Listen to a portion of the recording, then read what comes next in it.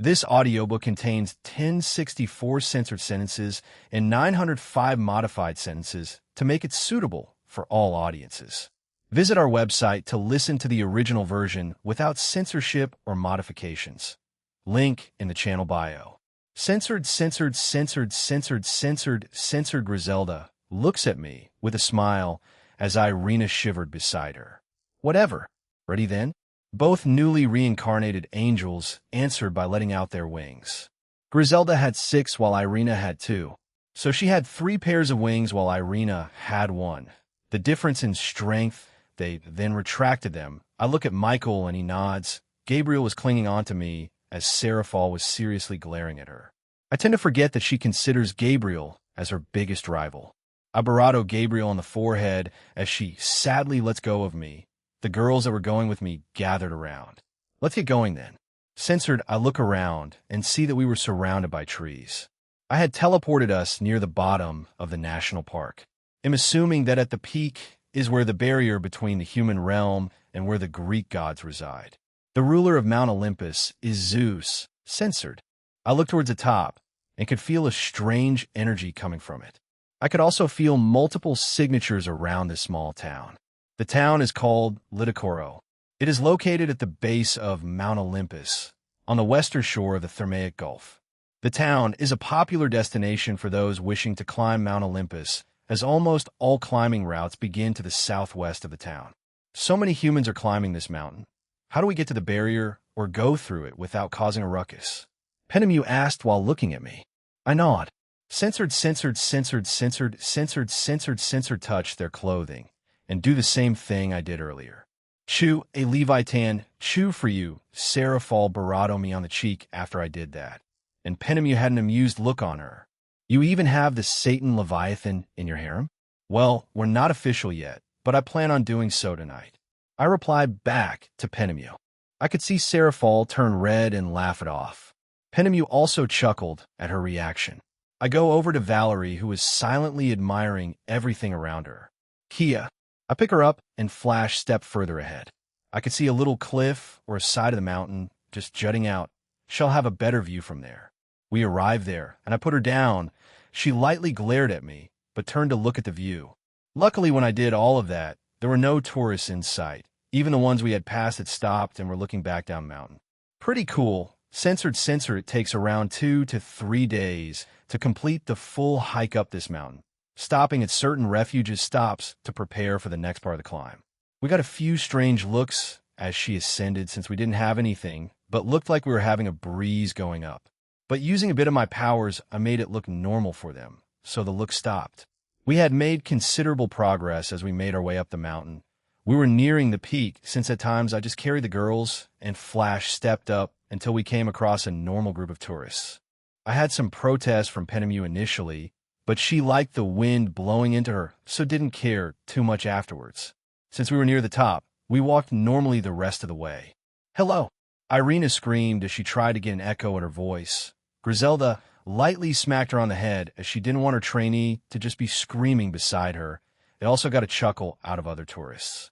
Valerie was ahead of us with Penemu and Seraphal. During the climb, the 3 of them had been talking about, well, I have no idea, girl things? They do sometimes look back at me. Excuse me, Griselda grabs my arm and hugged it. I was taken off guard as she looked a bit woozy. Are you okay? Boss Griselda skipped breakfast because she was excited to go on this trip, Al. Irina told me the reason as to why Griselda was feeling weak. Censored, I mean, I didn't mind, so whatever. We continue the rest of the climb like this. We reached the peak. Irina screamed. We indeed reached the top. In only a few hours, since we did have to pretend to be normal humans going up. All around us were mountain ranges. Above us, clouds and the sun, as well as a few tourists who laughed at Irina's enthusiasm. She and Valerie walked around a bit, exploring the area. Penemu and Seraphal were speaking to each other while pointing at the town below. I stood by with Griselda, still clinging to me. Censored, I had a conversation earlier with Comptoir, and she said it was around 3 or 4 in the afternoon, so night was approaching. While I mentioned there were tourists, there weren't much. A few no, most of them had started to send back so they could retreat to the last refuge for the night. Night is approaching. We can cross the barrier then. Let's just relax here for now. Griselda said nothing, but she probably did agree with me. I start walking and find a large enough boulder and sit on it. Griselda joins me. Nighttime, we had been relaxing at the peak for a few hours until the sun went down, and no more tourists were here, or at least had gone back down to set up camp. For whatever reason, Griselda stuck by me during those few hours. I didn't mind more company, but I could have just passed the time with the dragons, Rudra, and Comptoir. I had gathered everyone at where the barrier started. I looked back at them, and they were ready, so we walked through it. Everyone was left speechless. In front of us was a long and wide terrain. Large hills, trees, small leaks, and some houses were everywhere. Beyond that was a large mountain. Above that mountain was a floating city which was high above the clouds. I could see some waterfalls coming down from it. It was also had different layers. At the top, there was a sort of castle structure. There were lightning strikes constantly hitting the mountaintop. So that's the real Mount Olympus, huh? Then, what the hell is in front of us? Is this some kind of city or town? Do the gods here let them stay here? This is quite something, then, so I can assume not all of them are assholes. Oh, new visitors? Welcome to the small town of Little Olympia. In front of us was a young man in old Greek clothing, censored. Now that I look at it closely, in the center of the city, I could see there was a huge tower. The city also had walls surrounding it in a circular shape. The walls were quite high and were mostly peach or gray in color. So what's Little Olympia like? Irina asked. Censored. This is such a weird setting. We were slowly approaching the gates, and I could see guards there. Guards again. The green-haired guy gets to go without being stopped, but we were. Halt! State your business. I summoned the invitation I received from that messenger of theirs and hand it to the guard. The two of them read it and their eyes widen. To add to it, I summoned the boosted gear and they nod furiously. Midlaman-sama, welcome to Little Olympia. Please go ahead. The gods are waiting for you. My invitation was handed back to me as the green-haired man was stunned to his spot. Censored. While at the top is a teleporter that will bring you to the top of Mount Olympus. You'll need a sort of invitation to use it, but seeing as you have one, then you can use it. There are many shops in there that sell armor and weapons. The goddess Hephaestus also goes there on occasion. Censored, he wears a feathered hat. He is slender and of medium height, with skinny arms and legs sticking out of his clothes, with orange hair with flowing locks. He also has effeminate looks and an overwhelming charm. Ashashame-sama. This man is the Red Dragon Emperor and middleman. He's brought his harem here to meet the gods. The now-named man, called Tahami, tells the god Hermes he looks awfully like the one from Damachi. Didomashi? Wait, Hephaestus is a goddess here. Hermes looks like the one from Damachi. Oh, censored, I guess I could take over then. Nice work, Tahami, why yes. Mr. Jean, please come and visit my family shop. Tahami then ran away at full speed. He turned a corner and disappeared. We were left with the god Hermes as he smiled at me. This is Valerie, Seraphol, Penemu, Griselda, and Irina. Censored. I follow him as everyone else walks beside me. Why did you look so pale earlier, Jean? It's nothing. I thought I saw him from somewhere before, but I just mistook him. Valerie asked beside me as I just sigh. I more or less know what to expect in this realm than DXD Greek gods. Censored, this place Little Olympia had more than just gods and goddesses residing in it. Humans, elves, dwarves, other creatures, yokai, and all types of supernatural beings were walking around the streets. They all seemed to like Hermes, so they went out of their way to greet him. Some even went up to him to chat briefly. Censored, even some requesting help, and you'll be paid.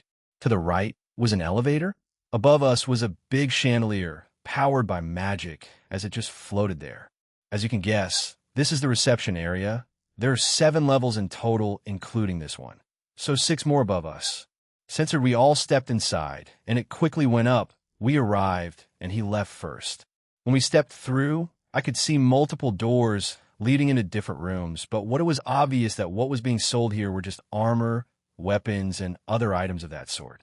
Censored. A few armor stand with some armors being put there as a preview.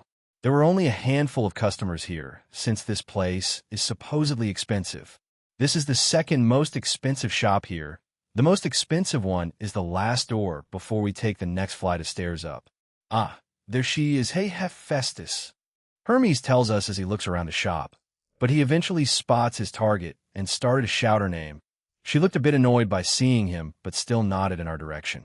We make our way there, and he introduces us. Yeah, I wanted to come across you today, Hephaestus. I've brought an interesting guest. This is Gene Skyward, the new middleman. Well, surprised? Hephaestus has a crimson eye and red hair reaching to the neck. She has a rather sharp face and slender body with an eye patch over her right eye. She wore a white shirt with the top slightly open. She had a small look of surprise as she looked at me and the girls behind me. From what I can remember, she has a complex due to her deformity on her right eye, belittling herself as a woman with no charm and having resigned to not getting a partner. Censored Hestia, please don't just suddenly hug me from behind. Hephaestus let out a frustrated sigh as she turned around to the now pouting goddess Hestia. Hestia is a beautiful and petite goddess with a youthful appearance. Censored, her usual attire is a white mini dress with a blue ribbon around her neck and another tied around her upper torso and arms, along with a pair of white gloves. She was barefoot. Why? Doesn't that hurt to walk in just your bare feet? Who are you trying to appeal to? Oh, Hermes. Censored Hestia pumped her fist up as Hermes chuckled and gestured for us to leave the shop. During all this time, the shop clerk had a bored look on his face. I guess he's used to this kind of thing. We left the shop and Hermes resumed guiding us. We reach a doorway with a flight of stairs going up or down. We obviously went up them. There were some vertical rectangular shapes cut out as would-be windows. We reached the final level, the 7th level of the tower. Once there were another pair of guards, and that was it. There were the rectangle windows and a few pot plants, but that's it.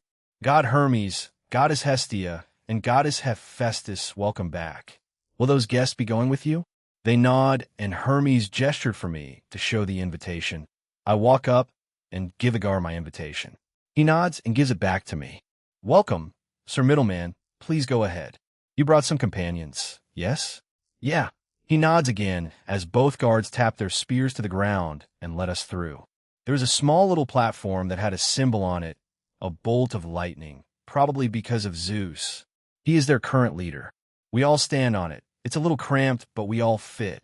I was at the back with Valerie. Censored. There was a big waterfall that was coming from the top, just below that castle-like structure I saw earlier.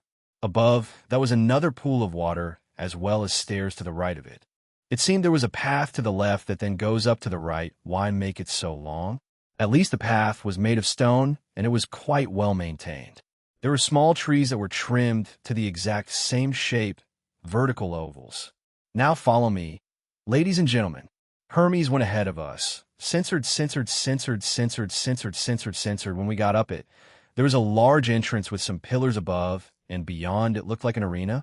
It was quite large, seeing as how we can see it from here. That's where some beings that asked to be trained to go for, well, training.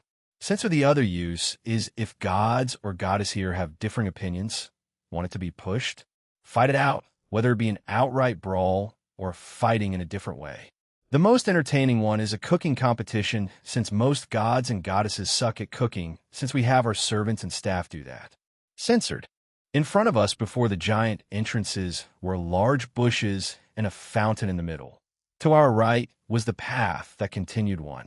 Hermes finished his little explanation and started to walk that way, so we followed him. To my left was a small waterfall. Looking up, it was just coming out of a man-made hole. We kept going and went up some stairs. To my immediate right was a large tree trunk. What happened to that? Irina pointed at the destroyed tree trunk. Hermes and Hestia laughed at the question, making the girl confused. Censored, he drunkenly struck it with lighting. We never removed it as a reminder to him. Draconic Deus is really playing Zeus to be a good guy, huh? Then who are the assholes here? So, who are the asshole gods I have to look out for? Huh, nice question. I was waiting for you to ask, Gene. To answer your question, there are many, but the ones who are here today are Hades, Erebus, Nyx, Tartarus, Ares, Athena, Eris, Hecate, and finally 8. They're the ones here with the other gods and goddesses that are somewhat normal. That being said, let me contact Zeus. Censored. Look forward to it. Finished with our little talk, we continue on our journey to the top. We pass by two buildings of the same structure and design. These are apparently homes to some of the god. We turn left and go up some stairs. Then we come by another home and then go up another flight of stairs. Strange. Censored. What animal would dare to come near such a treacherous place? A place of gods and goddesses where a plethora of divine energy is located at, as well as the constant lightning strikes of the mountain below this place and the winds barrier around it. Unless they are looking for a place to pass quickly. Censored. Sure, we arrive at a relatively large area with a building to our left. The waterfall from earlier that connected to the bottom two pools of water was also running past here. A small bridge that connects to the connecting path that seemed to go underneath this place. Censored. They see no point in appointing guards here.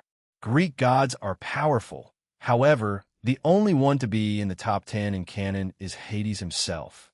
Everyone else just falls short of it. But I'm sure they should be in the top 30 or 20. We step onto the platform again as we are teleported away in a flash of lightning. Censor, huh? Wasn't it dumb? She also kidnapped Ingvild and used her sacred gear to try to control Draig, Albion, Ophis, Great Red, and Krumkruch, the Crescent Circle Dragon. Or it could be Erebus. He is another primordial god of darkness and is the older brother of Nyx, creator of Thanatos, Hypnos, and Oniros. Censored and Hermes on there. In front of us was a mini statue of Zeus made out of white marble. Fancy. I was the only one to comment since the rest of the girls were staring in awe. Hermes just chuckled and started to walk away. Behind Zeus' statue were two staircases that went the same way. He went up them, and we followed.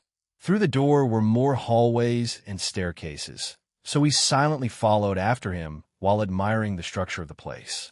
Throughout the hallways were stands with the heads of gods made out of the same white marble from earlier. Well, I better change. I was meant to do that earlier in the morning, but held back since we were going to go up Mount Olympus in Greece. Penemu, Griselda, Irina, and the three gods look at me funny. I shake my head and snap my fingers. I had changed into my black suit with the gold tie that I wore for the peace conference. Censored Seraphal her business outfit, Penemu a black and purple shirt with a black skirt, black nylon tights, and black pumps. How she managed to climb a mountain with that is beyond me. Oh, you can change clothes on the fly? That's amazing. Hestia comments as I look at her strangely. Censored seeing this, I nod at Hermes as he smiles and pushes the door open. We wait for the three gods to go through before going in ourselves. Once inside, I close the door behind us and all heads turn to us. Hermes bows and introduces us. I could see a lot of gods and goddesses here. Censored while few had zero change in expression. Zeus looks at me with a wide grin. I could feel he was genuinely excited about this. Yes, allow me to introduce to you Gene Skyward, middleman, and this generation's Red Dragon Emperor in the flesh. Sup? Chapter 8, Part 2, Greek Gods, Ares and Hephaestus Mount Olympus. Gene Skyward sup. I greet the gods and goddesses bluntly and casually while maintaining a serious look. Zeus and Poseidon grinned at me. Hermes, Hestia, and Hephaestus walked over to the floating seats that were elevated.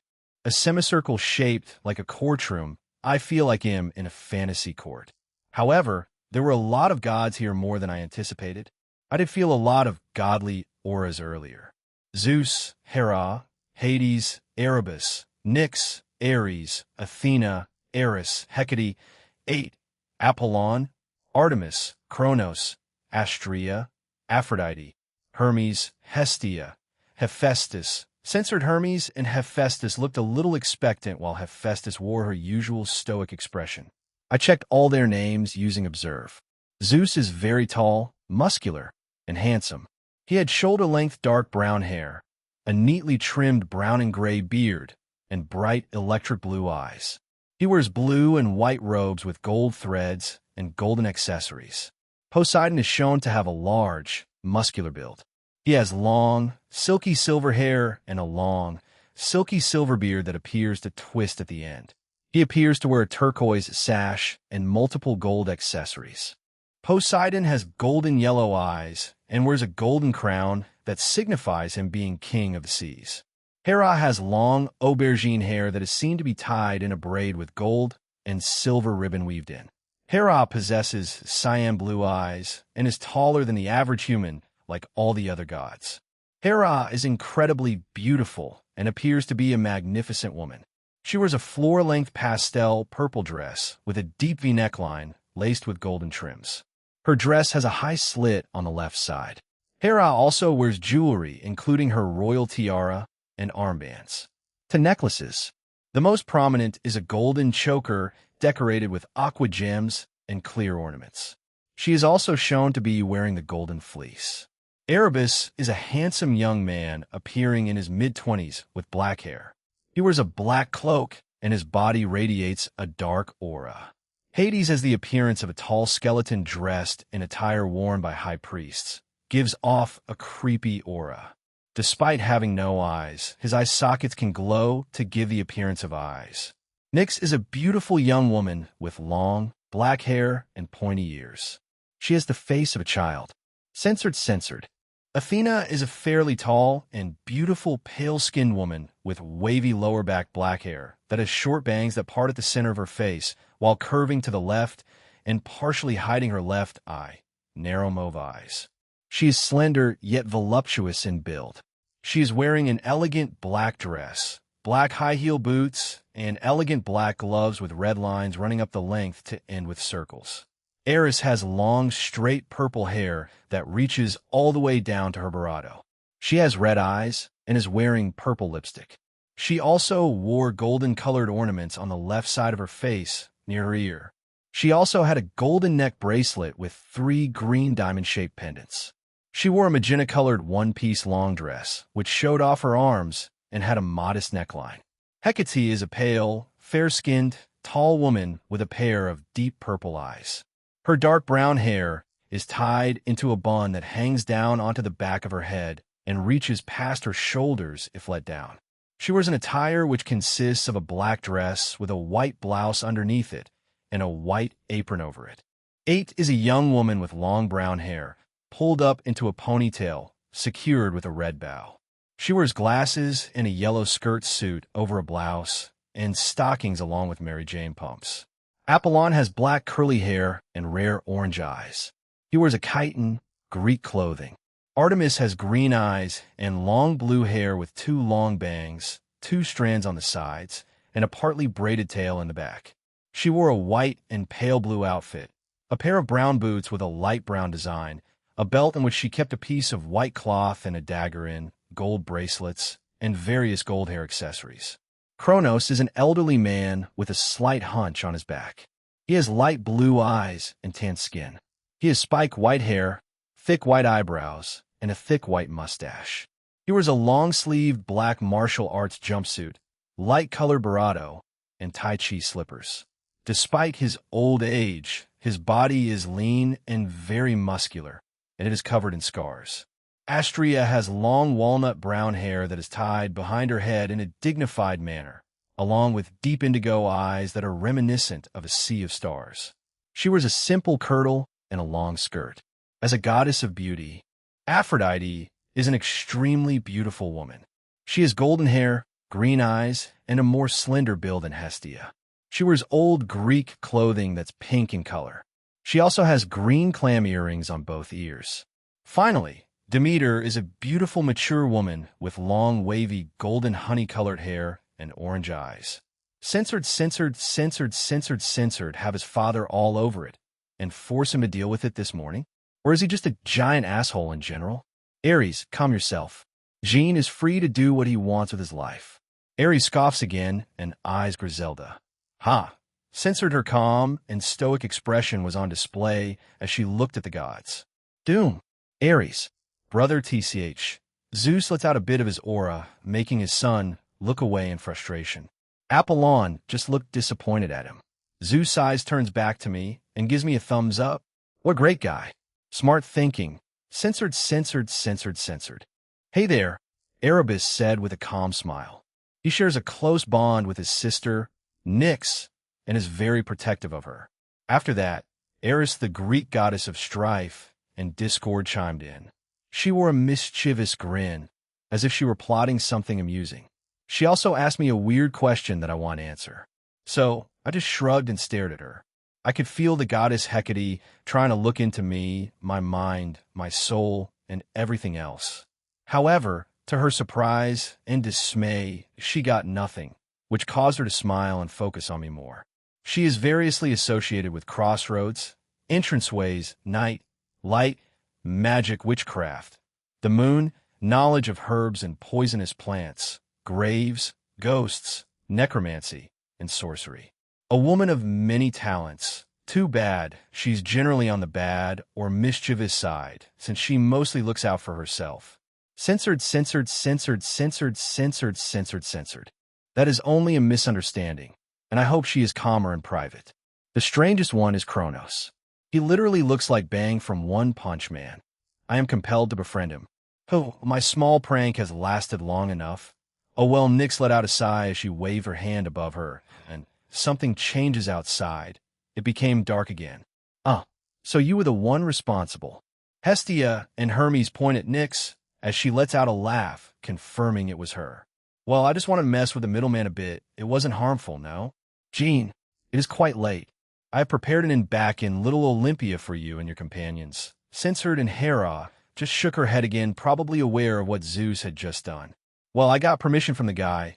He'll kick his sorry ass if he touches any of them. Is that so? I appreciate it then, Zeus. You may go. Come back here tomorrow, as we shall discuss some happenings in our supernatural end. Censored, censored, doom. Letting out a little bit of my aura, just as a warning, do anything to them, and he'll wipe you all out in your precious pantheon. Zeus, once Jean skyward left our meeting hall, we came out of our stupor. What in the world was that? Such a powerful and condensed aura and magic from such a young human that felt draconic in nature. Wow, talk about intense. My blood felt like it froze. Was it a warning to a certain censored, which are Hades, Erebus, Nyx, Ares, Athena, Eris, Hecate, and 8. Some were wary, while Hecate had a very curious and dangerous glint in her eyes. If she perishes, I will not retaliate, no. I doubt I could any of us. What Jean did, there was just a warning if I am right. What else is in store? Azazel boy. Censored, see you around, old man. Do not antagonize him or his women, Ares. That holds true for the rest of you. Whatever. Always the rebellious type. Why do you not follow after your brother Apollon? I look at my wife Hera, but she's as powerless as I am. If we use force, censored, so we quickly left the castle-like structure and made it outside again. We stood on the teleportation platform and were teleported back to the building further down. This place looks incredible at night. Myrina says what we were all thinking, since we were above the clouds. Censored, Hermes, and I were just talking about general things, trying to understand things we like and maybe find common ground. Griselda has been strangely quiet as she walked beside me, but pretty close. Seraphol was hugging me from behind while walking awkwardly. Hermes was quite amused to see that the Satan Leviathan had this side of her. We walked to the teleporter, and before we stepped in, I spoke to Hermes. Is there anything that I need to know about the gods and goddesses I met up there? About this realm? He looks at me amused and thinks for a bit. Censored, he did win against the fight with Typhon all those years ago. So that legend is true? Hermes had a proud smile on his face as he nodded. Yep, that legendary fight between the Skyfather of Olympus and the king of monsters Typhon.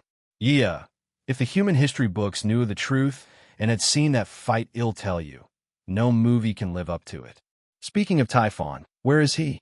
From human legends, he was buried on Mount Etna, Italy, censored, who has been turned into the sacred gear Regulus Nemea. Anyway, Typhon and Echidna have their own world underneath Mount Etna in Italy. You could say a sanctuary or world for monsters, survival of the fittest in a way. By the way, Echidna is the opposite of her husband, Typhon. Censored, we did help make that little world for him. You know? Monsters, are they the same from the Monkai Association? But Typhon shouldn't be part of that unless he made some dealings with them, and Cow's Brigade wait. What if that Black Alice chick? What if she was one of the ones birthed by Echidna? If we compare this Black Alice to the one from MGQ, then Black Alice is extremely ambitious and desires to rule the world. She claims to have had this desire ever since she was born. She was known as a monster lord in that world. It makes sense. Censored, it was still quite crowded, and the lights from before were quite brighter here. When I asked this question, Hestia, and Hephaestus froze up. They looked at me like I had 3 heads. Then haha, I haven't heard that in a long time. The girls were confused. Initially, censored. We took Hermes' word, and from the looks of it, Hestia looked quite excited as she started to tell Valerie and Irina about the place. Vel Herr Mishama, Ememidemo. You came. He seemed quite excited and practically screamed that out. The few patrons there in the restaurant looked over at us before turning back to what they were doing. Hey, we're here to have dinner. He nods furiously and gestures for us to follow him. He took us near the back where there was a large table larger than the ones at the front. Are these VIP seats or something? Everything in this restaurant was made out of wood. Well, the furniture was, the walls were made out of stone, the ground was wood, and the roof was as well. Censored, you could compare her power to be the same as or slightly below that of the 2 heavenly dragons. Drake? Albion? I mean, we thought she was dead, so had no reason to mention her. I had my suspicions when we found out about the new faction in Cow's Brigade. Censored. But around the time of the Great War, between those 3 factions, the devils, angels, and fallen angels, we had to deal with Typhon. Then after that, Black Alice. Typhon at the time wanted to overthrow Zeus and Olympus, so he came here by himself and fought all of us. There were many casualties back then. Censored, we nearly lost lives that day, but we somehow won against her. It was just experience versus raw power. Our combined might, experience, and strategies won against her even with a large gap in power, as well as Zeus being greatly fatigued. Hestia jumps into the conversation. I was part of the rescue and recovery team. I remember that day clearly. Hephaestus was churning out weapons at fast rates. She didn't like it, as she wanted the most effective weapons made for us, but had a compromise. Hestia looks over at Hephaestus, who sighs and rubs her forehead. As Hestia said, I was the one responsible for creating most of the weapons and armor used that day. I had some apprentices back then, but they died during it from both Typhon and Black Alice. The quality was below my standards, but due to the urgency of the time, I had to release them. I feel responsible for those who died. If only what I made was much better. No one blames you. If anything, it's Black Alice. She came after Typhon. No warning, just appeared after Zeus was finished fighting Typhon, who was temporarily sealed, and just started attacking. She started off in her human form, but quickly transformed into a grotesque tentacle squid kraken thing. Ugh, thinking about it makes my body crawl suddenly. Tahami reappeared with plates of food. He quickly left and brought more. He eventually put it all down. I gotta give this man props. Although there were other waiters and waitresses, he brought it all himself. We started to eat our food, the table feeling solemn after hearing what happened. Jean, why did you bring up Black Alice? Hermes stops eating. As everyone looks at me, I shook my head and sighed. They want like this. Censored, censored, censored, censored, censored. The members of said group varied, but the more notable ones were Hades himself, Ungra Mainyu, a god of evil darkness from the Persian mythology, Tartarus, Erebus, Nyx, Akamana, Gressel, Sonolin, Grim Reapers, Fake Drake, Fake Albion, Azidaka II. Some members that abandoned them were Balberith, Varine, and Zeno. Censored, censored, censored, who knows? Hermes. But if you choose to believe me, then I just shrugged and continued eating. Hermes had a complicated expression as he ate as well. Hestia lightened the mood by chatting about something else. But it was clear that what I had said made Hermes think about it. Although he said he wasn't interested in getting involved in the political side of his pantheon, if the lives of the ordinary people are at risk, he may get involved. We eventually finished dinner. I gave Tahami a sizable tip, around 50,000 euros. The guy and his family nearly had a heart attack since it's not customary to tip in the EU. I insisted and they relented. We were currently outside preparing to part ways. Hermes was giving me directions to the inn that Zeus set us up with. Well then, good night, Jean, ladies. Til Tumurov. Yes, good night, Hermes. Hermes and the two goddesses waved to us as they walked away. We watched on until they made it inside the Tower of Heaven. I look back at the girls and start walking towards the inn right now. The streets were still lively, but not as lively as earlier. Busy tomorrow, then, ah shit, censored you have 3 females clinging onto you, and you're talking about another, as expected of the future harem god. Harem god? I mean, sure, though she has a point. To my right was Valerie, left was Griselda, and the one hugging me from behind like a koala is Seraphol. Censored, but this building was much larger, 2 stories in fact. I push the door open and go and followed by the girls. Seraphol was still clinging on to me. There was a little bell sound when the door opened. Oh, travelers, welcome. A brown-skinned, bald-headed man with silver eyes greeted us.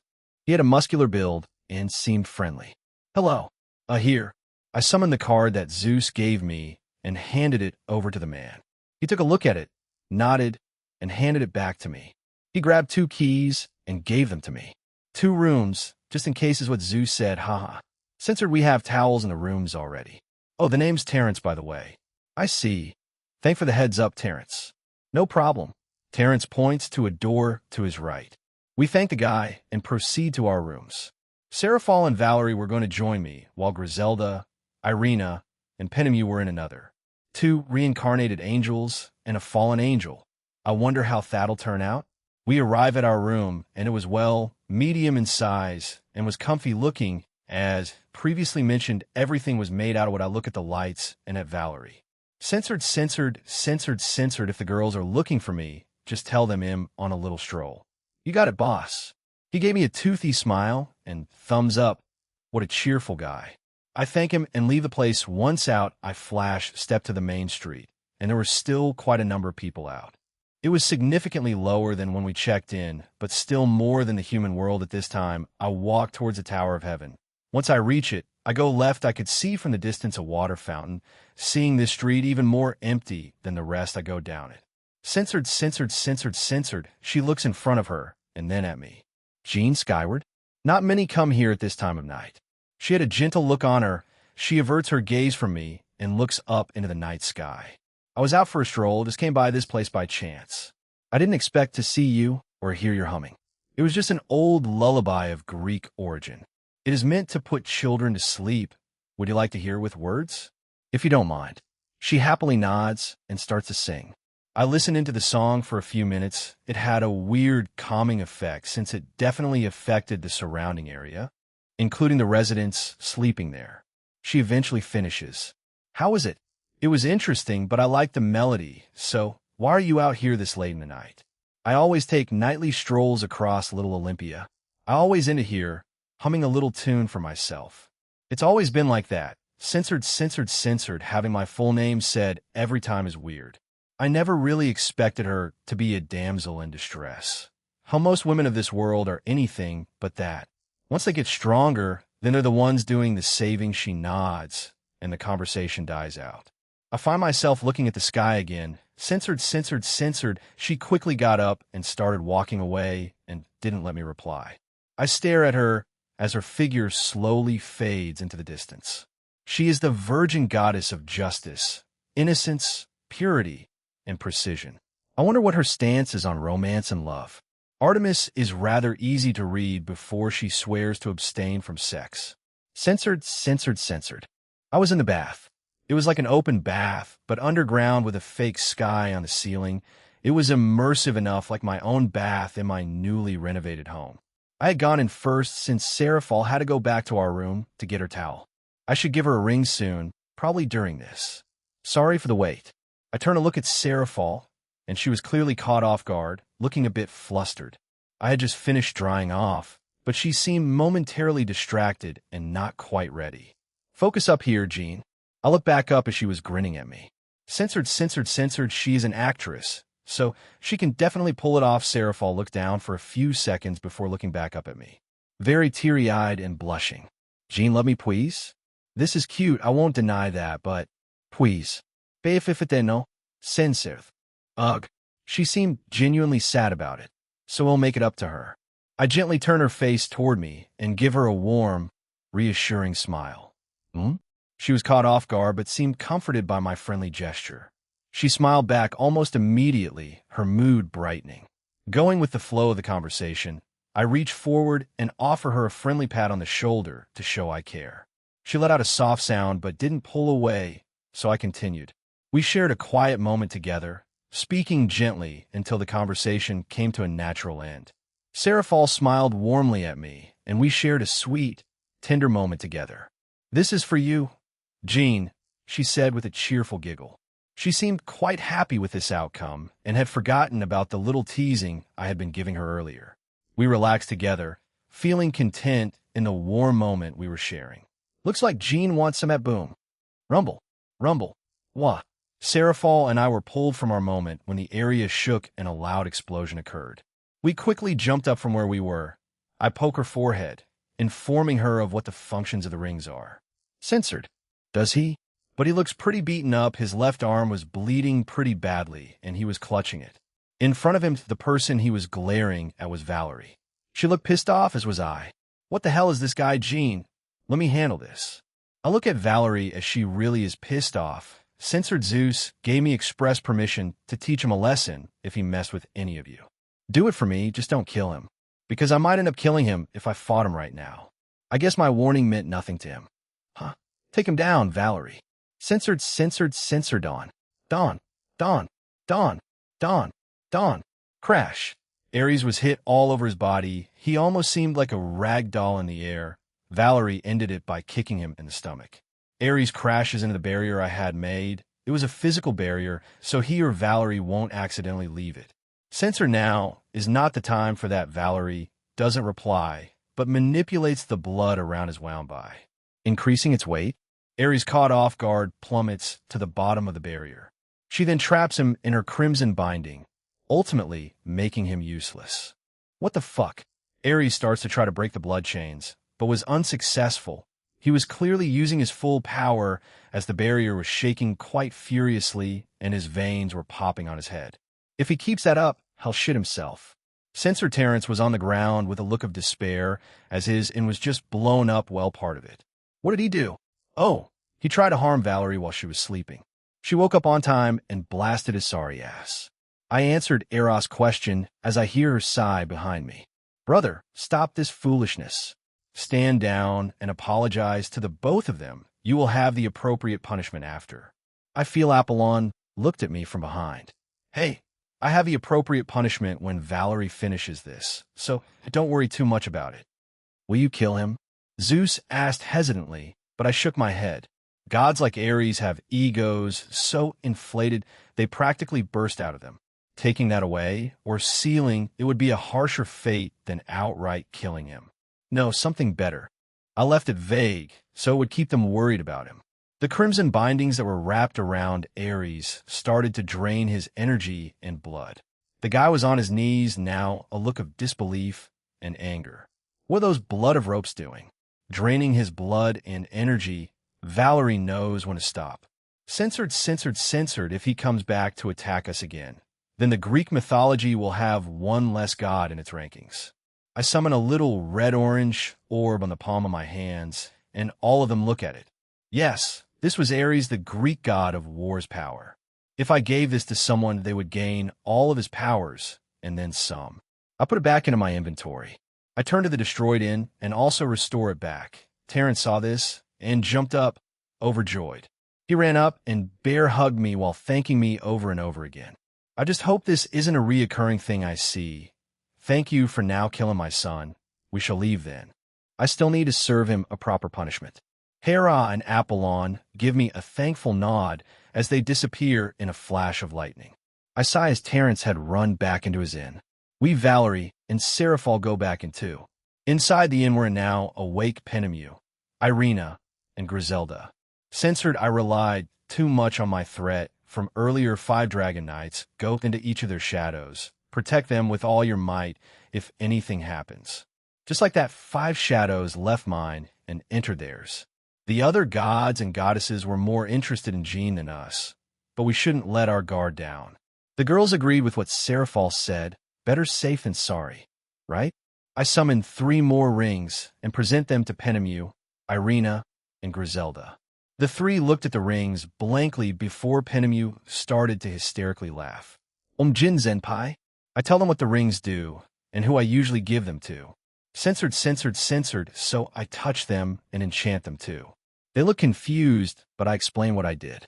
Wait. Why you have all of these protections on your lovers? More or less, yes. Are you telling us you're interested in us? In this roundabout kind of way? I was quite sure I was being straightforward about it. The way I treat my lovers was the same way I treated the 3 of you, no? Penemu started to ask questions, and I answered all of them. She seemed a bit stunned by my response in a rare moment. She blushed. Oh, anyway, censored then you know that.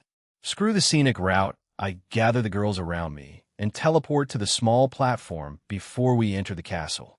This should be fine, whoa. Geez, Jean, a little warning next time. To my surprise, Hermes, Hestia, censored, it also happened after we parted ways, no? Hermes and Demeter look at Astria strangely. She calmly explains what happened between us, and they understood. Her nightly walks are well known after all. We quickly reached the door again, but during that short walk Demeter kept glancing at me and lazily waved her hand at me. I did the same, just out of habit, I guess. Such a strange goddess. She's the Olympian goddess of the harvest and agriculture, presiding over crops, grains, food, and the fertility of the earth. Although she is mostly known as a grain goddess, she also appeared as a goddess of health, birth, marriage, and had connections to the underworld, but I'm not too sure about that last one, seeing how she is in the world. We eventually reach the door, and Hermes pushes it open. We all step inside, and I could see that Zeus, Hera, Apollon, Kronos, and Aphrodite were the only ones there. Censored, I stood at the front while the girls were beside me. The atmosphere was a lot less tense as yesterday. Jean, good day to you. I trust you rested well after last night's events? Yeah, more or less. Zeus strokes his beard while nodding sagely. Hermes, for some reason, was holding back his laughter. Censored. They'll let them come when the winner is announced. Zeus closes his eyes and seems to be thinking about this. He opens them back up and speaks to Hera and Apollon. They nod at each other before he turns back to me. I see no problems with that, Jean.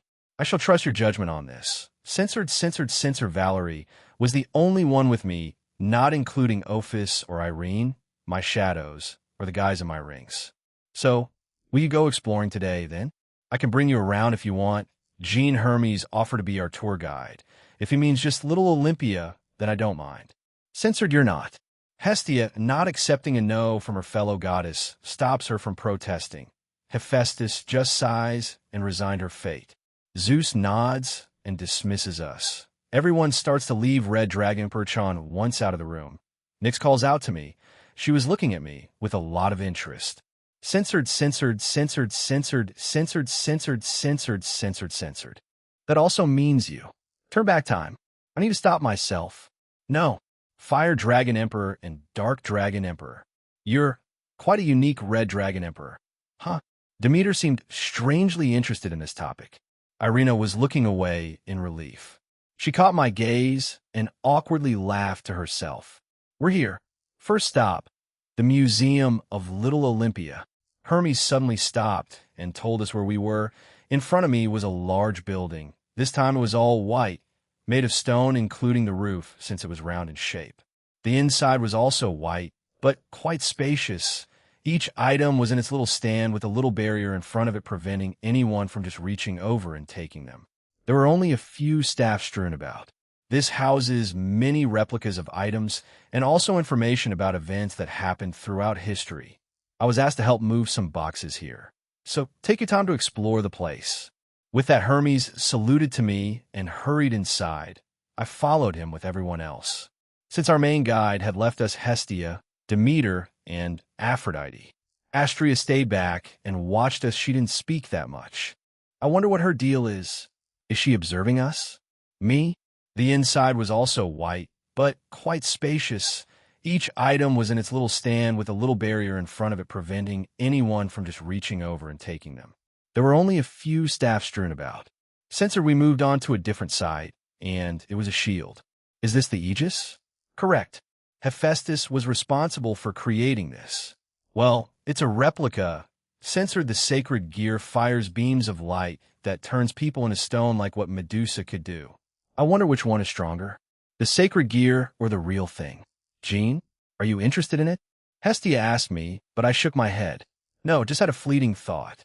Let's move on. Censored, so if you have any questions, ask her. What did you use to make it? I asked Hephaestus. She glances at me and then turns to the bow. Amber with other materials found in our realm, imbued with both mine and Apollon's divine energy. It took me quite a long time to create it. Censored. The girls were the ones who asked the most questions, and the goddesses around us answered them. Astrea was still silently following us. So why the silence? I decided to hang back, and Joiner to meet her also joined us. She looks at me with her usual calm expression and smiles. I wish to accompany you. Is that not enough of a reason? Surely you have another reason. After arrest, foolish, stunt-boying Jean Sean. In the end, we saw a lot of replicas of weapons used by the gods and goddesses here. We also learned a few more things about them, since there was a little bit of information on the placards. Hermes also joined us once we left. He was quite a fast worker, it seemed. Censored, he replied that his wife Amphitrite was looking after the ocean in his absence, so he had time.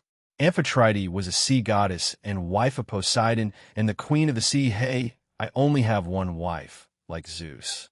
Do not believe the nonsense that the human books and legends spout. Censored, I mostly endured that crap for a few months.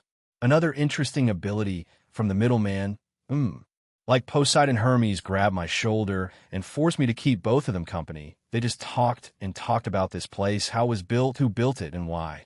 I've basically got a history lesson. Censored. We just explored the general area he took us to while also eating food. I had to pay. I didn't have any problems with it. Throughout that time, Hestia became good friend with everyone, but I did get a few glances from everyone when they got together and started talking. Censored Hermes said he wanted to take us to a special place at night.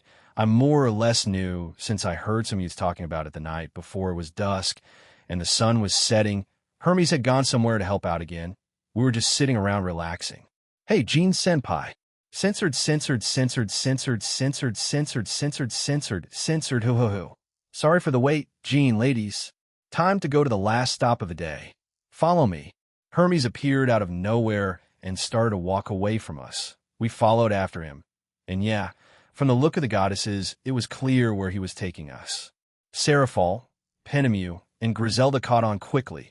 Censored, she's completely red now. She was staring at the ground, but turned to look at me. She cutely gripped my arm and said nothing else. The sun had fully set, so the entire district was lit up by lights. Jean and ladies, welcome to the market district of Little Olympia. Hermes winked at me, and I blankly stared back at him. The women with us, not including Irina, were not amused by this. It is rare to see Astrea look so angry. Her face looked calm and pleasant, but she radiated hostility toward Hermes. As he feels all the anger from the women, he looks to me for help. I just shrugged. Not my problem, dude. You brought this upon yourself, you deal with it. With that, I am gone. Good luck and have fun, Jean. Hermes ran out of there. He was pretty fast, but I could follow him. It almost seemed like it was slow motion.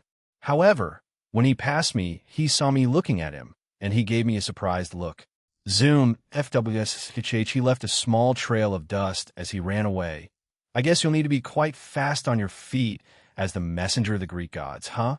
The ladies turned to me, and I shrugged then. I point behind me. They seemed to understand what I was getting at and started to walk back. I also turned back to start walking when, hey there, want to hang out? No, pick me. I walked past them. I really did not want any part of that conversation. Ophis, Asia, censored. Censored, they have their own lives to deal with and worry about. If I just walk in, what can I do? Do you want to provide temporary relief? Or do you want to make things worse? They do need that job for their livelihood. They must already have tried to find a normal job, right? Hey, Censor, this place was fancy like fancy. The tables were made out of some hard-to-get wood here, which was the color of silver. The same with the chairs. The plates and utensils were made out of gold. and the wine glasses were diamond. The waiters and waitresses were also wearing pretty fancy attire too. I honestly felt so out of place here. Before they walked in, we made a small detour to get changed. Everyone was wearing fancy dresses. Still wearing my black suit and gold tie, I was already ready to enter. Valerie was wearing a red and gold one-piece dress. She also had her makeup done, the same as everyone else. Sarah Fall had a peacock green dress. Her hair was tied into a bun. Penelope had a lilac-colored dress, and Irina had a white-colored dress and had her angel wings out for some reason. What I was surprised about was Griselda. Censored. Only Hestia and Hephaestus, she protested hard, but relented in the end. Hestia was wearing a light blue dress and Hephaestus a red one, but she was still frowning. All right, time to eat. Hestia was quite pumped. The rest of the girls were hungry. Oh, I'm stuffed. Thank you for paying, Jean. Censored idiot. Astrea and Demeter departed for their home after dinner. Hestia and Hephaestus came with us to our inn. Well, Hestia wanted to, so she dragged Hephaestus along with her as she wanted to see where our inn was. I swear these two are like best friend Valerie, Sarah Fall, Irina. Censored, and why does she wear that eye patch? Are the legends of her true? Hestia shakes her head. Hey, eyes up here. Sorry, continue. None of the human tales about her are true. I mean, she's a she, no? Anyway, it's just a deformity. When she first showed it to us, most gods and goddesses were repulsed by it. So, she hides it with her eye patch. But the ones who did nothing are also at fault. They confided in me that they didn't really think much of it at the time, but later said they regretted not saying anything. Censored. Censored the reincarnated angel. Irina was quite friendly, easygoing, and chatty. I had a hard time dealing with her early on, but she's quite simple-minded. I like her. The rest were also fine women. Jean at least knows how to pick friends and allies. Never in my life would I have thought I would get along with angels. Censored, please. This is the mad dog, God, Dragon, Red Supreme, Almighty Emperor. He threatened us last night. Beat up Ares well, Valerie did, but still. He's fearless. What the hell kind of title is that? Jean was looking at Hestia like she was some otherworldly being with 8 heads and 12 arms. Censored. Oh, so it's true, huh? You revived the Welsh dragon. Can we see him? Sorry, he's a bit busy right now, maybe tomorrow. I was left speechless. So those rumors were true. But fix my eye? Can such a thing be possible? Censored. We started out as strangers to business partners, and now we're friends. I help heal her because I wanted to, not because I was expecting something out of it. Friendships start somewhere, Hephaestus. However, conventional or unconventional they may be, censored. Can you do something about it? Let me analyze it. I need to touch it, can I? They both look at me, asking for permission. I sigh and agree to his request. I felt strangely nervous. He approached me and put his palm over it. He then closed his eyes, but he quickly steps back. Did he fail? I look at him, and he had an amused look. Well, easy enough. I can fix it now, all right, hold up. He opens his palm and summons a hand mirror. He hands it to me. Look at yourself, look at this for one last time. Remember it well, because after that, that defect will be gone forever. I was a bit surprised. I look at Hestia, and she did the same thing. We stare at each other for a few seconds before I nod. I bring the mirror up to my face. I cringe as I see it. I put it down and close my eyes. I'm ready. Sure thing. He answered back nonchalantly. I felt him put his hand over my right eye and done. Done? What do you mean done? That was too quick. Did he dupe us? I opened my eyes to glare at the man, but when I did, Hestia gasped. What? Why did she gasp? I look at her, but she didn't answer me, but kept on pointing at me my eye. Censored. I should get going since the girls are waiting. He just brushes it aside like it was nothing. What do you mean, Jean Skyward? This has plagued me my entire life, and now you just waltz in and fix it in less than a second. I looked back at him, and he was grinning. Hestia and I were both confused by his reaction. Censored, I got to see what I wanted, and that defect of yours is gone, we both win. Anyway, good night, you two. Hestia and I looked back at Jean, and he was grinning at us. Thump, Jean, Skyward. I waved to the two as I entered the inn. Censored if I come across him tomorrow before we set off, he'll ask more about this world. Like what things to expect. By the time I get to my room, both Seraphal and Valerie are lying on the bed, seemingly exhausted. I quickly join them as they cuddle closer to me. Tomorrow, we will begin exploring this world. You guys better be ready. Levi Tan is always ready. Jean Tan, I already said I was sticking with you for the entire summer, Jean. That's reassuring. Then Chapter 8, Part 3, Sirens, Harpies, and Little Olympus. Jean, Skyward Morning came. Censored. How much for the recipe book? Terrence was still reading a book a table away from us as we ate our breakfast. As per usual, Seraphal wasn't a morning person and looked like she was dug up from her grave and became a zombie. Hee hee, I appreciate the compliment, boss. Censored fee me complying with Seraphal's cute demand. I take her spoon and put it toward her mouth. She lazily and tiredly takes a bit, chews, swallows, and then sighs satisfied for some reason. She was sitting to my right, while to my left was a silent Griselda, is eating. Censored, she's learning to trust more people around her in a more healthy way, unlike what she did with Cow's Brigade. She sees me looking at her. She tilts her head while smiling. Yeah, she does look cute with a smile on her face. So, what are we doing today? Censored like what I did with the 3 great powers back then. The same with the Fae in Kyoto. If that's the case, I can tell you more about our realm, boss. Anything in particular you want to know? Jumping into the conversation, Terrence puts his book down and looks at me with an expectant look. What a nice guy. Gotta tip him well before we leave at the end of the week. Honestly, anything at all. Are there other races spread out in the realm? How big is it? Anything dangerous to look out for? Any significant places to look out for? Terrence nods and closes his eyes. Censored, their tyrant leader almost brought it down. If our leader is Zeus, then that siren was more or less a mayor of that town. They had power and influence at that very place. So, is it like an underwater city? No, they can live both above ground and underwater, but there are 3 types of sirens. One, like the merfolk, like harpies, and a hybrid, which are rare. Hybrid sirens have the top half of a harpy, so wings and feathers, and the bottom half of merfolk. Their city is both above ground and underground. The sirens, like mermaids, have no problems going above ground and staying there. Censored. So there have been Minotaur and Orc hybrids popping up over the last 100 years. The race can have both females and males. Both their races pride themselves in strength, so they joined hand in hand, and they have a king and queen in that city of theirs. Generally, censored, Stheno, and Euryale are quite close. Meanwhile, the third sister, Medusa, is an outcast. They have bad blood, I guess. This is getting complicated. How does Perseus tie into all of this? And how does the sacred gear, Aegis mineralization, come into it? Doesn't it have the powers of Medusa? To be able to petrify things? Comptoir, where are they? Comptoir. Answer. Stheno and Euryale are dead, recently deceased. They died around 12 years ago. Censored, and of course, whatever else we come across before the start of the Tournament of Power. Glad I could help, boss. But please don't hesitate to ask Hermes. He may know more than I do. He gave me a thumbs up and turned back to reading his book. When I turned back to look at my food, it was all gone.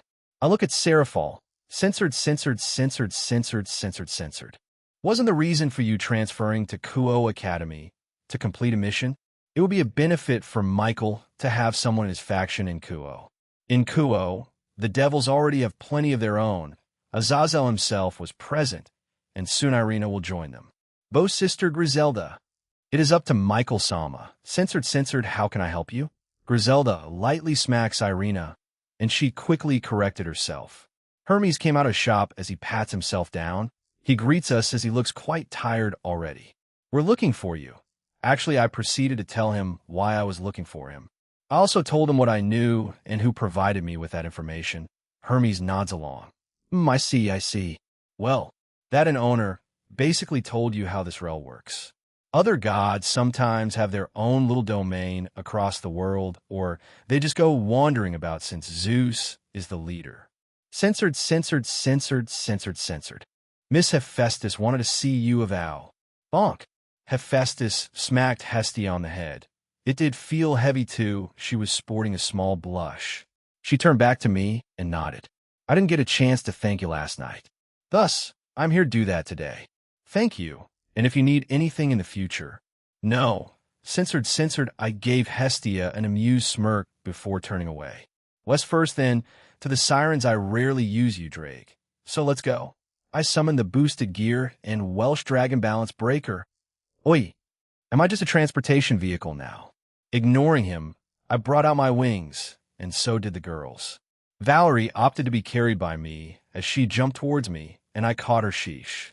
As we flew up, they waved at us, and some residents were staring at us. I heard a few shouts indicating some recognized me. We then started to fly in that direction. One of the reasons as to why I wanted to fly there, and instead of just teleporting, is, well, Terrence said it himself. There are more than what he mentioned. I also want to see the scenery and landscape here. I looked behind me as Penemu had slowed down to help Griselda and Irina right there, not used to this. It was only recently that they became reincarnated angels. Looking below us, it was still wide fields and a few trees, a small body of water, and a few giant boulders around. We can land for a bit and help them get accustomed to flying. Hey, let's land. Irina and Griselda started to float and fly around a bit, flapping their wings and seeing how they could move around with them. The two nodded at each other. I thought that was fantastic, fast learners. Clap. All right, you two, enough. These two learned already. Both of your pointers helped. Let's go with that, all right? They stopped arguing to look at the two angels. Drake had a victoriously smug look on him as Penemu looked irritated at the dragon. He does a weird pose and gives a victory sign before vanishing back into the boosted gear. I hate him. Just leave it, let's keep going. I hadn't left my balance breaker state during that time, so I just summoned back my wings and flew back up. I flew forward while looking backwards to make sure the two of them did get the hang of it and could keep up. Valerie had opted to fly by herself this time and was enjoying flying up and down while looking at the scenery in front of us. Why is he here? I thought Terrence said he would be at whatever. We'll see soon enough. After a few minutes of flying, we were traveling at a fast pace, so we covered a lot of ground. We could see man-made structures on the ground, mainly out of wood, stone, and mud. Were these yokai? I could see them from a distance. We were slowly approaching them, and some spotted us, and they waved at us. We went down toward them after I looked behind me and signaled to go down. Greetings. Oh, the Red Dragon Emperor. Welcome to our quaint village. We are monkey yokai. We journeyed here because we were mostly outcasts and wanted to live in a more isolated place. The Greek gods were a lot more welcoming than we had thought. I am Mojo. I am the leader of this remote village. Censored, we started walking towards their village as she told us about their situation.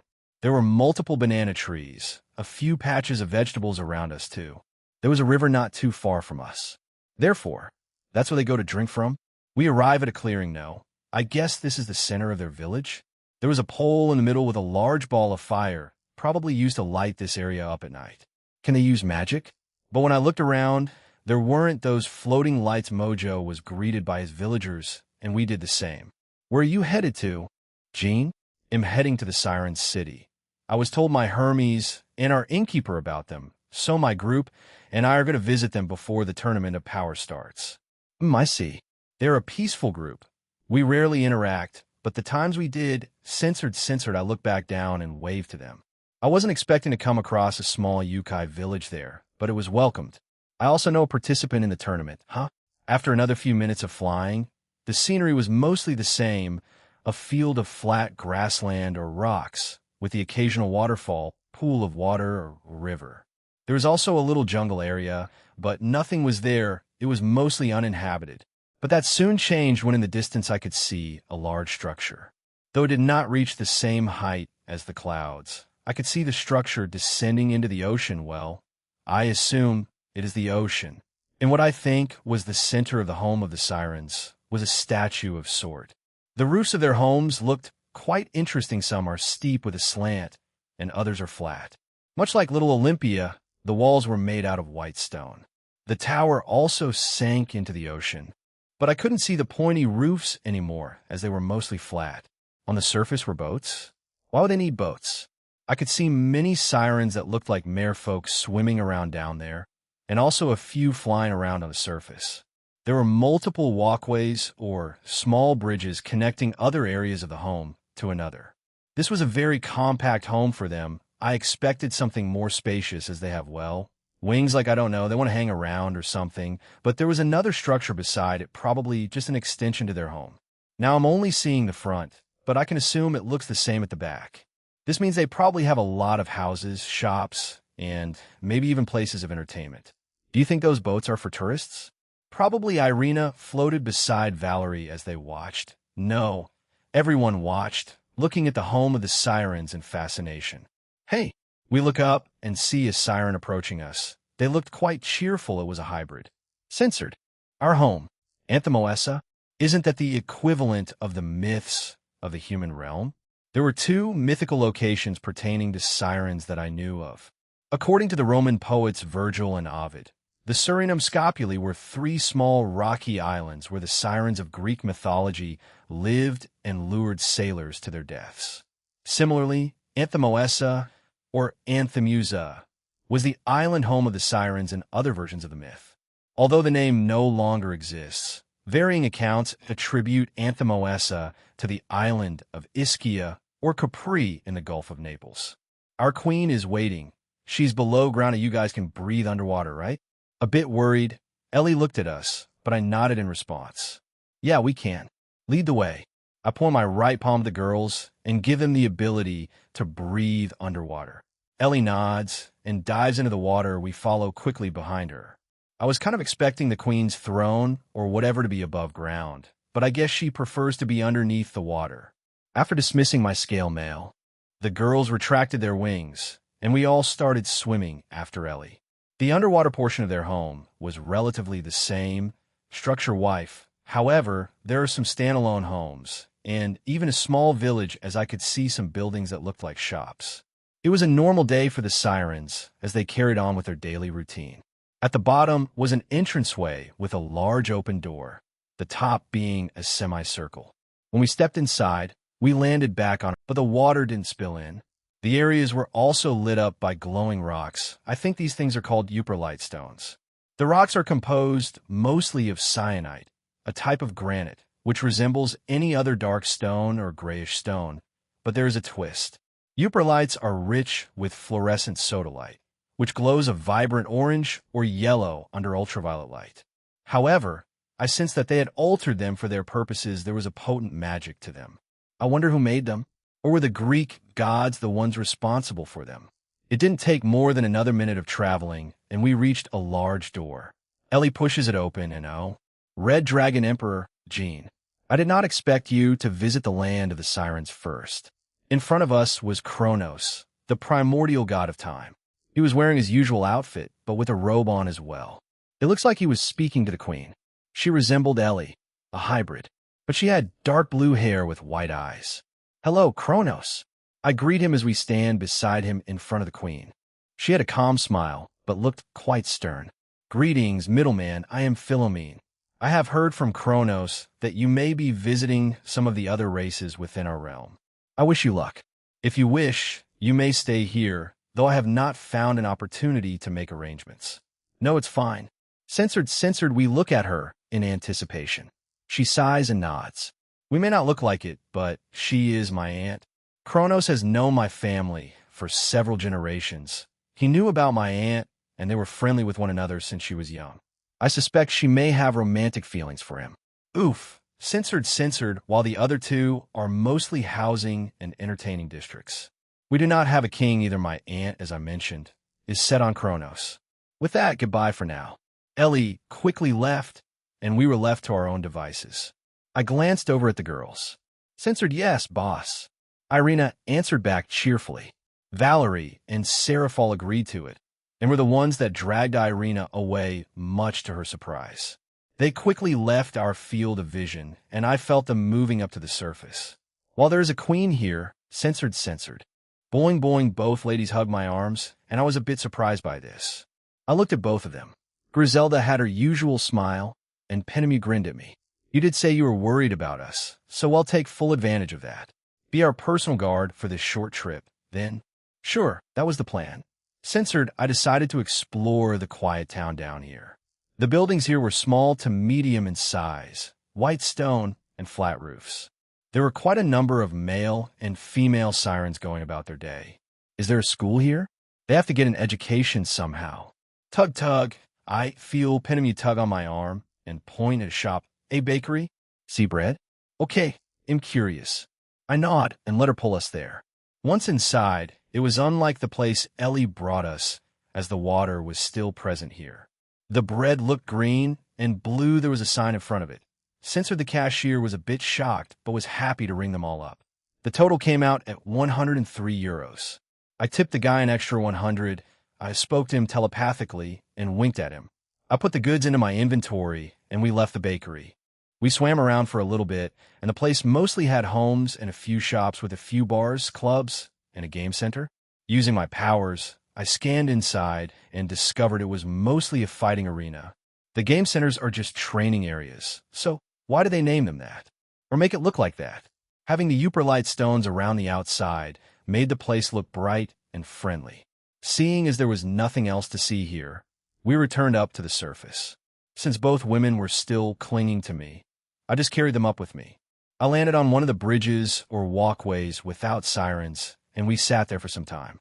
I took out the bread from my inventory and gave them one hard and soft bread. We all had a taste, huh?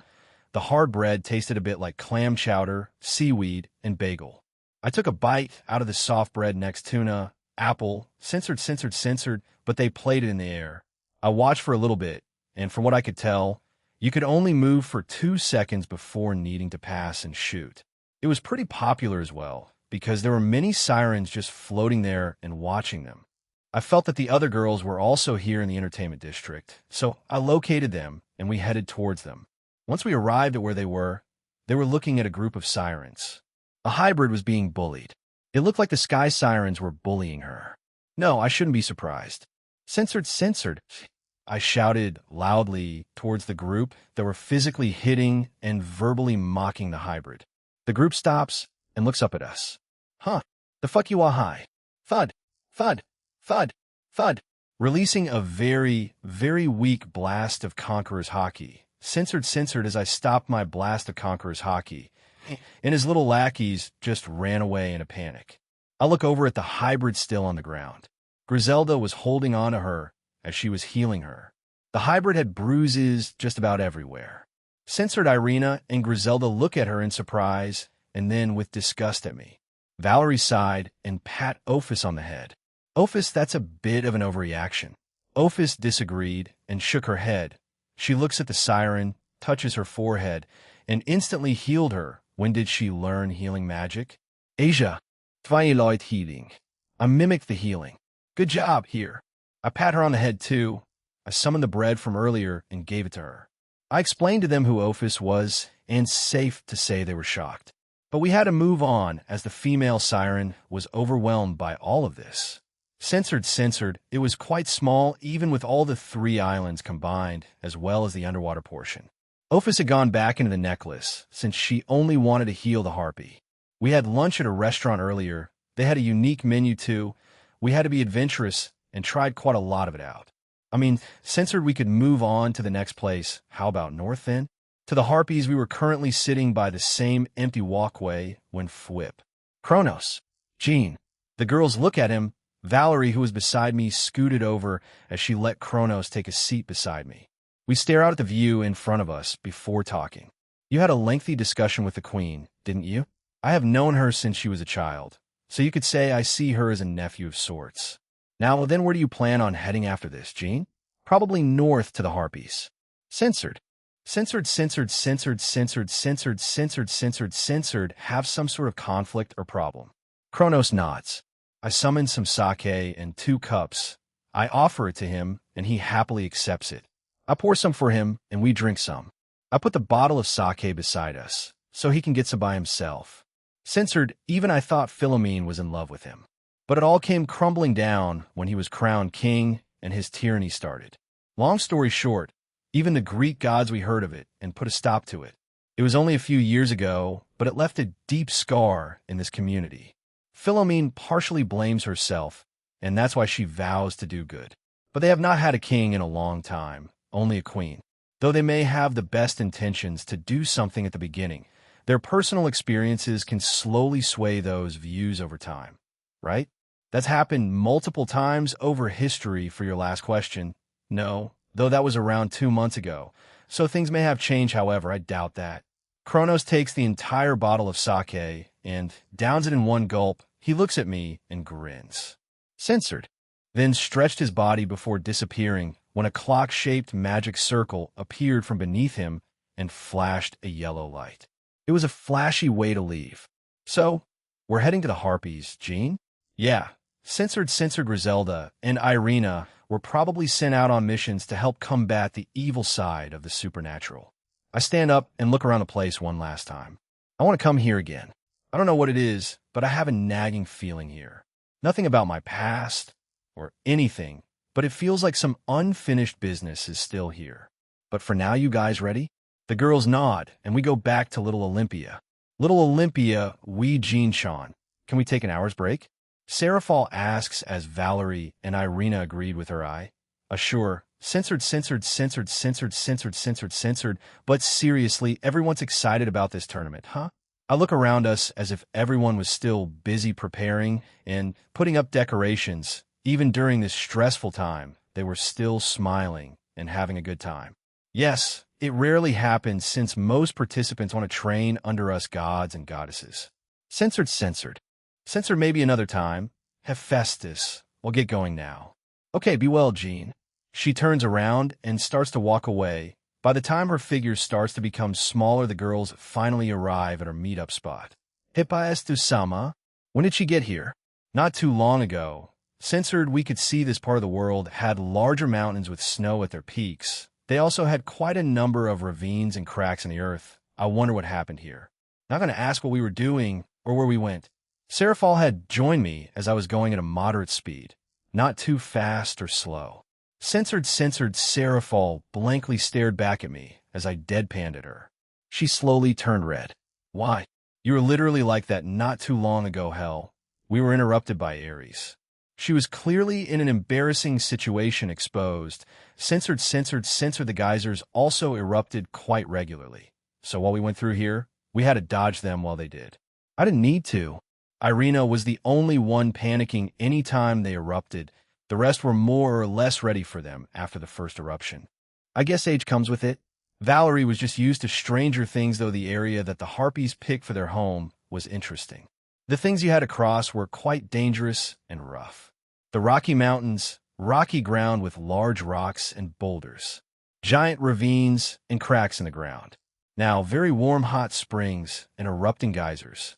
Jaya, no more.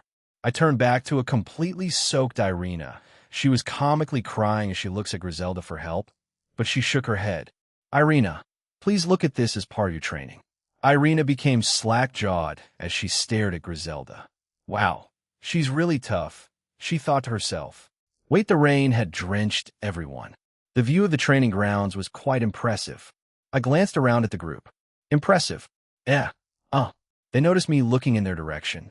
Irina immediately crossed her arms defensively. Penemu and Griselda just had smiles on their faces. Valerie had already made her choice, while Serafal was standing confidently and looking towards me. As I said earlier, pick one. Woman, are you going to be embarrassed or proactive? I sigh and shake my head. I continue on the journey, Winham. Oh, so that's it in front of us. The terrain for the hot springs and geysers ended almost like a cliff, and in front of me was a spectacular sight. Open skies with floating islands. When I looked down, Censored, it was made directly into the side of the floating island. In front of it was a singular tree. I wonder what the purpose of that building is. The rest of the floating island only had grass, a bit of its terrain jutting out, and what looks like stumps. Wait here. Not waiting for a response, Censored, I looked back forward and could see a total of 5 islands if I include the one I just inspected. The left one had a large air mountain. Is that even a mountain? But I could see many homes on it and a few farmlands and animals that may be just some kind of outskirt home or village, as I could see a church. Do they have some kind of harpy goddess or something? Beside it, a little bit forward, was another floating island. It also had a little town or village on it, and also a lac. Oh my, what is that? My thoughts were interrupted by Penemy's shout as she points up. I follow her finger and could see. Flying fish? What? That thing? No, those things aren't like the exocoetidae. While in the human world, they're flying fish, but they barely lift off the water. These things were literally flying. Is this a source of their food, then? These flying fish behind that island was what looked like the main city, since I could see a castle-like structure and many buildings behind. That was a lone island with a very large mountain. I could feel animals or creatures on it. Censored, I hate things that randomly attack me for no reason. As we get closer, I start to scan for a platform to land on, and I find one. It was like the one on Mount Olympus, but larger. I fly towards it, and I could see female harpies, probably guards. As soon as I land, they're alerted and look at me in confusion. What seemed like another harpy arrived. She looked like an official or something. She was wearing a black and gold suit that covered most of her body. The harpy had blue and black hair, tied up into a ponytail. She had glasses on and looked at me with an intense gaze. The other two harpies had pink-colored feathers. The high-ranking one had light blue, who I summoned the boosted gear before she could continue talking. Her stern gaze lightens a little bit as she nods. I then desummon it. I see. Welcome, Red Dragon Emperor. Goddess Demeter has mentioned you. Censored. What's your name? Forgive me, I forgot to mention such a thing. I am called Aelala. Pleased to make your acquaintance, middleman. Aelala, it kind of sounds like Aella, which means whirlwind, since that name comes from an Amazon in Greek mythology that was killed by Heracles. We silently followed after Aelala as she didn't continue the conversation. We took many twists, turns, and went up a few flights of stairs, but we eventually ended up by the entrance of the castle. There were also another pair of harpy guards, but seeing as how we were with Aelala, they let us through. Censored, and Minotaurs have some sort of royalty system going on. Maybe since they prefer using older systems that humans used to use? Queen Fennel, Goddess Demeter, they have arrived. Demeter was her Giwa. I was suddenly hugged by someone. They felt human, and their presence was overwhelming. My face was pressed against them as I felt them patting my head with gentle hands. Yeah, it was Demeter. Also, by the confused and shocked reaction from the girls behind me.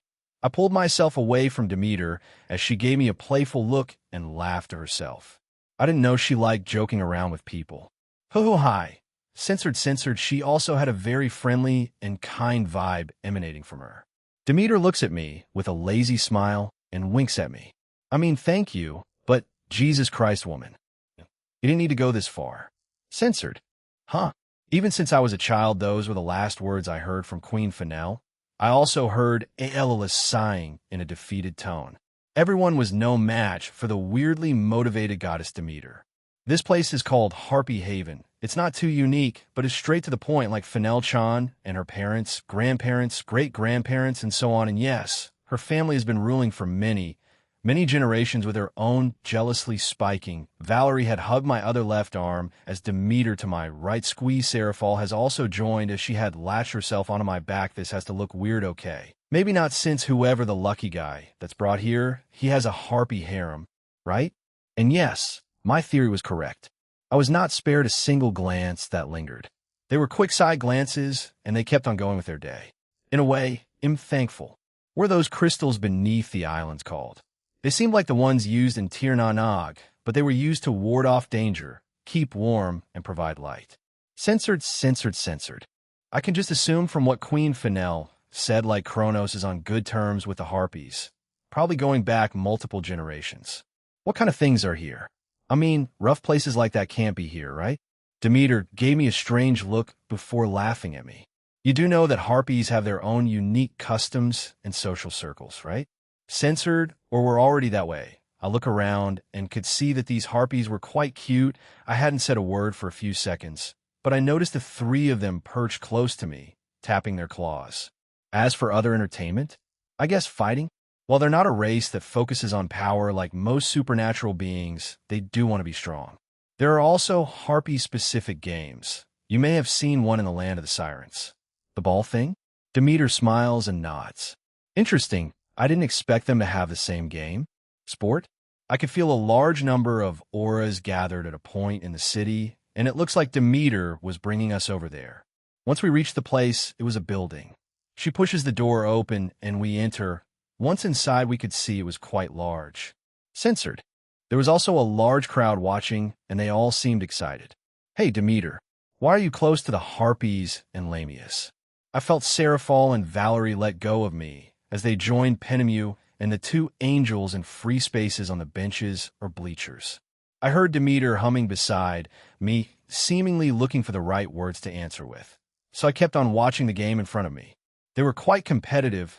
I guess that can bring out your fighting spirit, the same thing with humans and their sports. I just accidentally wandered into their little homes back when this realm was first made. I wasn't alone since I had other gods and goddesses with me. But I was the only one who stayed in touch, I guess. As to why, I guess it was on a whim, no special reason. But I grew fond of them over time. Censored, then probably Surzex will certainly go above and beyond for his little sister and son. The same with Zeoticus and Venilana. They did those things for Reus out of concern. They had good intentions at heart. Whoa! The crowd went wild after a harpy for one of the teams did a flashy move and scored. Censored. I'm still 18. Demeter nods and brings me over to the other girls as we watch the rest of the game. Blom and Fuvush, and then added a tap Bababa, and they jumped and swash. Irina got pretty invested in it, and I'll admit it did get heated towards the end. Apparently, this version of the game for Harpies, they could use some magic to help themselves, but not cause direct harm to their opponents. So, they did start using that towards the end of the game, mostly wind magic or strengthening enchantment magic. Irina was doing her best to describe what had happened as she was on a call with Zenobia. The day had turned into dusk. The game lasted longer than I thought. I wanted to explore the other island with the giant mountain tomorrow. I hadn't asked about that, yet Demeter was the one leading us to our hotel. It was quite fancy. Hell, it looks fancier than the castle. It looked like it was made out of red marble with its red roof. Hell, the glasses were tinted a shade of red. We go inside, and thankfully it wasn't just red, but still looked fancy. Purple, blue, and yellow were everywhere. The chairs were royal brown with a lot of polish, and it made them all shine like a damn diamond. The female harpy receptionist was also wearing top-quality clothes. From my time here, no harpy wore full-length outfits, just clothing styled to suit their kind. I guess that makes sense. Censored, no. Dinner was interesting since they served us with a number of dishes. It also looked like we were the only guests here. Anyway, the dinner had many dishes which tasted good, but the eggs, they aren't cannibals, geez. Also, there are no current males here. The queen is in search of one, as are their inhabitants. Right now, we were relaxing by the lobby and reception area. The same harpy was still there, but she was sitting on a chair reading a book. I was speaking with Demeter, as the girls were mostly speaking to each other. The exception was Griselda. Censored. She probably held back or something. I offered to help her with it, but instead, she asked to take it slowly. She said it was a new situation she needed to get used to. Well, a new situation. I mean, sure thing, whatever works for you.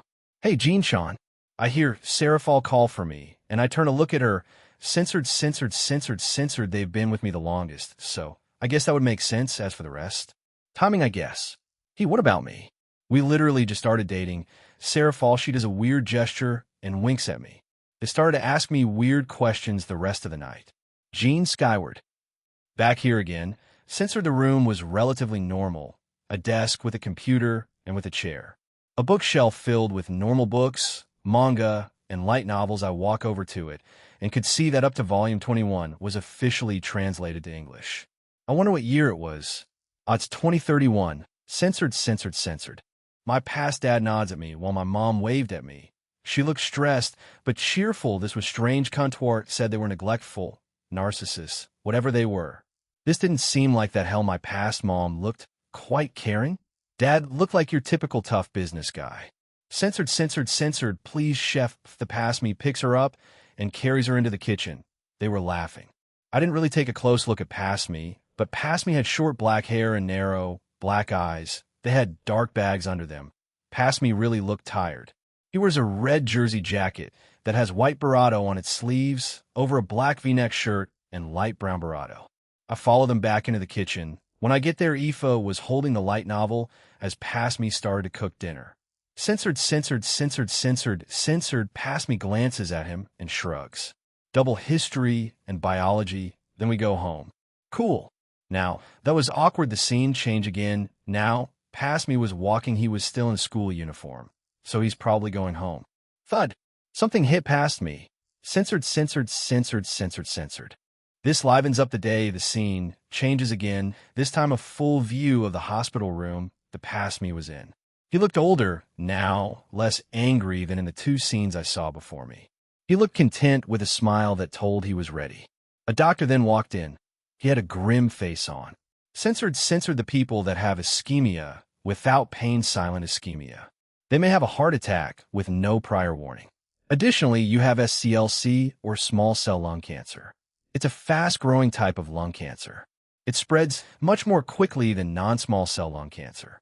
Censored, censored, censored, censored, censored, censored, censored. You did I want to go out with him, seeing me still happy? A smile on me before I get yeeted into the void. Sounds like what you would do, partner. Maybe good morning, the fuck is she doing here? In front of me was Demeter. Censored, censored, censored, censored, Bojin Senpai. I nod and start to fly in that direction, and Demeter follows closely alongside me with a playful look on her face. Why are you doing this?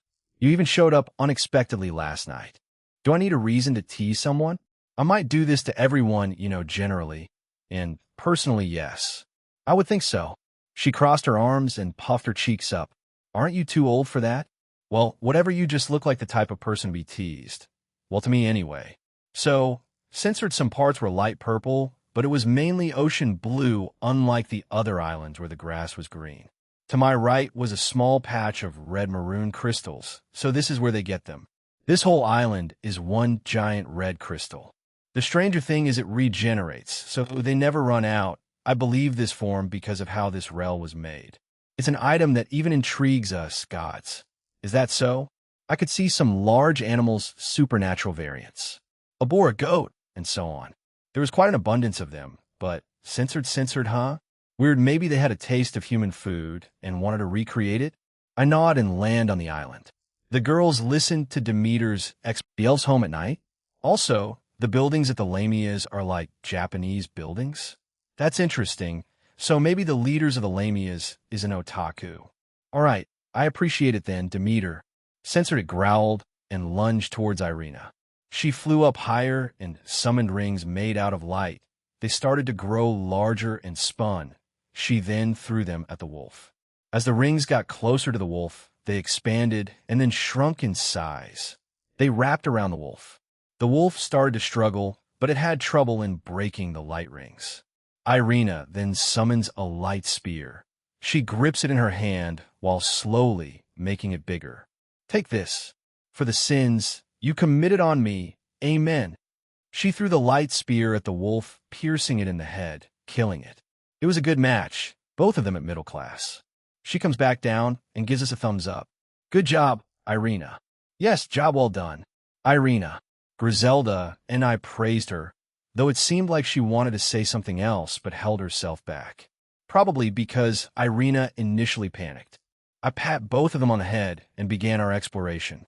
The island was medium in size. It had a lot of trees and a small underground system, though the underground was abundant in the red-maroon crystals. The rain and wind had picked up earlier, so that's why we had gone underground. There weren't any animals down here, just a lot of the red crystals. However, the rest of that island was interesting, nearly like the one in Tir Na Nog, but not entirely the same. Certain parts of the island had different soil types, so that some plants, vegetables, and fruits could grow. Censored, she lost in the rock, paper, scissors they played, so she had to stay behind. She was in a bit of a sad mood because of it. Hey, Irina. It was still raining heavily as we watched through the entrance of the cave. She was leaning against me while messing with her light powers. Censored. But knowing most exorcists had the same enough background, either orphan or joining because of a tragedy that happened to them involving the supernatural, then there are rare cases of someone joining because of family, right? Or maybe they just wanted to. Irina looks a bit surprised and chuckles. Maybe. Censored Jean. Irina immediately jumped up happy to be able to explore the place, a heart of an adventurer. She quickly left, as the only sound that could be heard were fading steps and the rain outside. You know, I can sense the auras of everyone around the world with some exceptions.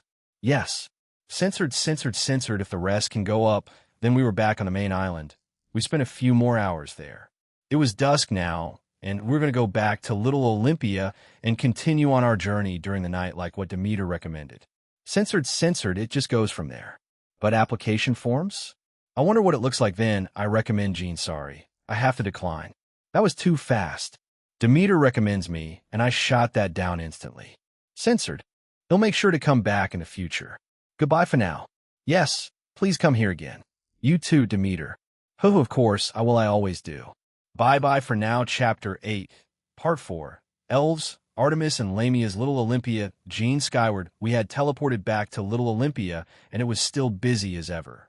Even at dusk, they were still hard at work, probably because they can get some drinks at night. Should we have an early dinner? If we get hungry later on, I could just buy extra food and store it away with my space magic. Censored. It's a comfy and cozy place. Hermes brought us there after one brief meeting once. He and his parents are nice, the girls agreed. So we started to walk over there. Hermes is seen carrying boxes, planks of wood, and other materials to people around the city as we make our way there. Censored. Zeus disappeared and then reappeared in a flash of lightning with Hera in tow. She greets us with a wave, and we continue on our way to Tahami's restaurant. Tahami brought us back to the same table as last time, but it did not have enough space, so I just expanded the table and the area around it. Censored, so I also started eating. The girls were chatting lightheartedly, the same with the gods. Everything was quite calm and normal. Question. The four gods look at me. They seemed curious about what I had to ask. Zeus nods and waits for me to continue. I put a sound-canceling barrier around us. Black Alice. That name made them all frown. It looks like Hermes didn't say anything to him at all then. All right, I nod and tell them what I found out and what I told Hermes. As I spoke more and more, I could see the look of disbelief appear on all their expressions. I did not believe you would lie about something like this, Gene. Censored. But it was mostly from his perspective. Would you like to know what happened on my end, Gene? I am curious about it. Zeus lets out a chuckle and closes his eyes. Kronos, Hera, and Poseidon had complicated smiles on their faces. I doubt they want to remember that day, either. Censored, he wants to overthrow us and claim Mount Olympus for himself. For what? He never specified a reason. But then he came into our realm at night and began attacking us while leaving the humans alone. An initial firestorm, multiple of them, wiped out a few towns and villages towards the south. Censored, yes? Many of the trees in the east were also torn down and destroyed. A very prominent tree the elves planted there long ago was destroyed in the attack. While we're in good relations with him now, the damage was done over there. Elves, Lamias, and most inhabitants of the east hate him.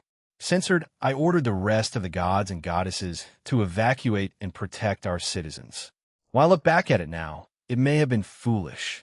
I nearly lost my life during the battle. Typhon was much stronger than I anticipated. Hera and I had 5 children in total. Censored. That Greek goddess? That thing was quite tasty. Typhon was, how do I say this, my test. I put him to sleep forcefully and gave him a very small amount of power. He turned around and challenged the Greek gods after. What a fool, haha. She ate it. After that I went to Azrael, and you know the story and why? Oh well, you're with the Greeks gods right now, huh? You were told the story? Greek fetus divine energy is quite something. It felt spicy. I wonder why. I never looked into it. Censored, much of our realm was destroyed or on the brink of destruction. But what we didn't expect was for another monster to show up, and it called itself Black Alice. She began to wreak havoc. I was already quite weakened by my fight with Typhon, so I had to accept the aid of my fellow gods, and even some of the denizens offered to help. It was like an all-out war. Black Alice had raw power, but she was still quite inexperienced. She relied too heavily on her raw power and techniques. We fought back with strategies, tactics, and of course our own powers. We had many casualties, but in the end, we prevailed what we thought we did. However, if what you said is true, she may be stronger than what we are now. We are gods. Censored seriously consider joining the alliance. With the other faction's help and me, we can prevent that from repeating. Here, I snap my fingers and summon a small box with a green button in the middle. It had all the documents in them. Tap the button and the documents for the alliance will appear. Censored dinner was over, and it was still quite early in the evening, around 7. Therefore, we still had some time to travel to the elf town or city, whatever it was. I was outside with everyone else. I paid for the meal and tipped Tahami again. He was crying and grateful. It's no big deal, dude. Thank you for the documents and for paying for our meal, Jean. I wish you luck in your journey. Yeah, no problem. Just tell me your decision when I get back for the final day before or after the tournament. Zeus nods and looks at Kronos. Kronos, join me. I wish to discuss this first with you, Apollon, Hera, and Poseidon. I have time. Ho, good luck, Jean. I wish you the best of health, Jean. After saying their goodbyes, they left in a flash of lightning, courtesy of Zeus. I was left with the girls, and we fall silent for a few seconds. That was heavy. I didn't even get a chance to speak. Poor Hera. Censored, the rest followed, but they were strangely silent. They were probably just processing what was said. Fwash, the wind and air were much colder at night in this realm. Much like what Zeus and Demeter mentioned, new trees were growing here. They weren't normal trees, well, not all of them. I could feel some sort of magic coming from them. The wind feels nice, it really does. Demeter Sama. Will the elves let us stay in their village? Demeter, still in my arms, had a rather content smile on her as the wind blows into our faces. I will agree with her, though, and say it does feel pleasant. It was also agreed upon by the girls, but only Irina voiced her opinion. They sure will. While they hate Typhon, they want to turn away a traveler because of their history. They want to be as accepting as they can. Their current leader and previous one have the same mindset. Previous leader? Did they die? Yes, during the attack of Typhon and Black Alice. Their last queen died.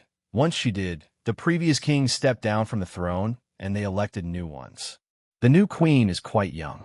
However, there is no king at the moment. The queen is quite picky on who she wants as king. She wants certain standards to be met.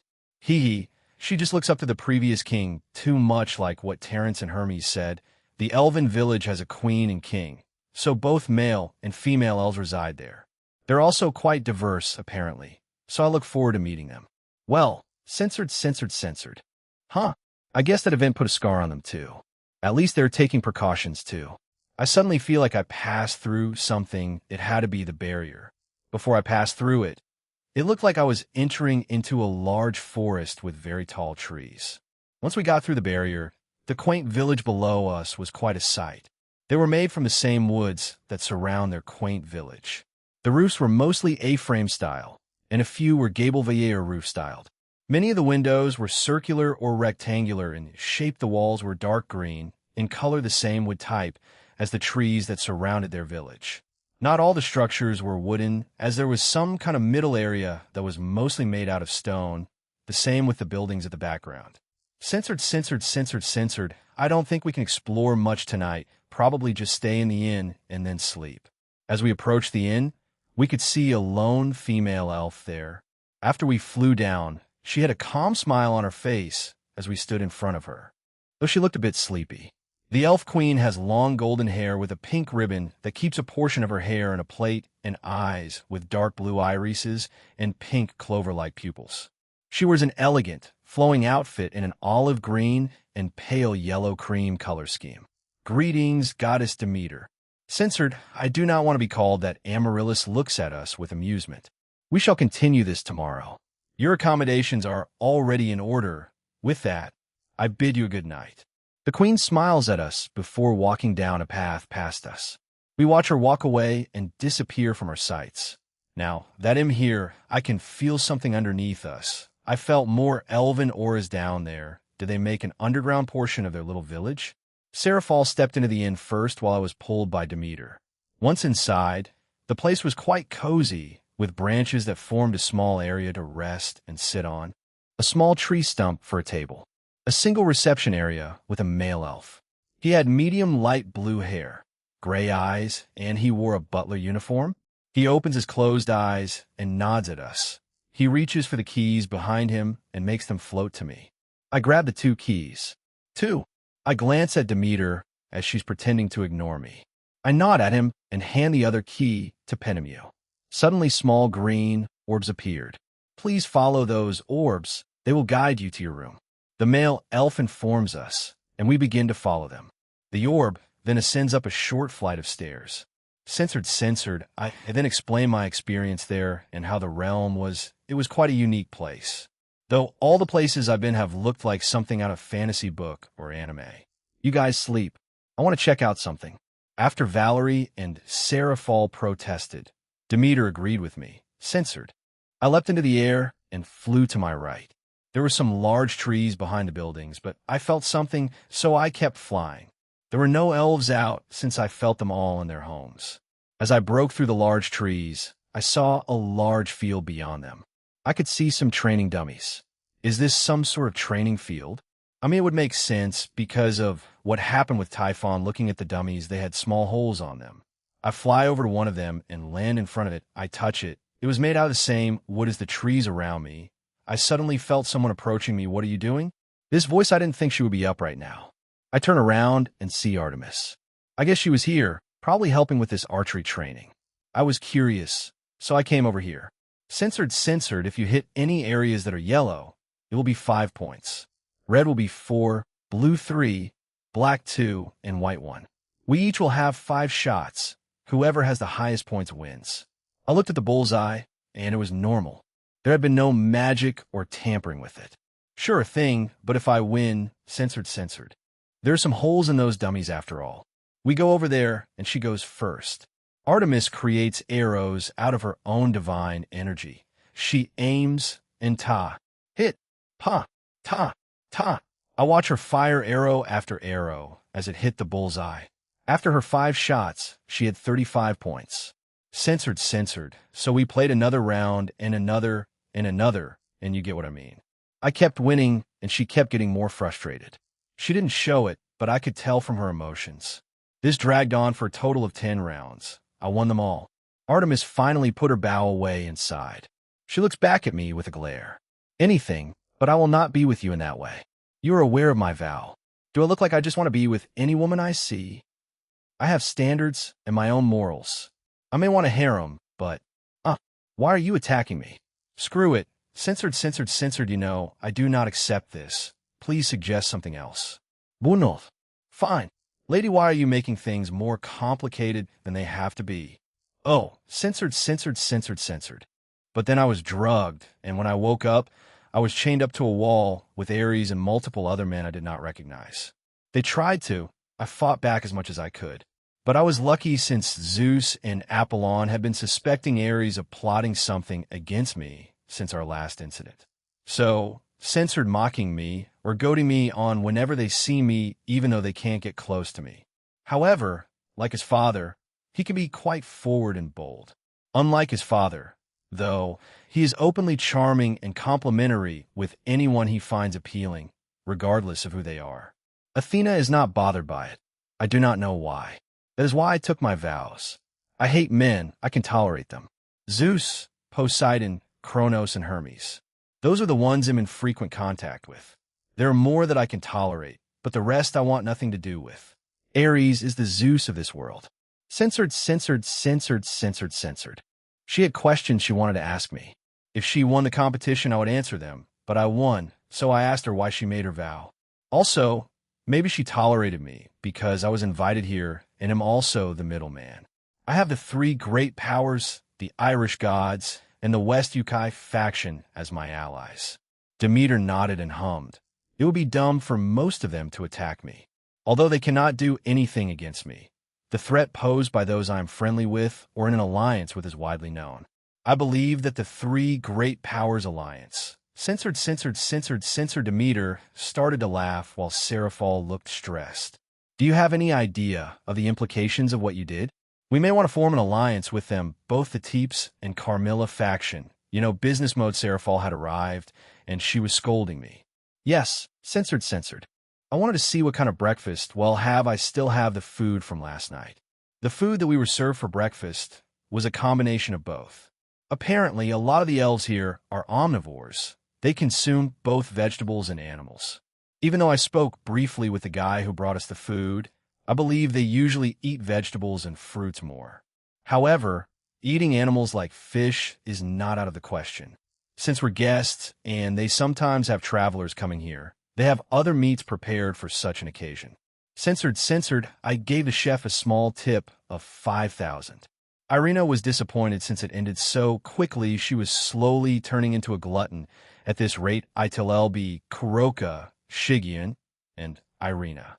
We were outside, and the place had elves out everywhere. There were kids running around too. Demeter was greeted by them. It seems like she's popular here too. However, we got strange looks. This place looked quite picturesque, even in the daytime. As we approached the stairs, we passed the center of the village, and it looked as if a ritual would be conducted there. It was surrounded by pillars. However, no one was currently there, but it did have a strange feeling to it. Once we got up the stairs, another elf was waiting there, a dark elf. The dark elf has brown skin, pointed ears, and silver hair. She looks like a girl around the age of 39 years old. She has violet eyes, and her light lavender hair is long, barato, length which she tied in a sleek ponytail style, with side-front bangs. She is moderately muscular with a fit figure. Greetings, Goddess Demeter. I trust this is the middleman? How do you do? I am Niena, the Queen's personal bodyguard. Please follow me. Censored and a small glowing light at the center. It looked like it was underneath the ritualistic place at the center of the above city. Perhaps those two are connected somehow? I'm surprised, though. There were very large trees here. Some of the houses and buildings have been built into them. Censored, or anyone that has been given permission, may use this platform to go down. This was created by our previous queen and king.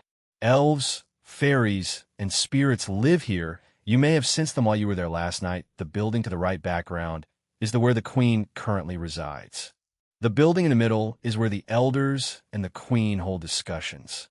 The one to our nearest right is our library. This holds more of our history, while the one at the surface holds just some of it. The buildings here were mostly made out of stone, but they do keep the color scheme of the roofs as purple. However, they're much rounder in shape. The lights here were powered by magic, just like the surface, but the magic density here is denser than it was on the surface. Are the gods aware of this? Yes. I turn to Demeter, and she nods. I saw a lot of plant life and insects around the place, as well as white mist or fog. In addition, there were waterfalls surrounding the area, as well as some bugs buzzing around. The platform eventually stops. Niena steps off first, followed by us. She starts to walk away, and we follow her. Is there anything beyond here? Just trees, plants, censored, but what did she mean by elders? Do old elves assist with decision-making? The queen looked a bit young, so I would assume the older one would help in the decision-making. Maybe even the past king? How do we get to the castle? Just as Irina asked, censored, and a blonde elf who is also male. They saluted Niena and let us through. Across this bridge is another section, mostly a housing district. It is small, and you'll need to turn right from where we first descended from. It also has a small marketplace, as we live off the fish and plants down here, much like the surface. Niena explained as we walked through the castle. Colors used mostly were purple and green, with the occasional yellow or blue, but it wasn't overly fancy either like the one in Harpy Haven. There were a few pictures of a female elf and male elf, probably the past rulers. Upon arriving at a door, we enter it, and inside we find Queen Amaryllis Ismene. She was wearing the same thing as last night, but she didn't look as tired this time. She smiled at us after we arrived. Niena joined her at her side. Censored Serafal completely short-circuited as this request came out of left field. I am aware of you seeking a harem. Isn't this a prime opportunity? I will stream my queen. Stop. Amaryllis began acting erratically, but Niena rushed over and restrained her before she could do anything rash. I was expecting some kind of serious request. Well, I mean, this is serious in a way like, why does she want to be pregnant? May I know why you wish to be impregnated? Are you really considering it? Demeter, Valerie, and Serafal snap back at me. I shake my head. I just want to know her reason. There has to be a reason for this. Why doesn't she just ask another elf? Or someone else in this world, as you know, when the last queen died, the past king stepped down and has entered his retirement. I have been searching for a new king since I took up the throne. However, every candidate that has been put forward has been lacking in some areas. So, I came to the conclusion that if I find a suitable man to father a child, I can raise that boy to become king, match him with a worthy partner, and together they can take over for me. I thought of her as a smart and wise woman when I first met her. Censored. Do you want to go take a look? Huh. Artemis is training the elves on archery again. Artemis seemed a lot less hostile today. Maybe because of what happened, or maybe because of Demeter. Whatever the case, I didn't mind going. Sure, we were at the same spot I was with Artemis last night, but this time there were multiple elves everywhere, some training in swords and some with bows. They all varied in height, color, hairstyles, males and females. Clap, clap, all right, everyone. Censored. Someone else, another elf who looked like she was helping with teaching the class, was here. Artemis goes over to her, and they speak for a little bit.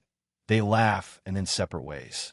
The young female elf with a long, luscious lime green hair that reaches to her knees and has light green eyes and pointy ears. She wears a princess vest with different shades of green, lime, and mint. Her skirt is also the same color. She had 2 scrolls attached to her belt on the left side. She wore black, fingerless gloves, except for the index finger, which was covered in both hands. Censored.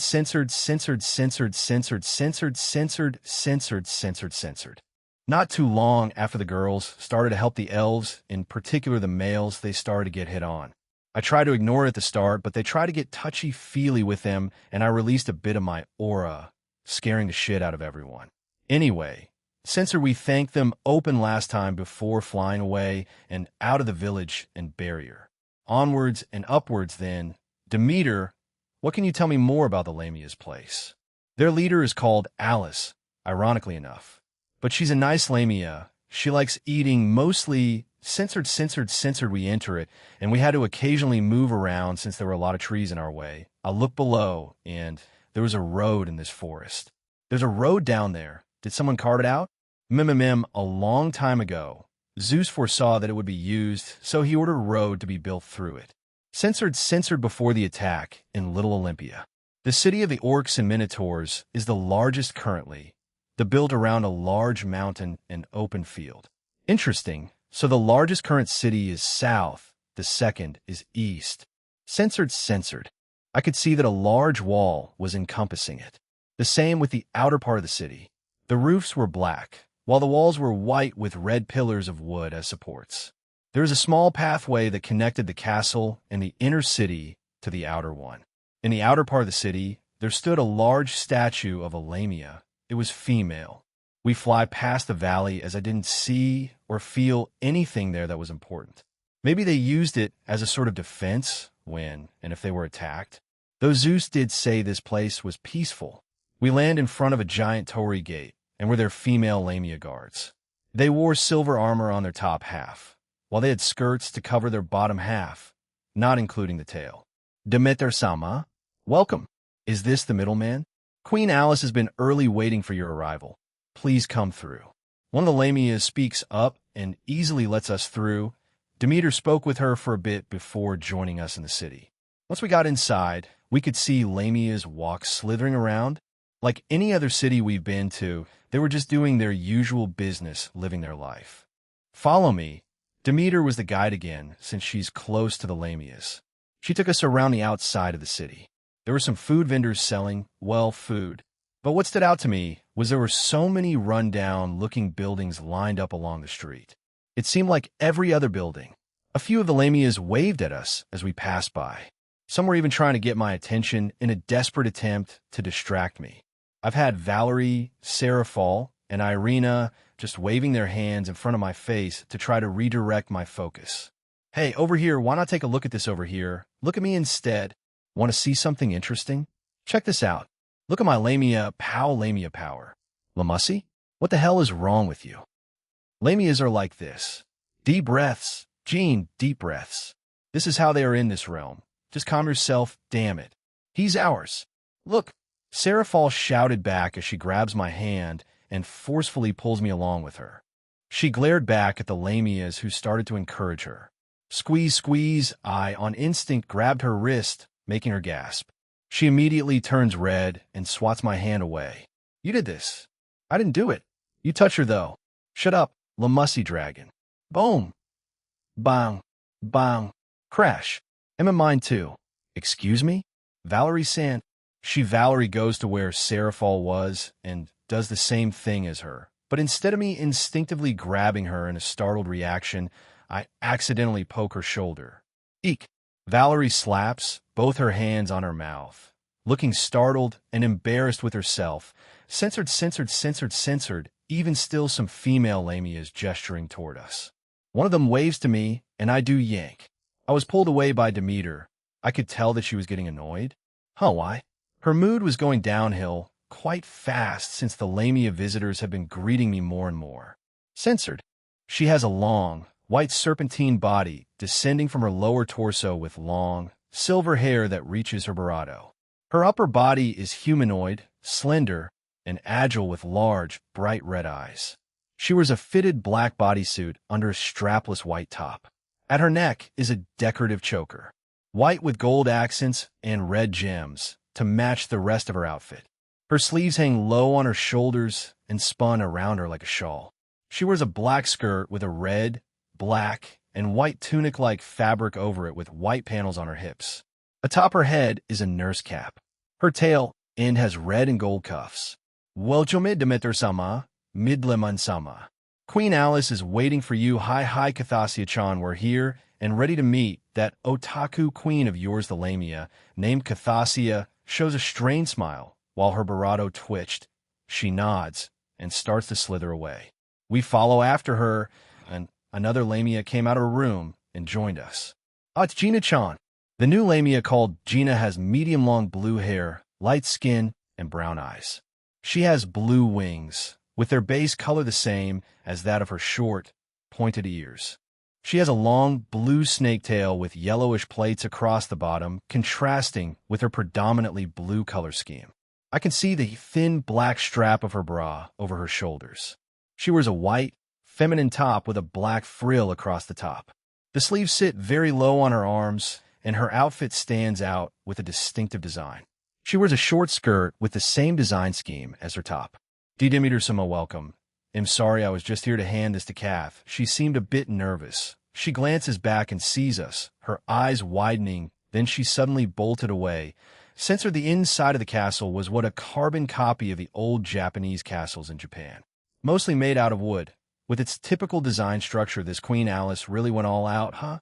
There was no carpet or anything, just wood floors, wood walls with some stone, a wood roof. Everything was a different shade of brown, as well as the occasional red, gold, and blue. Most of the doors were screen doors as well. The lone exception was the outside. We eventually arrived at another normal door, and it was medium in size. I could feel two auras inside. Censored. Kathasia pushed the door open, and we all stepped through. Once we were in there, the queen stiffened and straightened herself on her throne. Queen Alice had long, straight white hair that goes all the way to her barato, the yellow eyes of a snake. She has two pink flowers on the side of her hair. She wears a black skirt and black bra top. Both have gold-red ornaments on them. Above her forehead was a red mark that looks like an eye and vertically positioned. On her face, arms and body were strange-looking tattoos. She looked like Alice from MGQ. Beside her was a kitsune. Wait, what? The kitsune girl has radiant orange fur with white tail tips and brown fox ear tips. She wears a red and white miko kimono with a beige apron tied, with a red ribbon and traditional Japanese geta. Censored, censored, censored, censored, censored, censored. She sighs again and leans back on her chair. How long has she been ruler? She seems young and not that mature yet. I mean, making the entire city look like old-era Japan is a bit much. Allow me. Yes, the main attraction is the lamia markets and the lamia women. Censored. The lamias currently here are descendants of the previous queen and her chosen partner, while others trace their lineage back to the first queen. Alice is no exception. Lamias who wish to start families will settle into the community alongside him. while those who prefer independence remain unattached and welcome visitors who pass through the area. Censored, what about the ones in Little Olympia? I did see quite a few of them in the red light district. Are there exceptions, or are they exiled? Or are those descendants of the ones that were exiled? There are exceptions, but I would assume most of them have left and have been exiled. We wish them luck and good health. But those are the rules set by the first queen. The exceptions sometimes venture out to do business with the other races, or in Little Olympia, of course. We won't stop them from trying to seduce anyone or try having fun. Okay, so what about you then? Why is a lone kitsune here? I know that look, young dragon. I am here because I was saved by the first queen. I was here on a little journey around the supernatural world. I had made it to this city when that attack happened. I wanted to repay her, but I grew fond of this place, so I decided to serve them. It's been a fine life. I see. So just serving them because of a lifelong gratitude. Huh? I can see that she has a goodish relationship with the current queen, as she's quite obedient to her. Now to expand on the earlier question, our local establishments and entertainment are the main attraction. However, censored, she stops talking and looks at Alice, who had turned into a human. I know transformation magic. I can turn myself into a human. How is it? Is it to your liking, Jean-sama? In her human form, her blue-purplish skin had turned into a peachy pink color. Everything else was the same. Censored, right? We can all just relax and go through our lives not worrying about wars or big conflicts. I feel like a broken record, but no true utopia or the perfect world will be ever achieved. Even when I do unite everyone, there will always be a group who's unsatisfied. Censored, right? But this is a monthly thing. Should it be a yearly thing instead? That seems a lot of work. We have been trying to change it to be a yearly festival. It lasts a week, and tonight is the last day. It's usually towards the end of the month, but was pushed since you were invited here. So, censored even an old clock. For the next few hours, we went to every nook and cranny of this city, both inner and outer. A few notable areas were the hot springs. While we didn't go in them, we plan on tonight, after the festival. There were also the massage parlor, the biggest one in the city. Censored nighttime. We were at a little restaurant we found near where we were staying at. Well, we were informed that we were staying in Alice's castle. So, we were having dinner right now, before going back. There were a lot of lamias out right now, as they were beginning to let some lanterns float into the sky. We were watching all of this through the window by where we were eating at. Everyone was enjoying the food, since it was just regular Japanese cuisine. It was also cooked quite well. It's pretty. This will never get old. Will we be able to let some lanterns float up? Yep, I bet Alice-chan will have some ready for us. Irina was satisfied with the answer as she turns to Griselda and asks if she wanted to let some go. She agreed and looked forward to it. Penemu had been silent for quite some time now. Censored, so we can just relax in Little Olympia waiting for it to start. They'll probably have a little meeting with the gods too about the alliance. Is it quicker to fly here to the south or teleport back to Little Olympia and then go from there? Teleport back and then fly from there. The terrain over there is relatively plain. The orcs and minotaurs have destroyed the remaining surroundings to make travel over there easier. They're a very welcoming bunch. They have a lot of parties for no reason, you know?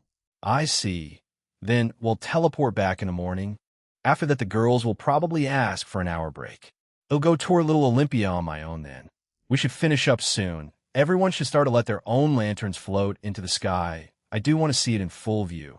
So Irina started to devour her food at a faster rate, but started to choke. She was handed a drink by Griselda and was scolded. She let out a sheepish laugh. We were at the same spot for the future tourist spot. Alice, Senko, and Kathasia were with us. Alice had given each of us a lantern and said we should release them all at the same time. Censored, she wanted to do it at 11 at night. Exactly time slowly moved forward until now. She happily shouts. We all let go of our lanterns just then. Everywhere in the city of the Lamias, probably hundreds of lanterns started to float into the sky from multiple points around the city. Censored. A few minutes later, all the lights in the sky that were coming from the lanterns vanished. Bang. Bang. What replaced them were fireworks. They varied in size and shape, but they were quite a spectacle to see. Alice had brought some sparklers with her and was slithering around while they were on. She really did act like a kid. Senko watched over her with affectionate eyes, almost like a mother watching her child grow up in front of her eyes. I couldn't sleep. Valerie, Demeter, and Seraphol were all fast asleep. Censored our rooms were on the ground floor, and it was like any typical Japanese-style bedroom. I stand beside her without saying a word. She was looking out into the distance. There were a lot of clouds blocking the view, but we could see a shape of a mountain in the distance. Censored, though that was a rare moment of vulnerability that she showed me.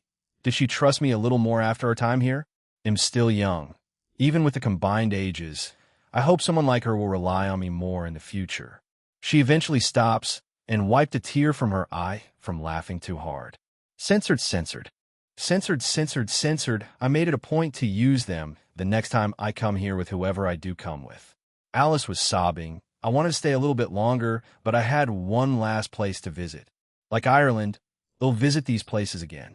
I feel like there are more things I could find out, like how her grandmother and mother died. The other Lamias, I met too, the same with the other races. I feel like I just touched the surface with them. Jwin Swama. They'll come to visit in the future, Alice. Stop crying. Senko was beside the Lamia, Queen, shaking her head. She floats up and pinches her ear. Ow. Censor, I hope she gets over this, otherwise being friends would be next to impossible. Duly noted. Anyway, we'll get going then. Thank you for the hospitality. Come back anytime, Jean. I nod at Senko as we wave to them one last time before leaving. Gina and Kathasia were also there to see us off. Little Olympia, is it just me, or is it even busier? When we teleported back to Little Olympia, there were even more people around us. They were all carrying something or just working on something on the street. I could feel that Hermes was running around the entire town. Poor dude. FWSHHH. Just the man I was looking for. Jean, come with me, please. Huh. Chapter 8. Part 5. Minotaurs, Orcs, and the Tournament of Power. Little Olympia. Jean, skyward, huh? Hermes grabbed my arm and tried to pull me away, but I stood my ground, and instead he fell flat on his face. Censored, we were about to ask for another hour break. Let's make it 2. Valerie spoke for them, and they agreed with her. Sure, stay safe, all right? They nodded and started to leave. Valerie, Seraphol, and Irina continued on their way. Demeter was looking at me. Jean, censored, she then blows at it. She pulls away and winks at me. 2 can play at that game, Demeter. She lets go of my hands and starts to walk away when I grab her arm and pull her back to me. She lets out a small surprised yelp. Griselda and Penemu were the only ones left, so they were watching the entire thing go down. Censored. Hestia is also there, and who knows who else is there? Maybe another god? Sure, let's go then. Scenic or instant? Scenic. I began walking away after hearing their answer, but they quickly caught up with me and walked alongside me. We bob and weave through the crowds of people busy running around the town. Censor, we walk up the stairs, and the guards let us pass when we get to the platform. We stand there and get teleported to Mount Olympus. Mount Olympus, we immediately started walking at a faster pace than the first time we were there. I didn't feel too many auras here, but Hephaestus was definitely here. Censored, we didn't really say much except for pointing out some things that may have slipped us during our first visit. We go up the stairs and walk past the giant tree stump. To our right were 2 houses. I could feel Hephaestus in the house to the left, so the last house here. When we knocked on the door, we didn't hear anything. I looked around and found some weird lever, so with no other options left, I pulled it and a large whistling noise could be heard inside the home. In no time at all, the door opened with Hestia there. Oh, just like what Hermes said, welcome. Come and join us, Jean. Hestia welcomes us in. We step inside and she closes the door. She skips away, and we follow her. The inside of her home was much larger, so she did use it good. The hallway had 5 doors, 2 on the left and 2 on the right. The final one was in front of us. Hephaestus' home was quite plain. Royal blue carpet on the floor, white walls, and lights powered by magic. I can probably clap, and they would turn off. The doors were painted red. Hestia enters the last one on the right, and we quickly follow after her. Once inside, I closed the door behind me. The room was the living room? Well, it looked like it. Hestia was over by a bookshelf. She pulls a book and a hole in the ground appears. I glance around the room before walking down there. The girls quickly go after Hestia. There were 3 couches in total. They surrounded a single coffee table. And around the room were hooks with some hammers and other tools hanging from them. There were 2 glass windows, another bookshelf with what appeared to be real books, and a few plants and vases on the ground and hung on chains. There was a desk with a chair and some documents on there. Maybe this was her office instead? After checking this place out briefly, I headed to the hole that appeared. There were stairs that led down, and I could hear the girls speaking to one another. I walked down, and it looked like the rest of the home, except for the carpet. It was actually just white stone. Upon arriving down there, I could see it was a large room. There were more tools, weapons, and armor lying around, a giant table in the middle, with other smaller ones scattered about. Anvils, hammers, and 2 forges. Hephaestus, Hestia, Aphrodite, Griselda, Penemu, and an unknown female were standing around the large table as they chatted away with one another. Hestia spots me and starts waving at me, prompting all of them to look my way. Hephaestus was sweating, and she wore her usual outfit with the exception of her top, which was just a plain white tank top. Censored. She carried a long spear on her back as her weapon. Hey, you needed some help? Yes, thank you for coming, Jean. The woman looked at me confused, so I put out my hand for a handshake and introduced myself. Jean, middleman, nice to meet you.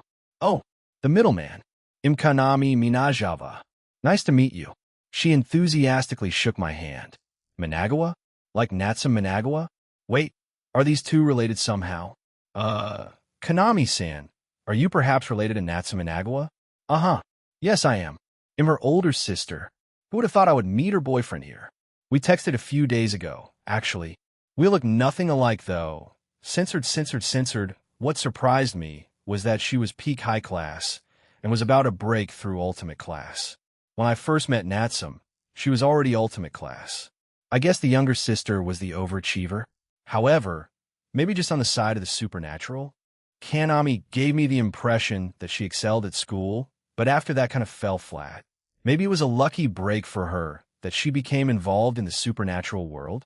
I already told you, Kanami, I'm too busy with all the things I have to get done for the tournament. Censored 1. Evolving flames of evolution. These flames will grow and change to the wielder's desires. The stronger the desire, the bigger and more drastic the changes that occur. Done here. I finished preparing it and upgrading it. The spear had a small change to it. There was a small dragon carved into its wooden shaft.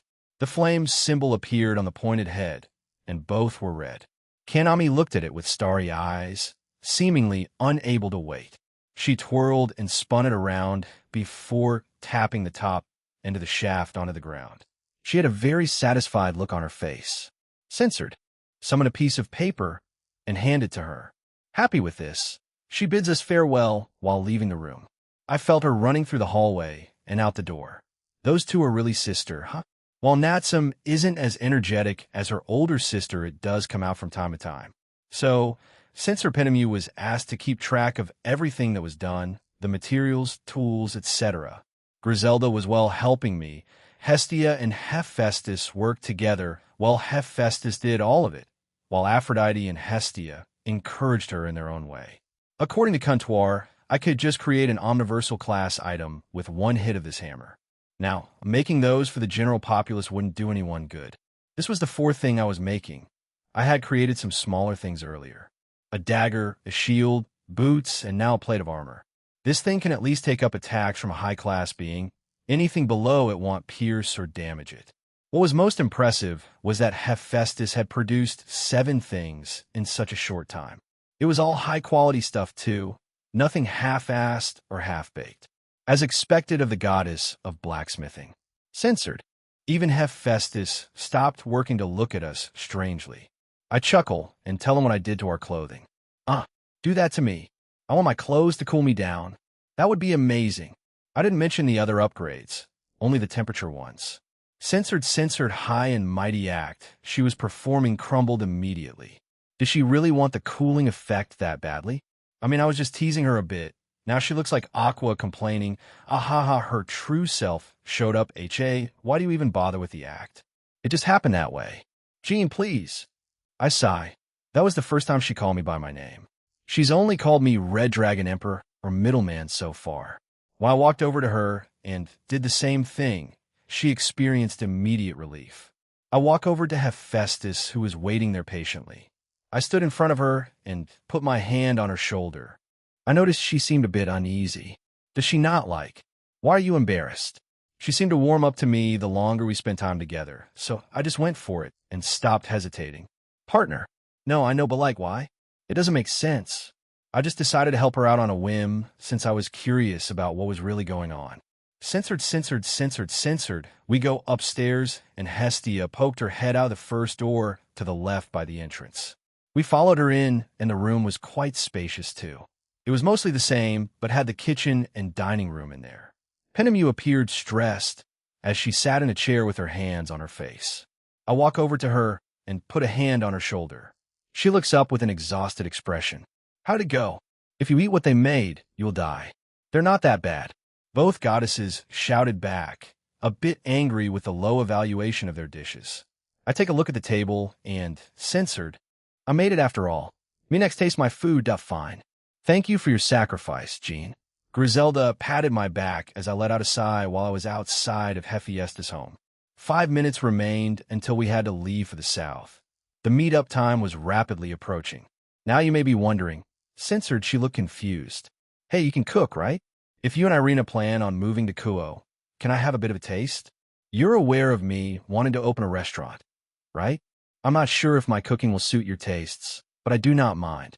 If and when we do move, then I shall make something for you. Censored, the girls were already there. They were in a cheerful mood as they were happily conversing with each other. Though it's weird, Seraphal is the oldest out of all of them, but Valerie seems to be the one leading them. Yo, are you guys ready? We reach them, and I greet them. Censored, we've been flying for the last few minutes with the same scenery around us, which was just plain fields and trees. We did go by some old ruins of old homes and the like, but nothing of significance was there. Since Demeter wasn't with us, censored. Both Seraphal and Valerie giggled at her when she did ask me earlier. Well, we were already told on what to expect. We just need to travel further to see any change. Like those in the distance. Irina was looking at me, but when I pointed out what was in front of me, she turns around and I could see her eyes widening in front of us. Unlike the previous scenery were large rocks that went as high as the clouds, it looked like they were damaged during some kind of battle in the past, probably during the attack by Typhon and Black Alice. I could feel some auras around those rocks. I didn't think anyone would make this place their home. I fly down. The girls were confused, but follow after me. I landed by one of the rocks and found only a few more auras like it. I let Irina down and jumped towards where the auras were. When I landed there behind one of the large boulders, it was a goblin. When they noticed me, they were a bit startled. Human? What is human doing here? I summoned the boosted gear, and they nod. Ah, Red Dragon here. Welcome to Little Village. As I looked up and behind them, I could see a small settlement here with a few small houses made of wood. More were made of stones, rocks, and probably boulders scattered around here. Hello, you're a tribe of goblins, right? Why did you pick this place to live in? Near food and water sources. Rock's good shelter and peaceful. Discrimination. Makes sense. There's already a lot of discrimination against goblins, thanks to the media, folklore, and well, yeah, they're not seen in a positive light. Goblin Slayer, eat your heart out. These guys range in size, height, and build. Some were large and round, some small and thin, and others were large and muscular. Even the females were like that. They all possess green skin, with pointy ears and noses. Rags cover their lower private areas, and for females, their chests as well. I am Srudez, leader of this tribe. From behind, one of the goblins came a medium-height goblin, who had a more humanoid shape and had better speech than the one I was talking to. He was a bit grayish in color. I wonder what that meant. Jean, Red Dragon Emperor. We do not have much to offer, Red Dragon. but please feel free to look around. I nod, and the girls, and I go into their little settlement. It was mostly practical, since they said there was a source of food here, probably from the water, so fish. But I did see some cattle around. They were in a fenced-off area. While they didn't have much, I could feel that the majority of them were happy. But how do they get those cattle? Since I'm the most human-looking goblin, I go to Little Olympia to sell some of our fish that we catch. I bought 2 cattle a long time ago, and we've bred them. These are their descendants, you could say. Censored, censored, censored, censored, censored, censored, censored, censored, censored. Irina around 40 minutes passed again, as we kept on flying. What surprised me was the weird terrain change that we passed by. After the Rocky Mountains where the goblins were living at, we came across a few short lakes and streams of water. There were any creatures living there, but it seemed serene and calm. Past that was a bunch of small destroyed ruins, probably remnants of the past. There were also no value there, so we quickly moved past it. After that, to the right of us was some sort of mountainous village. Censored, some of those drakes were humanoids, and some were normal drakes. They didn't have noticed us, so nothing happened, but I did see a lot of male drakes, very few female ones. Once we were past those areas, it was just plain fields again with the occasional tree and rocks. That was until I saw it in the distance. There was a large structure in the distance. Another tower-like structure could be seen that were in the clouds. This was the city, and it was huge. What the hell? From where I was, the buildings looked like they were made out of orange or red stone. On top of the castle was a flag. A few of the buildings had fires. Perhaps they were a source of light. Below those large structures were smaller buildings, probably the housing and shopping districts of the city. Around the city were also mountains, but they looked untouched. However, censored, they were interesting as they ranged from green, orange, gray, and other colors, as well as sizes and height. Some of them appeared to be humanoid as well. This place was quite diverse. There were also hybrids too. This place was interesting. After the initial shock, they just carried on with their day. They have gods and goddesses here. Our arrival shouldn't be that shocking. In what seemed to be the middle of this area was a lava fountain. Much like a waterfall, it was slowly spewing out lava. So hardcore, Irina says, while the others agreed. It was unique. Censored, censored, censored, censored. Maybe they wished to be seen more than just for their power and strength. Ho ho ho. Perhaps that may be it, young Griselda.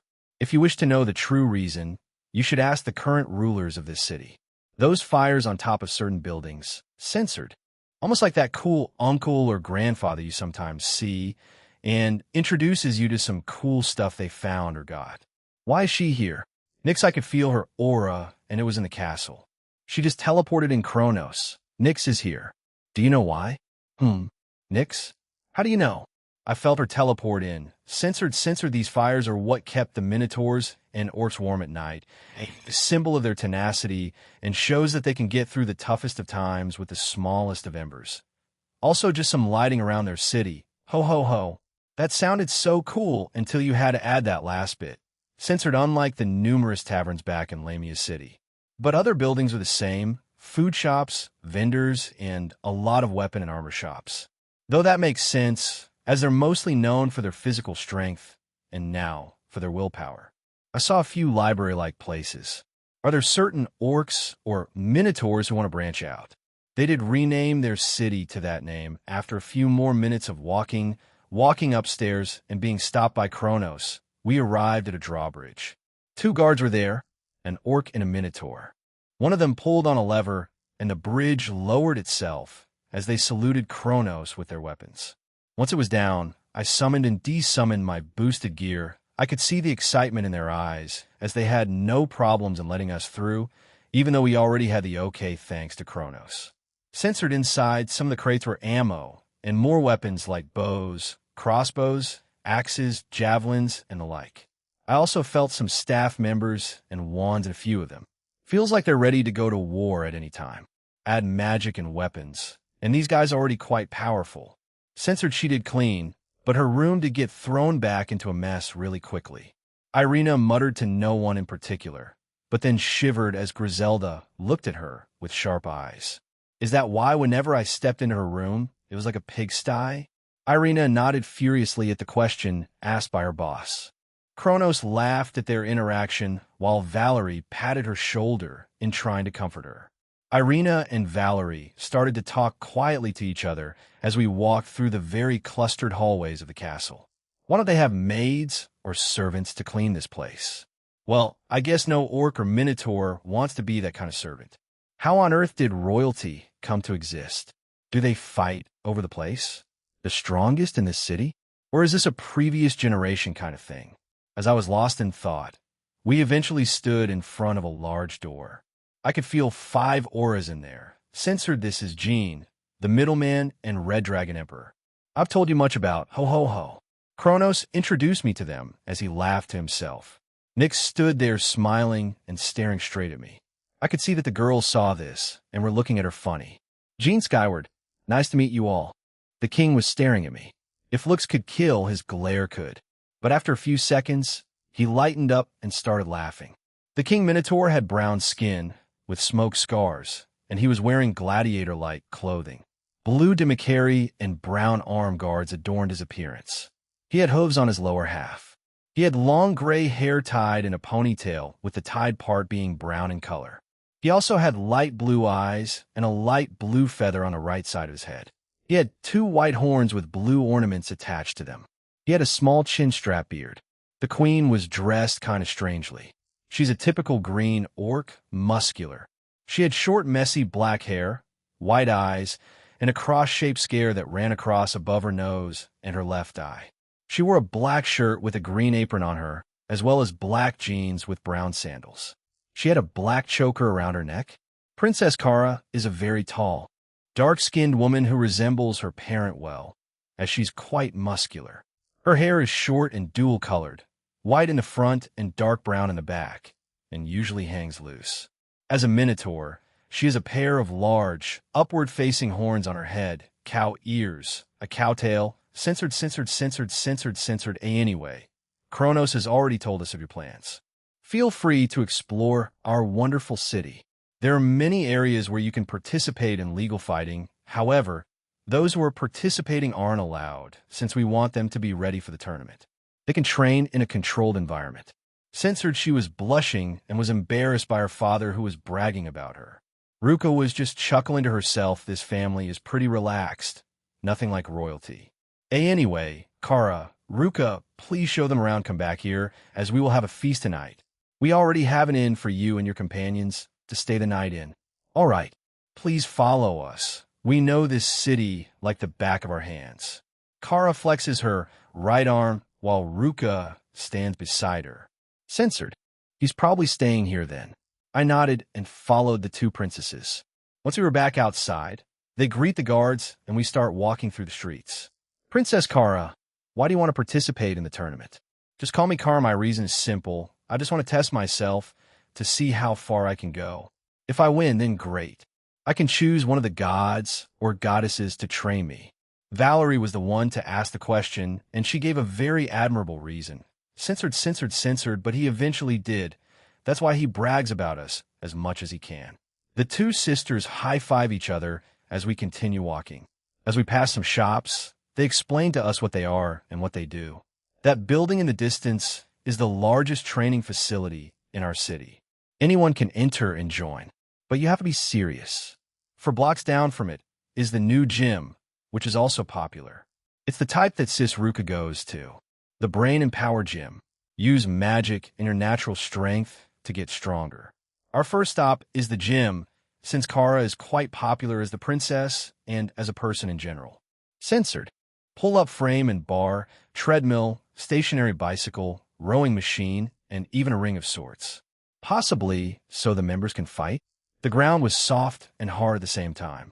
It was weird. Kara explained that if you fell, it would recognize it and would soften so that the impact would be lessened. Censored. Dawn. We had left the gym, and after checking out the other one, which looked the same, but had an emphasis on learning magic and less training equipment. Censored. One of them was a typical-looking minotaur. Brown fur body with a bull's upper half and a human lower half. The other was an orc who was a giant green, bald, muscular giant. The 2 of them were fighting each other. Do we step in and stop them Censored, I didn't know this place had normal human sports that they played. I could see 2 hoops in there. Oi, what are you two doing? Kara finally shouted as the 2 stopped what they were doing and looked up and towards us. They were a bit startled and quickly stopped fighting. Suddenly, censored. Their mother and father are from different backgrounds, and a few years ago, around 30 or 40, they became the new king and queen, and it was as I thought, through combat a small tournament here. Whoever won, they had to be female and male. It didn't matter which was which, they would become the new king and queen. Censored, that's why they invited us earlier for dinner. There were other kings and queens of the past they mentioned, but what stood out to me was that they were mostly hybrids. Hybrids like the Sirens had more advantages in this city. Due to hybrids getting the benefits of both orcs and minotaurs, censored, so they decided to use them as symbols. It was night, and we were in the dining room of the castle. King, queen, and the 2 princesses with us. On the table was a lot of food, mostly meats, different kinds, but mostly meat. There were a few fruits and vegetables, but like I said, meat. Go ahead and eat, Jean. His harem. Enjoy the food that was prepared.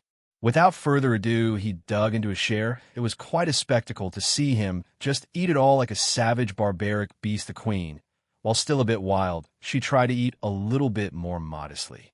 She was already blushing because of her husband. Kara was trying her best, but eventually succumbed to her natural instincts and started to devour her food like her father.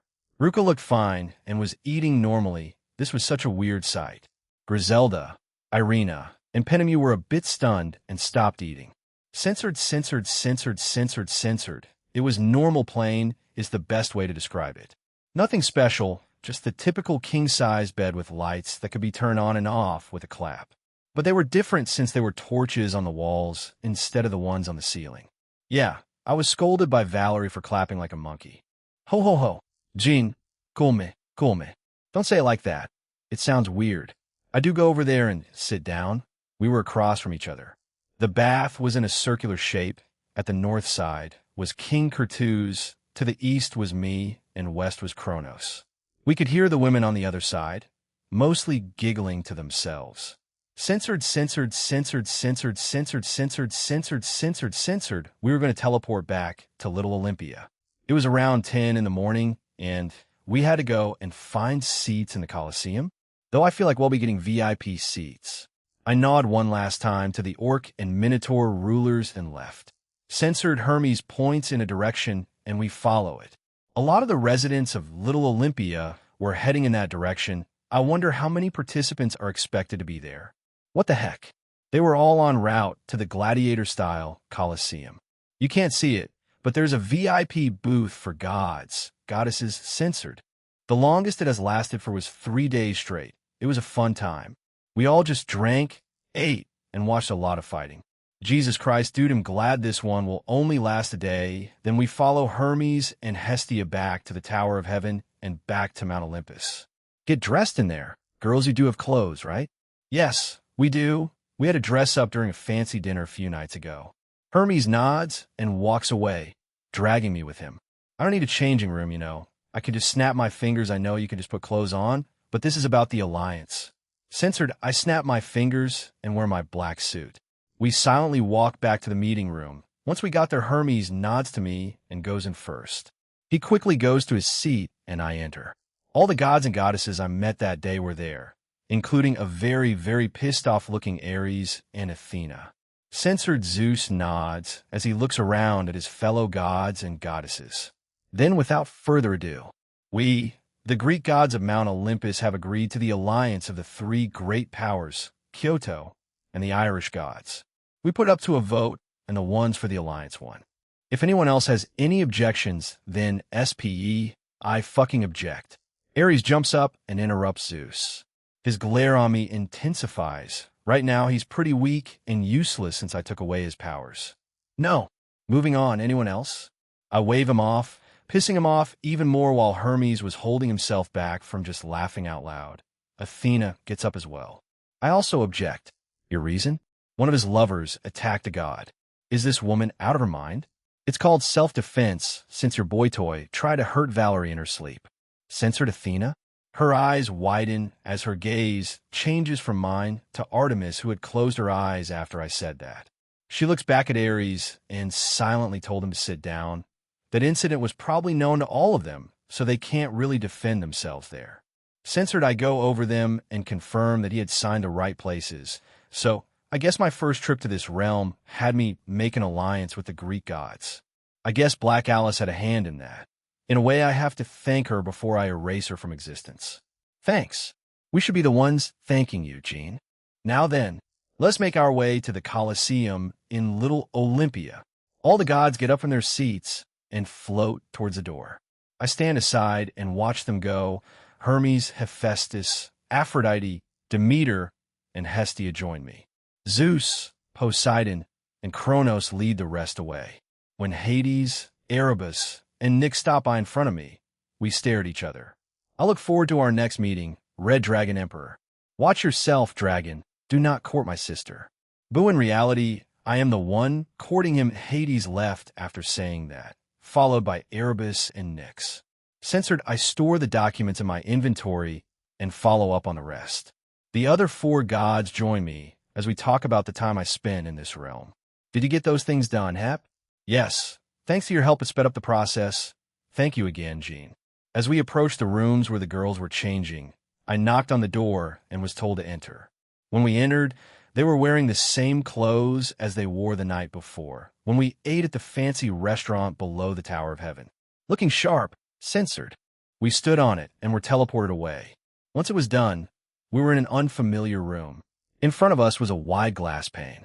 There were also multiple chairs in a row. The gods that had arrived before us were already seated. Geez, Zeus, why did you not inform me of the middleman being in our realm? I hear a very feminine voice resound throughout the room. I look over and see that Zeus has his hands up in a protective manner. A woman looked at him disappointedly.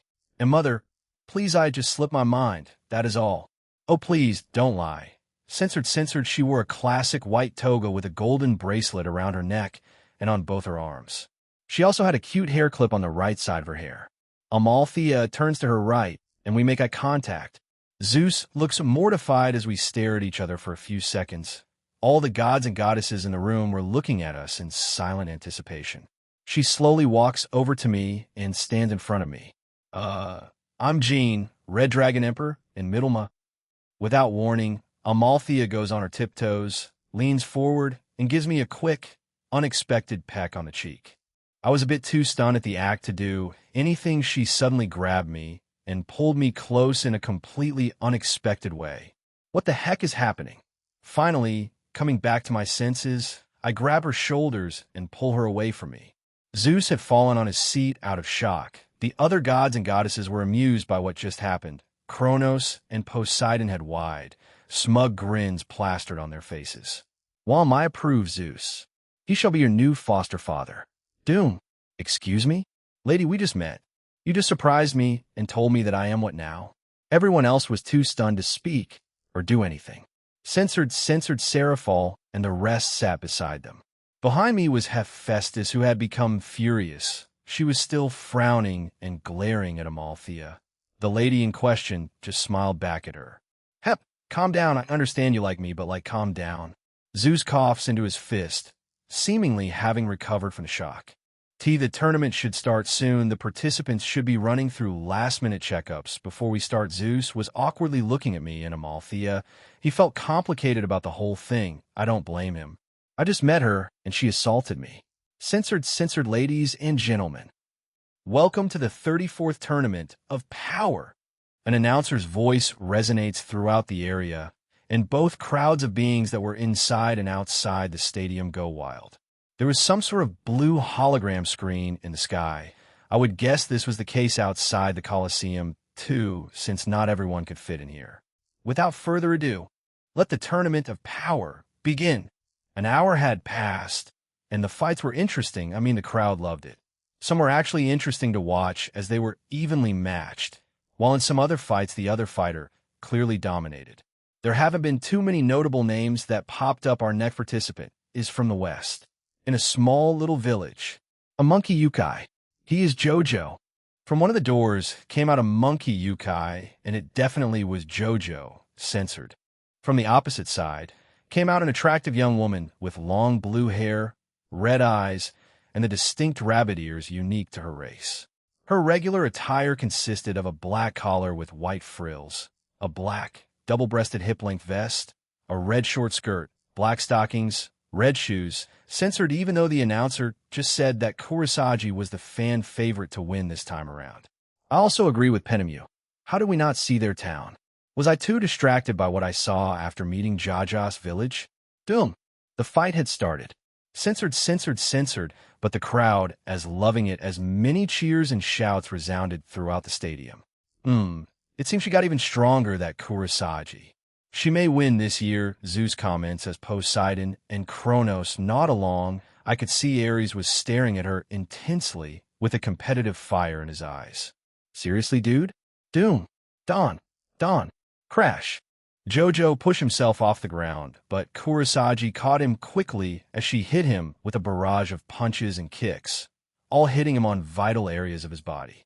The large yukai fell to the ground face first, seemingly unconscious. Oh no, JoJo winner. Kurosagi. The crowd went wild after the match. Censored another rabbit yukai. Huh? I wonder what she looks like. Squeeze. I feel a pinch on my left side and see that Valerie hadn't taken her eyes off the arena, but had pinched my arm. I just wanted to know what she looked like. Valerie, is that a crime? Another hour passed with some good and one-sided matches that took place. Censored Ares and Athena were whispering amongst themselves while sometimes glancing at me, even during those 2 hours of fighting. It consisted of mostly empty threats, cursing, and plans of ambushing me either in my home or before we left. Athena suggested on targeting the girls. Censored. So why not? I reach over, boing. She had moved the bag of popcorn out of the way, and I accidentally grabbed the empty space where it had been. Ho. I look over to the other side, and apparently we were the center of attention. All of them had just witnessed my awkward blunder with this goddess. I sigh and step back. On second thought, never mind. Kronos was laughing to himself as Amalthea nodded and seemed to take note of what just happened. Please don't get weird ideas into your head. Just because of Demeter, censored now fighters and back out if they want at the last minute. So quite a number of them did once they found out Kurosagi was in the tournament. So it cut the number by a huge amount. Ha, cowards. Whoever decided to quit after witnessing the power of others are nothing but cowards. Censored Kanami versus Kara. Who will win? Kanami brought out her spear and spun it around before pointing at Kara. Kara punched her gauntlets together as both women had confident smiles on their faces. Let the match begin. Kanami Managawa, let's do this. In front of me was to be a young Minotaur girl. She towered over me by quite a lot, but I have been traveling and training for the last year for the next tournament here. I also got a gift from Jin-kun. I want Luz here.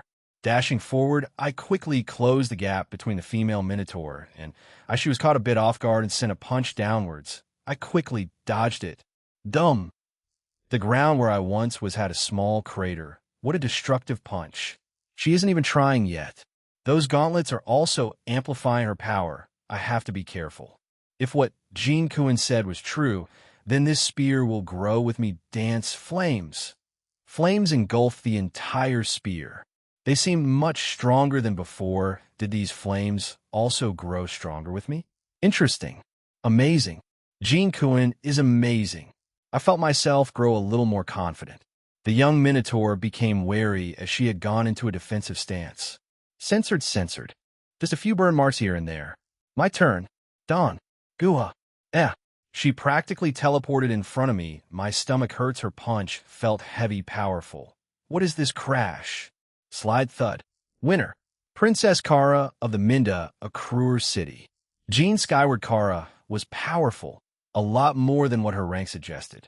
Kanami never stood a chance, or was she just caught off guard? But one move was all it took, and she won. Kanami was currently unconscious, as she had been punched quite hard into the stadium's walls. Kara bowed to her downed opponent and left the area. Censored, and 6 other participants were left. Kara was up against a bird yukai, Kurosagi was against a human magician and the others were against one another. Kara and Kurosagi won their matches and advanced forward to the semifinals. In the other two games, censored Kara, I stood in the arena once again. I felt many eyes on me. My family is also part of that. My people too. I have gotten this far. I have proven my strength. If I fall here, then so be it. But if I can keep going forward, then I can keep testing myself. I received these gauntlets from my father, apparently censored. I sent a right uppercut his way. But to my surprise, he didn't move or flinch. He was smiling at me. Doggone. Doom. Ugh. I felt something heavy hit me in my gut, and I was launched backwards. I punched the ground, trying and stopped myself from being thrown out of the arena. Censored, let's go all out then. Doom. Bang. Oh. The being let out a surprised, yet happy yelp. I had appeared and disappeared from my spot. My right hook sunk into his stomach and sent him backwards. But he also stopped himself with a wall of shadows. He was about to go out, damn. Hee. Censored, almost like a scale mail balance break of the Red Dragon Emperor. No, I just copied the idea and came up with this. Here I come, many shadows like spears and tentacles appeared around me. I could also feel something behind me. They quickly were approaching. Time to use these gauntlets to the fullest. Seize. Haa. Bashwam. Goom. While I spun around in a circular motion and released fire and ice from my gauntlets. Yes, these gauntlets were imbued by fire and ice crystals that were found in this realm. They were rare, and when Sis Ruka found them, I expected her to use them for herself. Censored pack. Panicking, he sent out another wave of attacks, but I used my ice attacks to freeze them too. I then increased my speed appearing below him. Damn it, I have no choice but to shit. Too slow. Dawn. I punched Pack with my right gauntlet, hitting him on the stomach and freezing his lower half. He couldn't move anymore due to the ice and damage from the punch. I followed it up with a left uppercut covered in flames. Pack was sent high into the air. His shadow armor also broke and disappeared. I jumped up as he was already had a grin of defeat on him. Well done, Bam. Crash. I kick him in the gut, sending him flying into the stadium walls. Even with those looks, he was still an admirable warrior, a good sportsman. Censored, I never would have thought he would take interest in a disciple of all things dumb. Whoa, that was fast. Irina sounded even more excited. I looked back at the arena and the match between Kurosagi and the Black Wyvern was over. What her hair had turned black. Censored, she had a pink form that she used on everyone else, but used the black form to instantly win against the Wyvern. Did she see him as a worthy opponent? From the left side, the Princess of Minda, Accruer.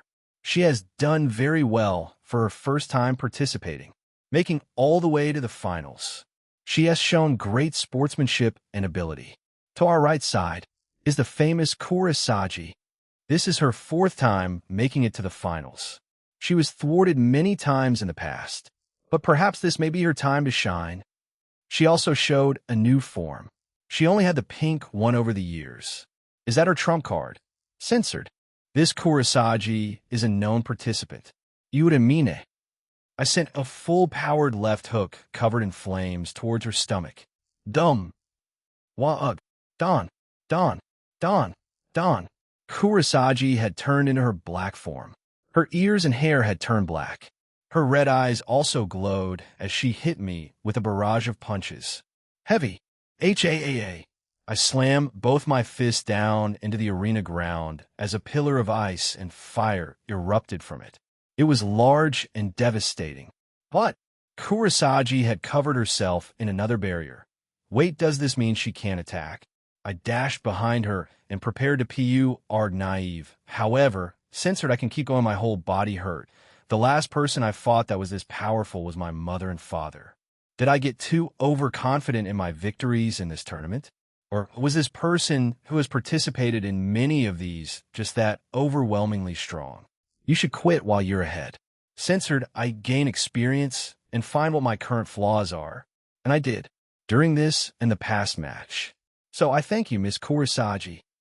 Princess, do your best. You will. The crowd were cheering me on. I can't disappoint them. Either here I come, Kurosagi. I charged forward with my right fist clenched tight.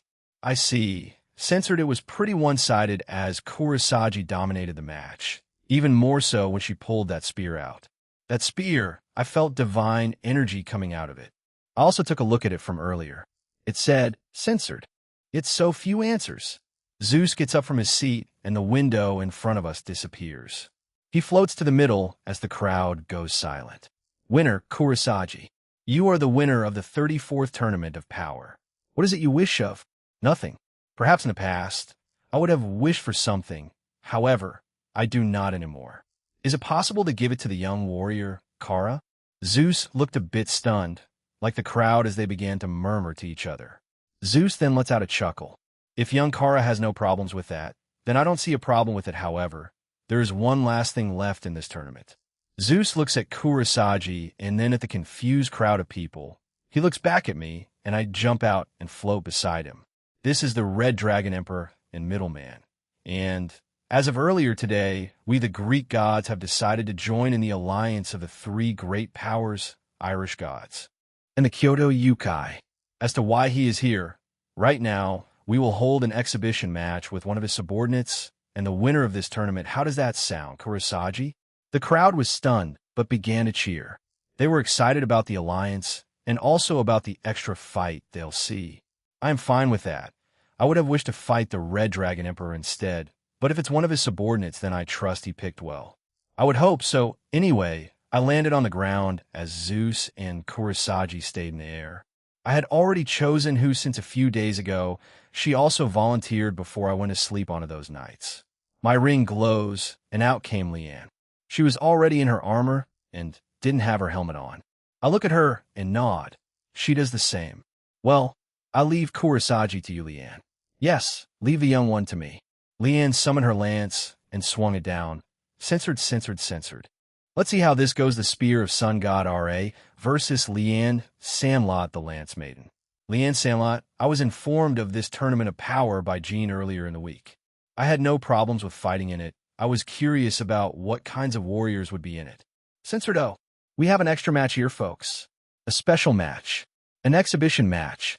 Kurosagi versus mysterious subordinate of the Red Dragon Emperor, Leanne. It seems both fighters are ready. Let the exhibition match begin. Kurosagi immediately turned into her black form, as well as summoned her spear, the spear of R.A. Tang. Clang! Down! Down! Such a wild spearmanship. She was using more force than earlier. Kurosagi disappeared from my sight and started to run and dash around me. To the untrained, she will look like a blur, almost like she was teleporting around. She was ultimate class in her pink and normal form. In this form, her black form, she is peak Satan class. HAA. She appeared above me and summoned flames. The flames came out of the spear. Those weren't any normal flames.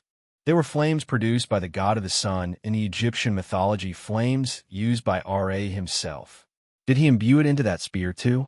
The flames made of a god came down on me, but I swung my lance at it and destroyed them. Unfortunately for you, my powers are above that of typical gods of this world, Jing. You still have much to learn, young Yukai. Why I had appeared behind Kurosagi, as she wasn't able to follow my movements. It has been mentioned that she has lost many times before and has reached the finals 4 times in a row, perhaps looking for something, wishing for something. Did she purposely lose in those previous attempts? What about the rivals she has? Did they hail from the same species in Egypt? Kurosagi began to turn around, but I hit her on the back with my lance. I didn't use too much force since I did not need to kill her. Crash! Boom! When the dust settled, Kurosagi stood up. She was clearly injured, and most hit by that would usually stay down. But she stood up. She was glaring at me. What drives you forward, Kurosagi? I am my master, creator, and husband.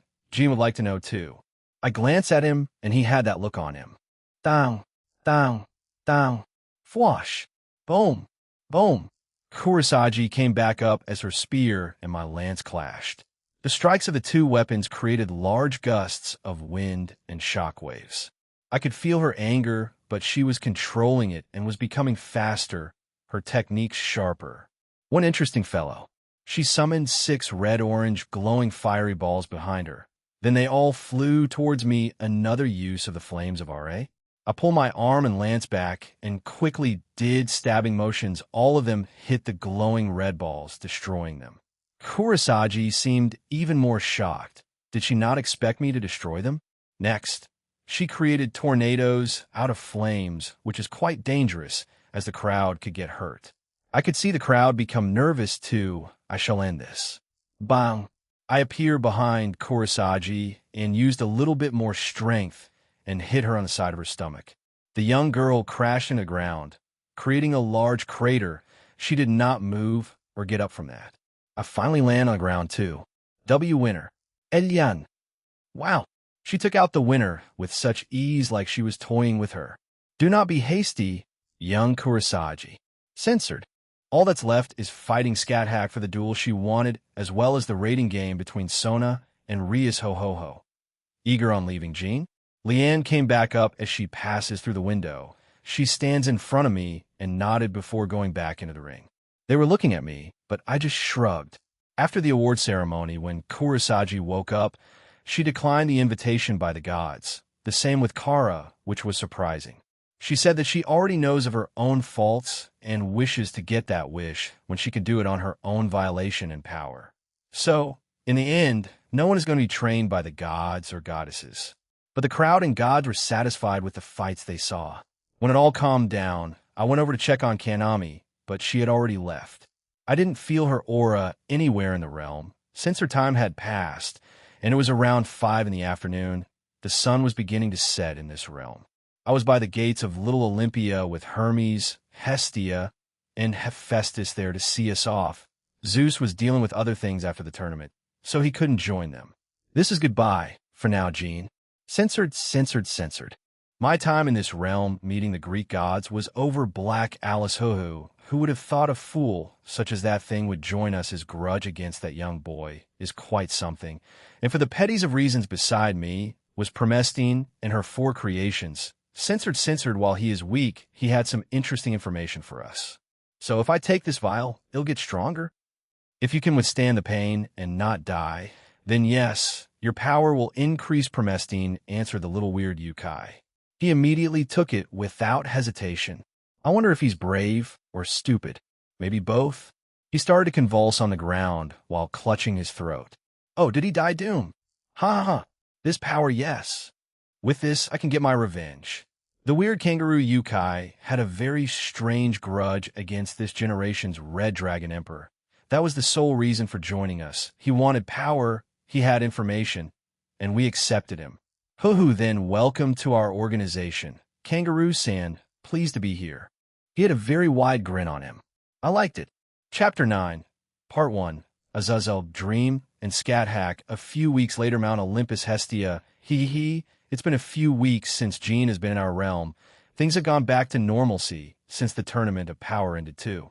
However, there's another problem at hand. My longtime friend, the goddess of blacksmithing and divine smith Hephaestus. While I was at her home, she was acting like a love-struck woman. I'm happy for her, but at the same time, it seems very strange. The calm, collected, and serious Hephaestus has been left in this state. Censored Hermes and I have been communicating with him too, but she's a bit excessive, I think.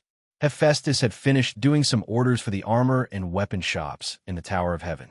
We were in the dining room as she sat on a chair, giggling to herself, and waiting for Jean to respond to her, Hep, let's go out and enjoy the day. She barely acknowledged me, having a grin forever plastered on her face. However, when out for business, or just when we were somewhere together, Censored, he looked so uncomfortable eating mine and Aphrodite's dishes. Therefore, I vowed to get better and show them. I wanted to start out making something simple, so I was making an omelet. For some strange reason, it became purple. Am I just naturally terrible at cooking? No. Hestia, fight on. You can get better. Just a lot of trial and error. Yeah, that's it. I looked back at Hephaestus. She had her eyes closed, hugging her phone with a happy smile. At least one of us is having a good time. Censored, I do have employees, but since I'm here for the day, I gave them the day off. Ain had waltzed into the shop with her usual attitude.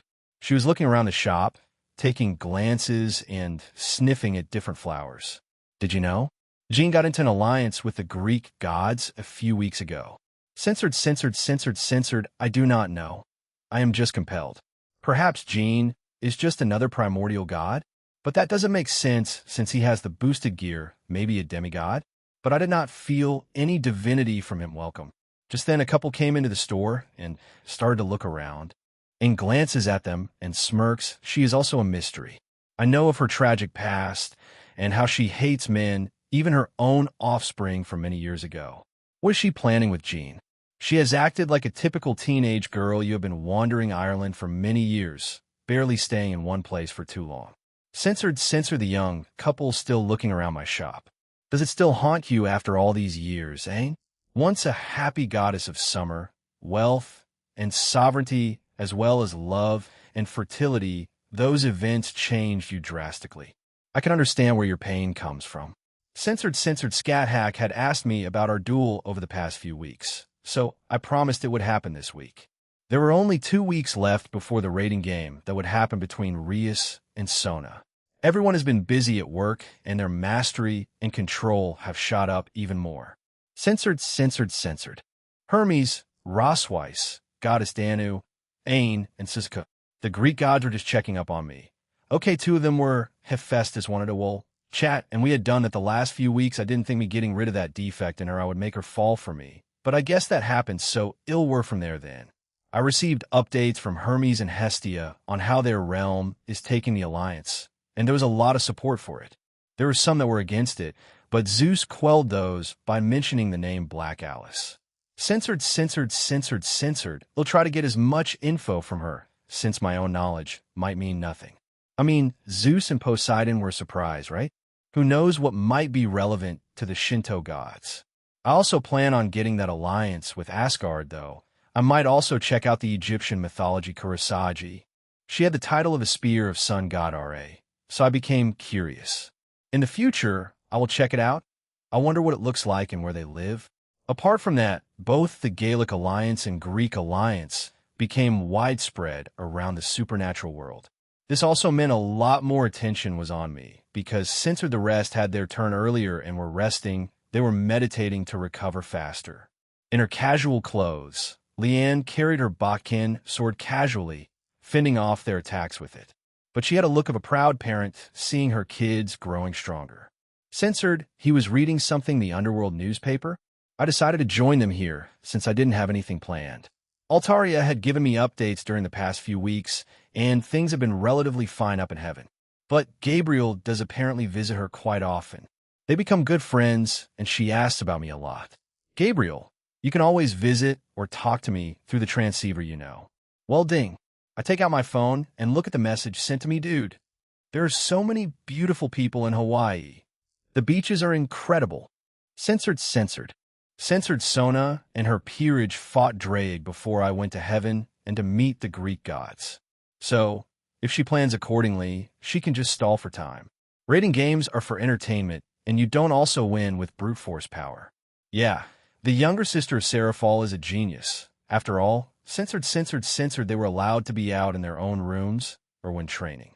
That makes sense, but I think you should have said it like that. From what they told me, it sounded like it was outright forbidden apart from when they decided to train Doom. We look over at the field. Kiba and Zenobia were on their knees, defeated by Leanne. She says something to them as they nod. She looks over at us and appears beside me. That never gets easy. I couldn't even sense anything. I would be more worried if you could. Leanne leans against my shoulder. Censored. The Gremory group flies over and starts taking their refreshments. Good work, guys. Aquino sits down next to me as she happily eats and drinks away. Chiron and Asia looked a bit annoyed by her actions. Imzulhonli, Aquino exclaimed, making me chuckle. I pick up the snack and offer it to her, and she takes a bite with a satisfied smile. Censored, he just didn't feel comfortable around her at first. A few suspected her to be here to spy on them, but that was quickly thrown out the window. The rest of the peerage saw that she mostly spent her time with Gasper. At first glance, censored, what on earth did you do to Penemu? Huh? She's been acting strangely after getting back from the trip you guys went on. Did you say or do something to upset her? Mm, no. I would say Penemu and I have become a bit better friends, but nothing beyond that. We had a brief moment of connection, but apart from that, censored. The current capital of the Satan territory ruled by Sirzex Lucifer. It has one of the most advanced hospitals, which is named Seraphal Memorial Hospital. During the demonic beast riot, the city came under attack by the Bandersnatch and Jabberwocky created by Annihilation Maker, forcing an evacuation of the city residents. I would like to take a look around here in the future. Nevertheless, I wanted to get this short meeting completed as soon as possible with the Satans. After finding their auras, I quickly flash-stepped toward them. Like any major city, it has shops, bars, and other businesses all over the place. There were many devils walking around doing their business. No passerby saw me unless I stopped for a second to look at a particular shop that caught my eye. But as I mentioned, I was in a hurry, so I didn't stay for too long. There was a very large building that was unmistakably the place where the Satans are currently. I mean, it had their auras, and it was huge. I quickly got there, and I stopped in front of the steps up to it. Sighing, I decided to slowly walk up it. I was a bit surprised that there weren't any guards or a giant gate to this place. The last time I was here, Seraphal was the one who teleported me into a room in there before I met the others for the first time. Therefore, I had no idea where I was back then. Censored and put their spears down. The Red Dragon Emperor, the 4 great Satans are waiting for you. Please go ahead. You guys thirsty? Sirzex tried to greet me the same way when Astery put a hand on his shoulder, making the Lucifer's mouth twitch. It makes me wonder who is in charge of their marriage, Satan Lucifer or the wife. Yes, we would like to extend our thanks to you for getting quite a number of alliances during your summer vacation. Did you get enough time for yourself? Yes, I had time. I mean, those were basically trips I embarked on across the world, so it wasn't all a waste. I met some people, made new friends. So, since the attacks of the Cows Brigade have started to increase, after all, you also informed us of a brand new faction within them. Yes?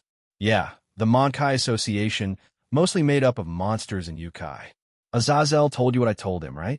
I did find out more since their leader is Black Alice. She had a run-in with the Greek mythology years back. I'm sure they know about that since I relayed all of that to Azazel a few weeks ago. He set up a meeting with these guys, and they should be informed. Yes, censored. He's probably thinking of the Sephiroth Grawl. Valerie has one of the 3 because she managed to get a subspecies balance breaker with it. Gene. Ajuka calls out my name, and I turn to look at him. Censor, I guess? I mean, the fight with Thor and summoning Drake are also the reasons she wants to spar with me. I guess? I see. So, anything else you need? If not, I'm going to go. I start to turn around when Falbium calls out to me. I stop and look at him. Gene, skyward, you met my granddaughter, Iriuka? Oh, censored, I do a quick head gesture indicating I want to leave, and they nod. Looks like they had nothing else to say to me. Well, see you guys around then. I turn around and leave while waving my hand behind me. As I reach the door, Seraphal tackled me from behind, and we tumbled out of the room. Censored ding. I guess today won't be a relaxing day. Then I pull my phone out of my inventory and check it. The text message was from Rennie. Gene, can you please come home? We have some visitors. Visitors? Want to find out who those were? I teleported back to Kuo. Japan, censored. We all know them, so I nodded and headed for the front door. I could recognize the auras. They got here a lot faster than I anticipated. I opened the door to find Irina and Griselda standing in the front garden. Gene Senpai. Hello, Gene. They both greet me, and I invite them in. They come inside and go to the living room first. Whoa, what did you upgrade your house? It wasn't this big last time we were here. At the start of summer vacation, if you come to the living room, we can talk about why you are there. They both nodded, and we went over there. Censored. Let's go, and pick your rooms, Zoe. If you need them to be larger, I can always expand them. They both nodded, and we went upstairs. We strolled past a few rooms, and then found ourselves in an endless hallway with doors. I just told them to pick any and explained to them what it was, but they both just shook their heads. They each picked one that was across from one another. I offered to help them unpack, but they declined. Gene Senpai. Are you being so forward already? How shameless. You may have prevented us from falling too many things, but I can't allow that to happen. Yet, Irina teased me while giggling. Griselda explained it in a more logical approach. I did hear that last bit, and I smirked at her. She had her usual smile, but sported a small blush. Since they didn't need help, I headed back downstairs to the living room. Looks like we have new roommates. Potential harem members. They already have the rings, Jean. Natsum quickly corrected me with a smirk as Valerie awkwardly laughed beside her. Shrugging, yeah, I'm interested in both of them, so they will eventually join. Censored. I just needed Ingvild Sand to help me with writing the score. These two quickly became friends, even during the 5 years in the pocket dimension, because of their love of music, I guess. Though I only knew about Shigion's love of music around 3 years in. Ingvild has an electronic piano in her room, but was excited when Shigion asked for a grand piano. I asked why Ingvild didn't request for one. She was embarrassed and said she might have been ordering too many things. We have space, so who cares? We also have money too. I looked down, and Rennie had fallen asleep. Censored the two started up again, but it was a different one. It was the one Ingvild sang to me in the park after Rias' rating game against Riser. Music, huh? Perhaps I can broach that topic with Shigion to get closer to her, and Natsum with her sister. Kanami is in Russia. Why? I don't know, I just checked her aura around the globe after I got back to Japan a few weeks ago. I spent the next few hours there with the girls. We chatted and just became lazy. Griselda and Irina joined us around an hour later. They both didn't have much to unpack. Nighttime underworld grimory territory. I usually split my time by spending the night here or back in Kuo. However, I couldn't stay here all the time since not all the girls were in the same place. I slept last night in Kuo. Censored. The underworld has a lot of space. After all, we're also a relatively small faction, but we should be done soon. I see. Although it makes sense that it is taking them a while. With all those things they have at their disposal, research facilities, equipment, and all that nonsense. Censored. Azazel had a sad smile on his face as he looked back up at the sky. Is that how you truly feel, Azazel? Kinda sad if I'm being honest. The demonic beast riots will start in the future, and during that event Grigori will suffer an even more significant loss in numbers. Censored scared? Azazel looked at me with a confused expression. I nodded. Scared of being alone? Scared of not having love, typical shit like that. Where did this come from? Probably because my parents are already dead, and probably me having zero luck with romance back in Ireland. Heh. Censored. I seriously doubt I will. How are you sure? He looked at me again, and I smiled. I covered the small area around us with a barrier and removed my suppression seals. Doom. This represents just 1% of my power, as you can see. I will say this now. I will get stronger in the future, so I doubt I'll die, Azazel. You can rest assured of that. After removing the barrier and putting my seals back on, I repaired the small damage I had made in the area. Azazel had started to sweat profusely. Sorry I lied, Azazel. I held back a bit there. I didn't really want to kill you since you were standing beside me. I see. Censored. That's one of the things I regret to this day. Seeing her that happy is at least reassuring, Ah shit, why are we being emotional right now? Azazel starts to scratch the back of his head furiously while lightly flustered. He looks at me while I shake my head. Censored. She fell because she wanted to teach mankind how to read and write and give them wisdom. She didn't fall for the same reasons as Barakiel and I. She has a deep love for humans, But since she did that, Father thought it was a sin, so she fell. Look at it like this. Reading leads to knowledge. Censored. Is he giving me more? I was in an unfamiliar place, but it looked like a room of sorts. The past me was a lot older too. He went outside and locked the door. He started to run. Wait. Hold up. I started to chase him now that I take a look at my surroundings, though. This was college. We were in Waterford. I remember. I went to Waterford Institute of Technology. WIT, wait. The way we were going was the wrong way. No, it's night where the hell was past me running to? It was cold. When he was running, his breath could be seen. Was it winter? I take a look around again, and there were Christmas lights. Was it December? I kept following him. As we continued down the road, the streets were empty. We eventually reached the small town and the docks. He jumps over a fence and runs towards the pier. He was still crying, but he was doing it quietly. We finally reach the pier, and he stops. He takes out his phone, puts on earphones, and plays something. His tears started to increase again. Was I bipolar or something? Past me puts his right arm out and smiles shakily. I couldn't hear him. What the hell was he saying? Oh, come on. Why did you cut this part out? Wait, I can hear him again. He puts both his arms out and seems to be stupidly happy and shouts, "Yo-oh. I've been a fucking idiot. Shit." This degenerate weeb will move on forward with his life. Hey, Wafi, watch me. After past me screamed with all his might, he looked down at his phone.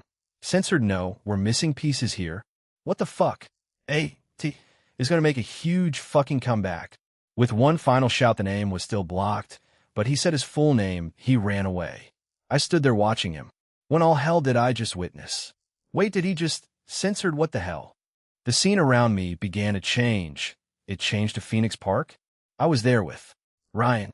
I was bowing to him and saying some stuff. Ryan was smiling and smacked past me on his back. He looks back up as he puts past me in a headlock and started to laugh. Censored, it's still 5 in the afternoon pub. We stared each other down before she starts to laugh to herself. You did not hear his chant, did you? Huh. I heard it. He did not chant the same thing Issei Hayuda did. He made his own. Perhaps when you finally unlock those memories, you'll use it as your own. I made my own. That's even worse. I mean, I could probably use it for my queen form, but shit. I made one back then. I clutch my head out of embarrassment and fall to the ground. I felt Irene put her hand on my shoulder. I look up as she offers her hand to me. I take it and stand back up. Censored, I will become an emperor of all dragons. Pretty pretentious of past me. Maybe it was just in the heat of the moment. Whatever. I sigh and slap both my cheeks. Thanks, Irene. But seriously, please forget about it. I will not. I am the few that can come here and witness these. I was also there for the last one, Jean. Censored, censored, censored, censored, censored. Nia, why did you wake me up that way? I would have preferred a gentler way. At least have the decency to be nicer about it, Aonaya. Chiron crawled up to Kuroka and punched her in the gut. Kuroka keeled over and clutched her stomach. That would still be too harsh, Kuroka. I won't do that.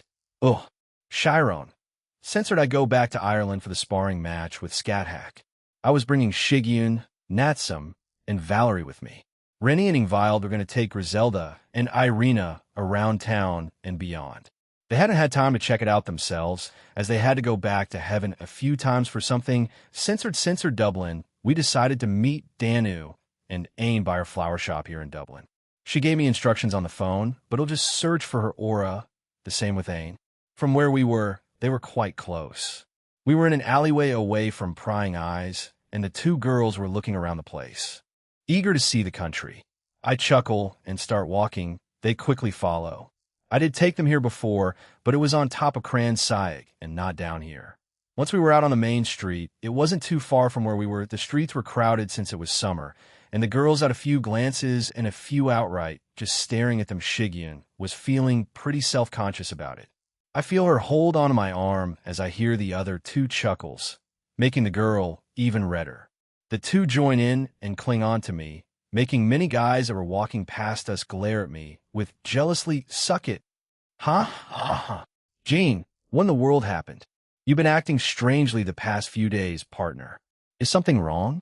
I turned to look at them as both their eyes were wider than I had ever seen. Why were they so shocked? Tug. I was suddenly pulled back by Shigyun. It took her a few seconds to process what she had done before turning even redder and letting go of me. She slowly went behind Natsum and went completely silent. Censored. I put my phone away and tell them I plan to get there, or suggested we just teleport near Sligaken. See, can we take the more scenic route? Shigyun, who was still behind Natsum, spoke up. Valerie and Natsum were in agreement, and I look at the two goddesses. Censored Portee. When we teleported there, it was mostly quiet and empty. Dublin was the main city, so it got a lot of traffic, so it made sense that there were already a lot of people there. It was still early, well, by my own standards, it was around 10 in the morning. The building was mostly made out of wood. The walls were red, and the roof was made out of black tiles, I think. We make our way to the front of the place, and there were a few cars parked at the front. I look into the place, but there was only a receptionist, and they looked tired. No one was here, so I'll take advantage of that. Censored. I do one little jump before I started to run. Dwash, I looked behind me, and the girls were keeping up. Ain was in my arms, seemingly not bothered by the speed, so it's all good so far. All around us were mostly bushes, trees, posts, and the occasional wall. Censored, and our surroundings didn't change, but the girls behind me, with the exception of Danu, as she had been running beside me, that was surprising. I look at her, and she smiles back at me. The girls behind were just chatting and making comments about the place. What do you expect out of this duel? Censored. Yes, please. Shigeon immediately answered. I wonder if her having Po as a sacred gear increased her own gluttony. From what I remember, Shigeon said her gluttony is a family trait. If she has siblings, I can only imagine the food bill. Thank God I can just create money at will. We follow the road. 863. Censored red-eyed man, whose primary outfit is a deep ultramarine full body tights covered in runic protections, gray metallic cauldrons, and a metal plate over his lowest abdominal section. He wears his hair in a rat tail that reaches his mid-back. He also wears a pair of silver earrings. He was facing us while grinning. Censored, did she just send us here to fuck with us? Does she actually live in 10k Castle? That little I should have put that together. Yesterday, Shish sent me to meet you guys here. You could say it was her own practical joke, as weird as it sounds. Though, censored. Shish just asked me to make the runes to teleport you guys there. Make sure to have some sort of invisibility spell on. I think there are tourists there today. I nod and put back the invisibility back on us. Ku Chulin nods as we step onto the rune circle he had made. Red Dragon Emperor, censored him, assuming he has a smartphone. He grins at me. Thanks, I appreciate it. Now then, to that castle you go. He summoned his own Gibalg and tapped the end onto the ground. The rune circle below us brightened, and we were consumed in a bright light. Dunscaith Castle, as soon as we teleported there, I could feel the barrier that Scathach had placed in front of us is a ruined castle on the coast of the Isle of Skye, in the northwest of Scotland. There were shadowy tendrils coming out of the ground. However, in the distance were rocks and a small mountain range made up entirely of shadows. Around us were ghosts around the place, but they didn't do anything. They were just watching us from a distance. If I could describe this place in one word, censored, and had a little cape on her. She also had her Gibalg alternative by her side, too. Jean, Valerie, Goddess Danu, Ain, and two new partners I do not know of. Welcome to the Land of Shadows, my home. Glad to be here, so want to get to it? Scathach smirked and nodded. Censored, or do you want to fight Leanne or something? I've been thinking about it since we went our separate ways. I wish to fight you, Jean skyward. If you could create such powerful beings, how powerful is the one that created them? That thought kept going through my head. I see. Censored. Scathach, who had been standing there, saw it, and started to power up. The area around her started to crack, shake, and be destroyed. She had a very intense and excited look in her eyes. She was ready for this and wanted it to be fun. Could I classify her as a battle maniac? Wait, I should make a wager. Hey, censored now, then. Into your balance breaker. I guess she sees more perks to it. I mean, those three Valerie, Shigeon, and Natsum are much more powerful than her in terms of raw power, but she has more experience, so it might be an even fight. She might even win against them, Jean. Censored. I correct myself midair and push myself back towards Scathach. She readies herself, Tang. Her spear and my sword met, and when they did, a large shockwave occurred around us. The ground beneath her was destroyed and left a giant crater. Scathach had a wide smile on her. Censored. Show me more. Dang, clang, boom. We disappear from both our respective spots and clash at different points in her domain, the Land of Shadows. Each strike, each hit, every time we clashed, the area around us shook. Large shockwaves occurred, and sparks flew every time our weapons collide. Censored. Let's use my illegal move Triana then. Sure thing, Scat Hack mode change. Welsh Sonic Boost Night. Change Star Sonic. Armor release. When I shouted that more of the excess armor from the scale mail to drop and fly, to be shed from me. Scat Hack had a dumbfounded look on her face. Yeah, this is new. Censored, she stands back up and had an even wilder glint in her eyes. Interesting. I haven't seen this before, Jean. Mode change. Welsh Draconic Rook. Change Solid Impact. The previously shed armor pieces come flying back at me. Even more just appear out of nowhere, as it slowly built my scale mail into a giant hunk of metal. Scat Hack had appeared in front of me and made a stabbing motion with her spear. Don! BWSHH. My fist and her spear make contact. Another powerful shockwave occurred around us, but KHHH. Doom. My strength was much higher than Scat Hack's, and I sent her flying again. But she quickly corrects herself. Scat Hack jumps up high into the air, and she was staring down at me with a large smile. Her spear started to shine weight. Censored. The charging time in this mode normally takes time, but I can completely get rid of it. Scat Hack looked like she was ready to. This should be the finale then. Geebalg versus Dragon Blaster. Valerie Teeps W. What is that? A new form? We had been watching the intense fight between Scat Hack and Jean. The shockwaves and ripples they made in a short amount of time were quite something.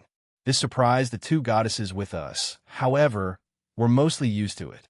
Jean modeled those forms after the evil P system, so like chess.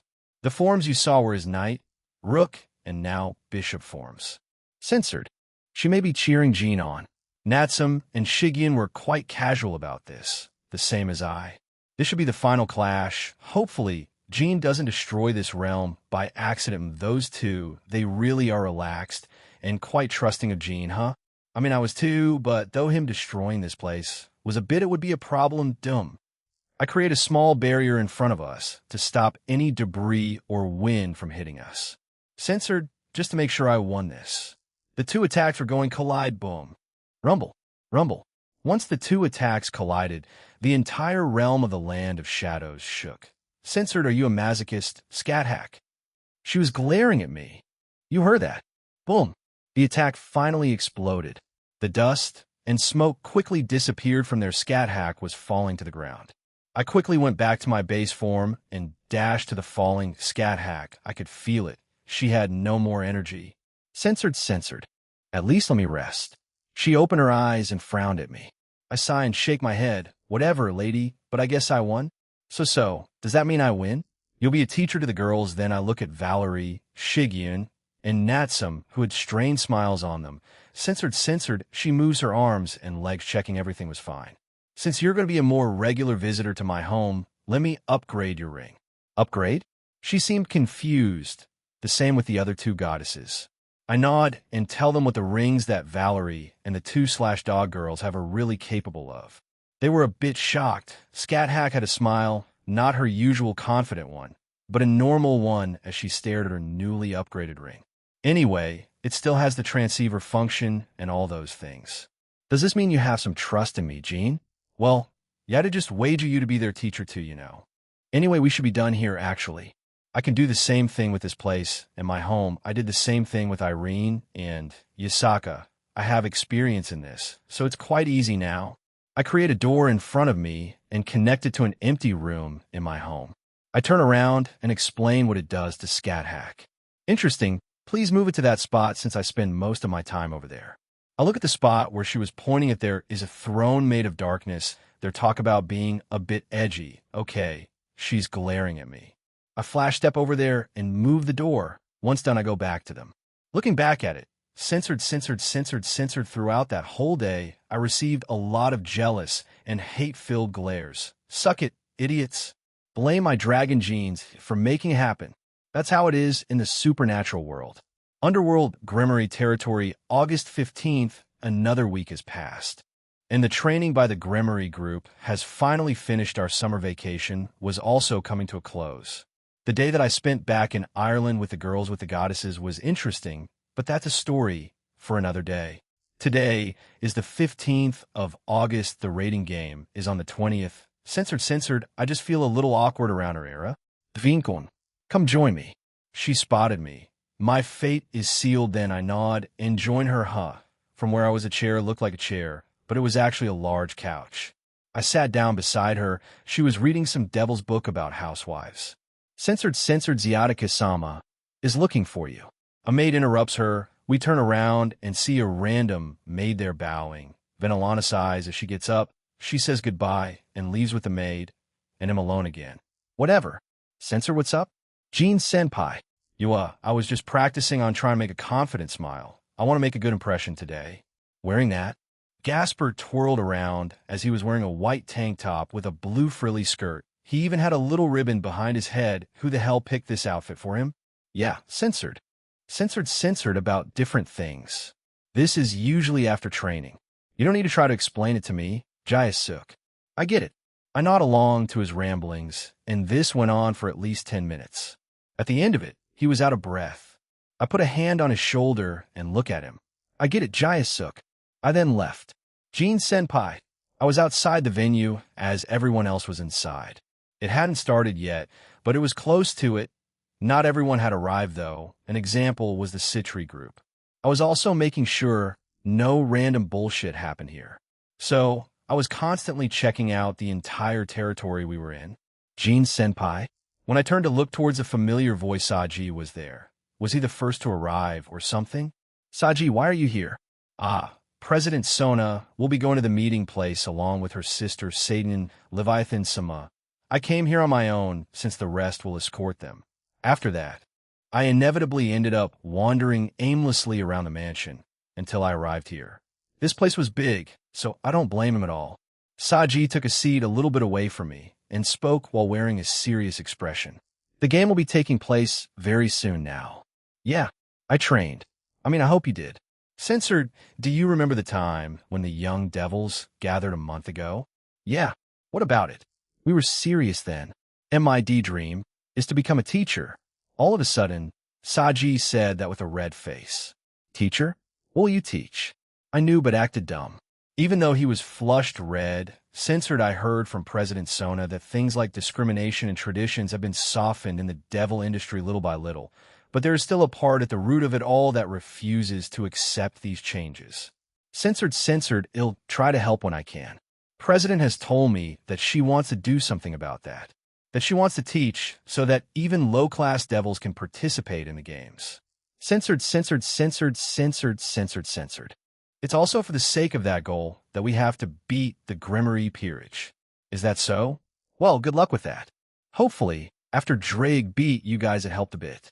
Censored, she was probably forced to go with the rest of the Satans and Azazel. It can't be helped. She is a Satan after all. Now that I look at them, they all look good. They all wore nice dresses for the occasion. I gave them a thumbs up. Looking good, girls. Anyway, everyone is in there, including Saji. Once you go in, censored while I was invited, I was sort of out of place here, so I decided to keep my distance. Jae-suk was wearing his dress, but was a lot more confident. I guess Korina really did help him through that last bit. Grip Jean. Sarorg. Couldn't resist coming to me. I turned to face him and grin at him. Censored fwahaha. Enjoy yourself too, Jean. I heard you made 2 more alliances over your summer vacation. Yes? Yeah, that's become quite widespread already. Censored. How do I inwardly sigh, shit, I barely know you. What to do? I did not know when it started, but it seems like they've known each other for a few years now. Maybe I was oblivious? Or chose to ignore it as she was about to start crying. So I put a hand on her head and started petting her while putting a calming effect on her. She immediately calmed down. Honestly, one of the most useful abilities I have, that concerns other people. How do I say this? Censored, but she was silently looking at me and ignoring the other two. It's been a while, Latia, Ravel Chiron. Do you need something? Why are you over here by yourself, Jean? I wanted to thank you, Jean-sama. Chiron said nothing but came up to me and hugged me. No. Censored, it seems that his defeat and having Ria-sama stolen away by you is a great shock. Well, since he had always relied on his talent and got cocky because of it, it should have been a good lesson for him. Is that so? Well, censored. Jean, do you have your menu set up yet for your future restaurant? No, not yet. but the number of foods I consumed over my vacation around the supernatural world was quite vast, so I may incorporate those into my menu in the future. Why do you ask? Latia smiled and summoned a book from her ring. Censored, I must get going. She tries to walk away, but I move Chiron to the side and hug Latia. She let out a quiet yelp, but accepts the hug. Thank you. It definitely will. I appreciate it. Latia blushes and nods. She then slips away to mingle with the devils. Censored, other devils also greeted me. Once the word spread that I was the middleman and Red Dragon Emperor, they really tried to butter up with me, but I saw through it all. Rias, Sarorg, and Latia had to stop me at certain points during the night from beating up some devils who wouldn't stop. Censored. The sponsor party had ended hours ago, and the girls gave Chiron and me some space as well. However, Chiron looked a bit envious. Did she and Kuroka talk about this in advance? I wasn't sure, but Chiron Tuju was standing right in front of me, and we were alone together. She looked nervous. Censored also. Since the Grimmery group and I have grown older, I feel less awkward about including them in our team training sessions now. Jean Senpai. Sorry, Chiron, I was just lost in thought for a moment. I was just wondering if you were really okay and ready for this. You're shaking like a leaf. I spoke with Neisama and Asia Senpai about it, as well as Akino Senpai and Reni-san. I want to spend more time with you. Connect with you, please? She asked in the cutest way. Well, you better not regret this then. All right, Chiron. I lean in and share a gentle barato with her. She looked a bit surprised, but leaned in and barato me back. We took a few brief moments to breathe between barato. The air between us felt warm, and I wondered if the moment might linger a little longer than before. She leaned in close to me and smiled warmly. They danced together energetically. Her tail was wagging quite excitedly. The lively atmosphere of the moment echoed around the room. Chiron, keep up the great energy. Is this some kind of practice or something? Banana, I wanted to get better. I love Senpai spending time with me. We pull apart from our hug, and Chiron had a slightly flushed expression on her face. I gently placed my right hand on her shoulder. Censored as Chiron closed her eyes and took a deep breath to relax. I gently placed my hand on her shoulder to help her unwind. The moment felt calm and reassuring. You have a really gentle touch, Jean Senpai, Chiron said warmly as she placed both her hands over mine. She paused and looked away, her cheeks flushed. After a quiet moment, she said softly, Jean Senpai, I think it's pretty obvious how I feel. She then whispered, what about you? Would you want to spend more time together? She gave a small, hopeful nod, and we sat together in the comfortable silence. The evening light caught her eyes, and she looked up at me with a warm, slightly nervous smile. Censored. It probably happened during those 5 years, but tonight my heart truly wants you. Well, if you say it like that, then how can I resist? I nod and lean in closer, holding her gently as we share the moment together. A quiet breath escapes her. Ever so slowly, she leaned in closer. The moment was delicate, and I could feel the tension building with every passing second. Are you okay, Chiron? I'm fine. Just keep going, she said softly. Since she was that determined, I steadied myself and continued forward. I continue to hold her close as we share a barato moment together. So that's all of it, right? Jean, censored, take your time, Jean. I want to be nearer to you. Chiron gently steps back from her hug. I nod and hold her close again, moving slowly and carefully. Jean, I take it slow since it's her first time being this affectionate with someone. I decide to adjust my approach gradually to gauge her comfort level. Since Chiron seems a bit nervous, perhaps because this is a new experience for her, I make sure to take things slowly. Are you okay, Chiron? I ask gently. She nods and begins to relax, so I carefully proceed at a steady pace. Censored, I reach over and place both my hands on her as I increase my pace even further. Yes, that's it. More. Yeah. Papa, I move at different speeds and angles just to see different reactions from Chiron, and they all were exciting. I loved it. More. Feel me more, Jean. Hold nothing back and give it your all. Her voice is loud and encouraging. Her body trembles with every powerful strike, and she grips my arm tightly as she pushes herself to keep going. The pain seems to have faded now. I lunge forward with renewed energy and determination. Ouch. Hey. Ow. I accidentally hurt her pretty badly. She winced hard and let out a startled cry. Once it was over, she was flushed and looking a bit wary of me. Chiron. Wait, Jean, stop. That hurts. And no, not there. I'm not that flexible yet. Talp, push, hey. What is this stretch? Jean. You do this routine with Naisama and everyone else regularly? Well, yes, though they do get used to it. But wow, this is really working out. Was I really that impatient? Was I that eager to share a moment with Chiron Ga? I felt Chiron cling to me tightly as she let out a startled gasp. She seemed overwhelmed. Wait, Jean, just please slow down, Chiron. I can't keep up much longer. Her eyes widened, and I felt her hold on me firmly.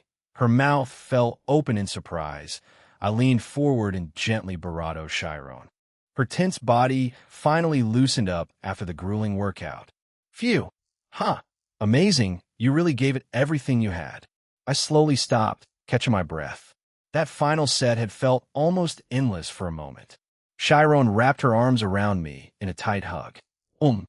You okay, Jin? Want to keep going? Yeah. Sorry about this, Chiron. She smiles at me and shakes her head, then leans in for a quick, friendly gesture of affection. He'll stay with you the rest of the night. Lemon end. A few hours later, Chiron was sitting close beside me with a smile on her face, and I had my arm gently around her shoulders. Censored, and I am not participating in it either.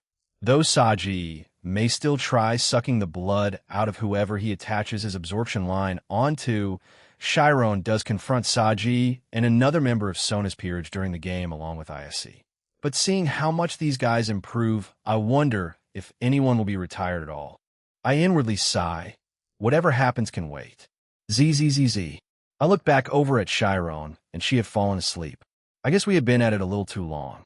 Time to sleep then, huh? I look around and... where am I? It feels like I am in my soul and not in a dream.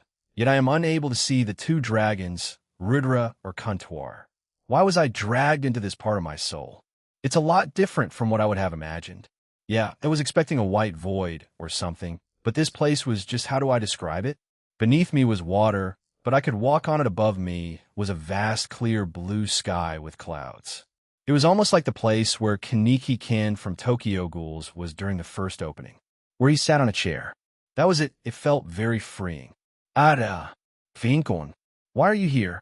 Hearing a familiar voice, I turn around and see Elsha, one of the previous Red Dragon Emperors. It was the second time I was meeting her, and beside her was what seemed to be Belzard. Elsha is a beautiful woman with long, wavy blonde hair, which is decorated with a headpiece, and she has light green eyes. She wore a light purple dress. Belzard is a buff, handsome man with green hair and pink eyes. He is fashionably dressed, as he wears a black noble uniform, which has a red cape attached to it. Elsha and Belzard, did you guys call me here? Elsha, who had kept her hand on my shoulder, removed it and stepped back. Belzard stood beside her. Bloop bloop, zap zap, boing boing. He made some quick hand gestures, click click, zoom zoom, in. He said that in the most monotone way possible. Also, censored, why? That's because boom. You still lack fluid movement, the both of you. Make your movement more precise, less strained. The Gremory peerage was being trained by Scat Hack. She used the door last night and came by for a quick visit. She got acquainted with more of my friends, as well as Irina and Griselda.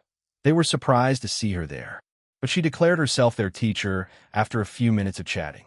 She liked the room I picked for her, even though it looked the same as every once before they changed it and added their own things to it. Despite all of them having higher raw power than Scat Hack, she was doing well. Middle-tier god class versus two super devils at the peak and dragon gods at varying ranks. She had to use her runes to heal a few times, but she's been controlling the entire fight so far. to think you would snag the Witch of Doing Scathe just like that, Jean. Censored, Jean? No. In this world, no. I mean, Aquino told me about the thing that happened last year to her about some guy called Chase, or whatever his name was. I don't think I would label him an incel. However, he was desperate for her even after being rejected. But I probably did meet some of my old world. Censored, I just refused to accept that they fell in love with me without properly knowing me first. Love at first sight is rare and almost never happens. Doom, Jai my skirt. Gasper screamed in despair as his skirt was damaged. Azazel turns back to me and taps my shoulder. All right, Jean. Censored. Had my power sealed by the middleman and Red Dragon Emperor, so my plans are a bit challenging now. I need to recruit Asia Argento. Ah, my dear Asia, I want to bring you into my peerage and earn your loyalty. That's my way of life. After all, gathering promising individuals and making them part of my team. Censored Asia being one of them, TCH. So he sealed them. Diodora. I turn around and see Shalba Beelzebub Sama, one of the original descendants of the Satans. He also hates the current devil system and wants to change it as a whole. I couldn't care less. However, if they help me achieve my own goals, censored reptilian king of the swamps. The Cathoga is a chimeric creature combining aspects of fish, reptiles, primates, and insects. Its body is quadrupedal with a sloping back. Its backside is covered in muddy green crocodilian scales, and its underbelly has scales that are a pale flesh tone. A row of spines runs down its back and underbelly on its elbows and heels. Its feet and paws possess long, sharp claws. It has a dark brown mane on the back of its head and another mane at the base of its thin but muscular tail. The Cathoga's head has two very small, glowing white eyes. Exposed gums. Censored Shalba Beelzebub. After I left the heir of the Astaroth clan, Diodora, I went to a different part of the newly established Cows Brigade's base. In the past few months, we have received more vials for our organization. I am not sure how or where they came from, but they provided us with a significant increase in power. Our current leaders of the organization were Rizavim Levon Lucifer, Jibrail, MK Chell, and Israful, but they have alluded that there may be others above them. These four are above and beyond what I am capable of, but with them, we can make our dreams come true. It wouldn't be a stretch to say they are in the top 10 strongest on our planet. I say even the god of destruction, Shiva, may have some trouble with them. Sacred gear wielders are useless against Rizavim. Our factions within our organization have also increased in the last few months. The addition of the Wizards of Oz, Hexenact, Monkai Association, the Nibiru's clan, Seekers of Truth, and the new alliance of Hell led by Hades. We are more than ready to change this world. Shalba. I heard my name being called out. I turn to my left, and Euclid Lucifuge. We must speak. The day of the raiding game, Underworld, Grimmery Territory Gene Skyward, it was the day of the battle. The raiding game was upon them. They stood underneath the Grimmery home. A special teleportation circle was being used to transport the two peerages to where the fight was going to take place. Azazel had given them a pep talk earlier. I was the only one left with them, while Valerie, Grafia, and Kuroko were with me. They'll need to do the same thing as I did before their match against Riser. All right, censored. Try to keep your destruction to a minimum. Zenobia blushes at that and nods. I have been learning to keep the same destruction on a smaller scale. Leanne San and Scathack San have said as much. Asia stood next to her. She had a much calmer look on her. The same for everyone else. This was their second raiding game, but there was still a hint of nervousness in the air. Like everyone else, you grew in power and had much more control than the others. The same with Gasper. Do your best to support everyone. Yes, I moved to Gasper the guy. He really changed, huh? Due to me, Valerie and Coriana. Censored their senior. Guide them and do your best to help. I know your parents and Tobio will be watching.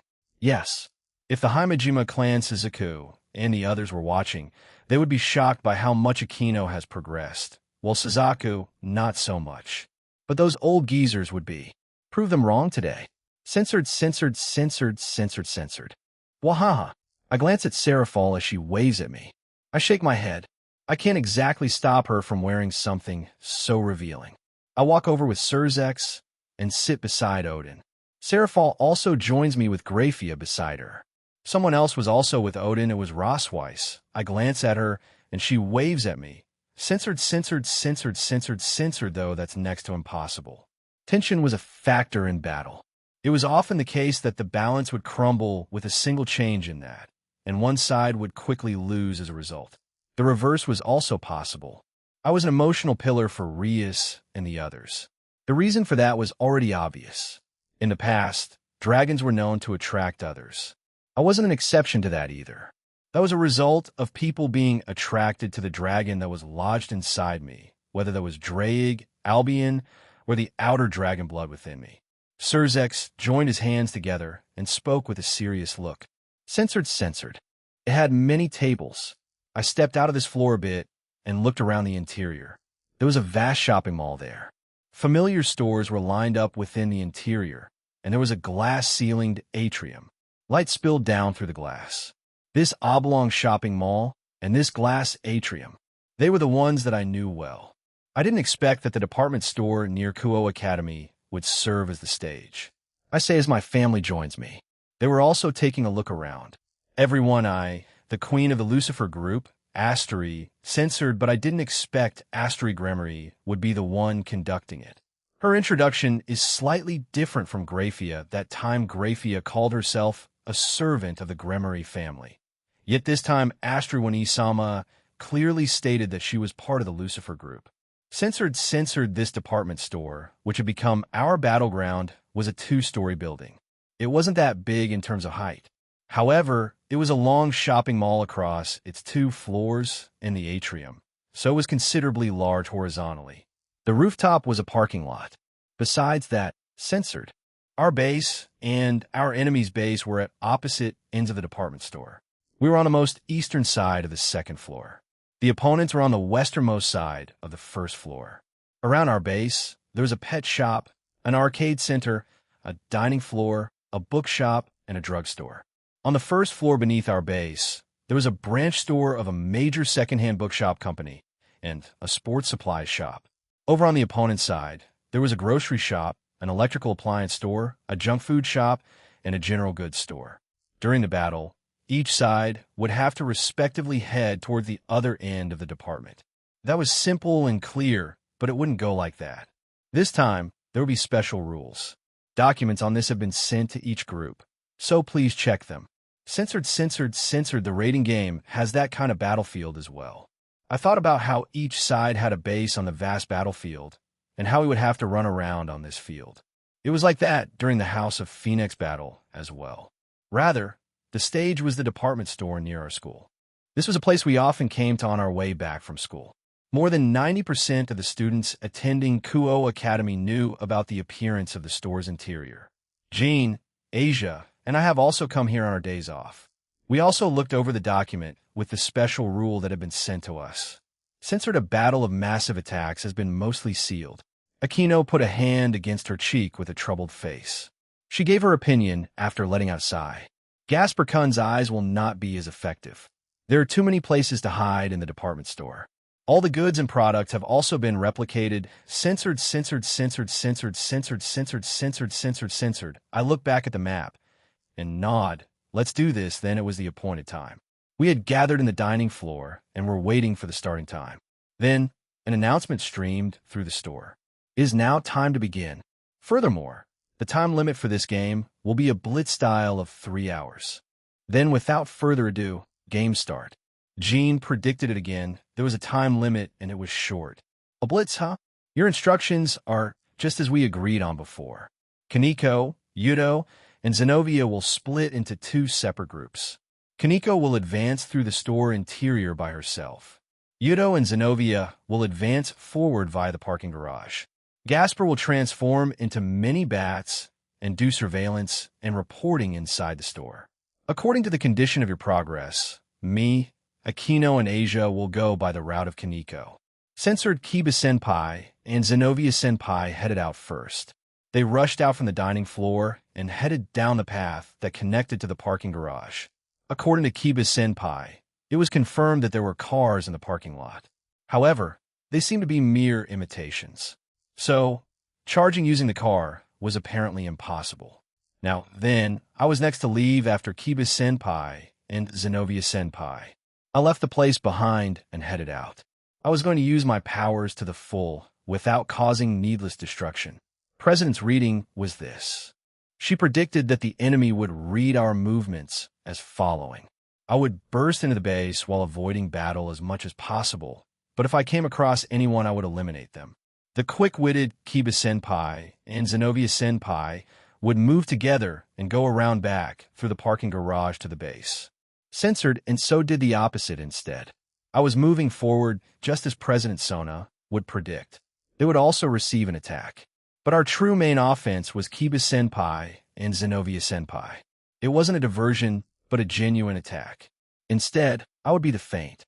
Since the opponent would aim at me and send out several assassins, President predicted that the area around the king would be short-staffed. Of course, assassins would also be sent after the parking garage group, but we expected that it wasn't secure that much and would be assaulted by Kiba-senpai and Zenobia-senpai. Meanwhile, we would aim at the king and claim checkmate. I had my cat ears and tail out as I read the flow of spirit around my immediate area. 2 people were heading towards me, and my pace censored. There was someone on his back. Doggone. I guarded myself with both arms, and the impact didn't hurt. It felt like a leaf slapping them. The both of them were surprised, but quickly recovered themselves. Jo, Koneko-chan. Saji-senpai had appeared. Next to him, the one who had been riding on his back was a girl. A member of the student council. I think she was a first-year student. She often acted together with Saji-senpai for behind him. Saji-senpai's right arm had a black snake wound around it several times. Its shape was different from before. There had just been a deformed lizard head there before. Did his sacred gear change? Wait, there was a black snake wound around on my left arm as well. And it was connected to Saji-senpai's sacred gear. He must have put it on me when he attacked before. I felt my power being sucked, but since I was much stronger than him, I barely felt it. What? Is he sucking out my blood? I frown. I focus a large and condensed amount of tuki around my hand and chopped it off. Saji-senpai and the other member became dumbfounded. Yeah, you can do that. I train hard to make it even tougher to cut, Sucking my energy and blood is no good. Senpai. Gay. She found out already. Saji-senpai recoiled and confirmed my suspicions. The girl behind him shook her head in disappointment and smacked him on the head. You're not meant to confirm it for her. Censored Gasper-kun, who was doing surveillance, would naturally be interested and follow them, Then, when we showed more suspicious behavior, he would call the other bats he had launched and start to observe with several of them. When all the many bats had gathered, that's when it happened. Censored wash. Don. Gun. Wa arc. I had disappeared and reappeared in front of the other first year. I sent a Tuki-covered punch in her gut, and once she started to fall, I followed it up with a kick to the face. She crashed to the ground with minimal damage. She then disappears. Sona Citri-sama, 1 pawn retires. I was already in my Nakomata level 2 since the start of the game. Saji-senpai. I know you and President Sona have dreams, but President Rias also has hers. We will be the ones victorious today. Damn! He curses and shoots out another line towards me. I swiftly dodge it and close the gap between us. His eyes widen, a wide variety of emotions present in them. Don, ga. I punched him 3 times with my fists infused in Tuki in the middle of his stomach, on his liver, and then on his face. The light in his eyes fades as he lost consciousness. Koneko-chan, Saji-senpai managed to utter before falling to the ground and disappear. Saji-senpai got up. He was badly injured, but refused to retire. He was shakily standing on his own 2 feet and had a fearsome smile on him. Censored, he was already swinging a hook at me. Don. I caught it with one hand and elbowed him on the stomach again. Guha. Not yet. I want fall yet. Koneko-chan. I want to look cool too. I want girls to like me too. I want to be like Jin-senpai. He was about to fall, but stubbornly steadied himself again. Blood was coming out of his mouth, but that stupid, fearsome smile was still on his face while tears streamed from his eyes. Censored and Zenobia Corda entered the multi-story parking lot. We advanced forward while cautiously looking through the dimly lit parking lot. Because we had both encountered a lot of spies in our missions, moving forward like this was our strong point. I walked in front, and then, after I confirmed that there was no one hiding under cover ahead of us, I called back to Zenobia behind me for her to move forward as well. We repeated this many times and gradually advanced through the parking lot. The plan was to descend down the car passages on the second floor and go down to the first floor. The elevator was also functioning, but we feared being attacked while we rode it down. We had no choice but to advance with the most reliable method. We advanced down the passage from the second floor and set foot on the first floor of the parking lot. There was a silhouette before us. Looking closely, censored Kiba Yudo-kun, Zenobia-san. I knew that you would come here. Shinra-senpai spoke indifferently. There were two girls at her side, a girl with a tall figure and a slender girl carrying a Japanese sword. The tall girl was called Yura-san, a rook. The girl holding the Japanese sword was called Meguri-san, a knight.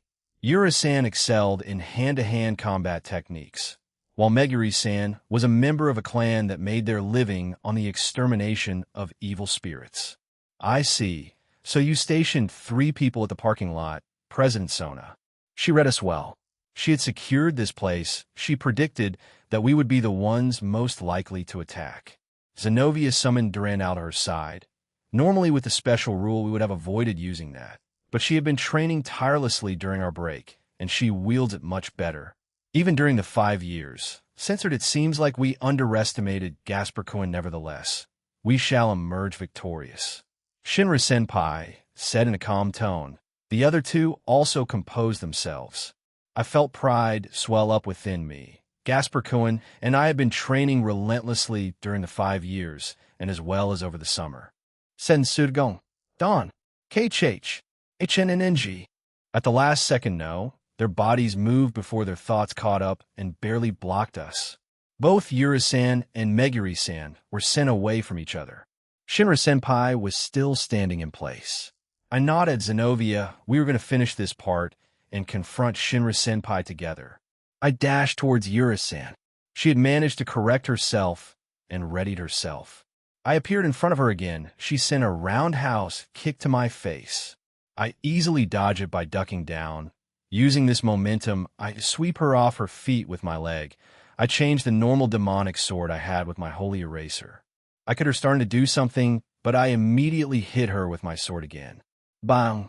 I wasn't aiming to kill her, but she should have sustained enough damage with that once the dust cleared from the small damage within the area. Sona, Citri-sama, 1 rook, and 1 knight retires. It seems like Zenobia took out Meguri-san too. I quickly made my way back to where Shinra-senpai was at. When I got there, Zenobia was already confronting her. The two of them clashed, Zenobia using Durandal and Shinra-senpai with her Naginata Tang. Dang! Clang! Censored Sona, Citri-sama, 1 pawn retires. Kaneko-chan.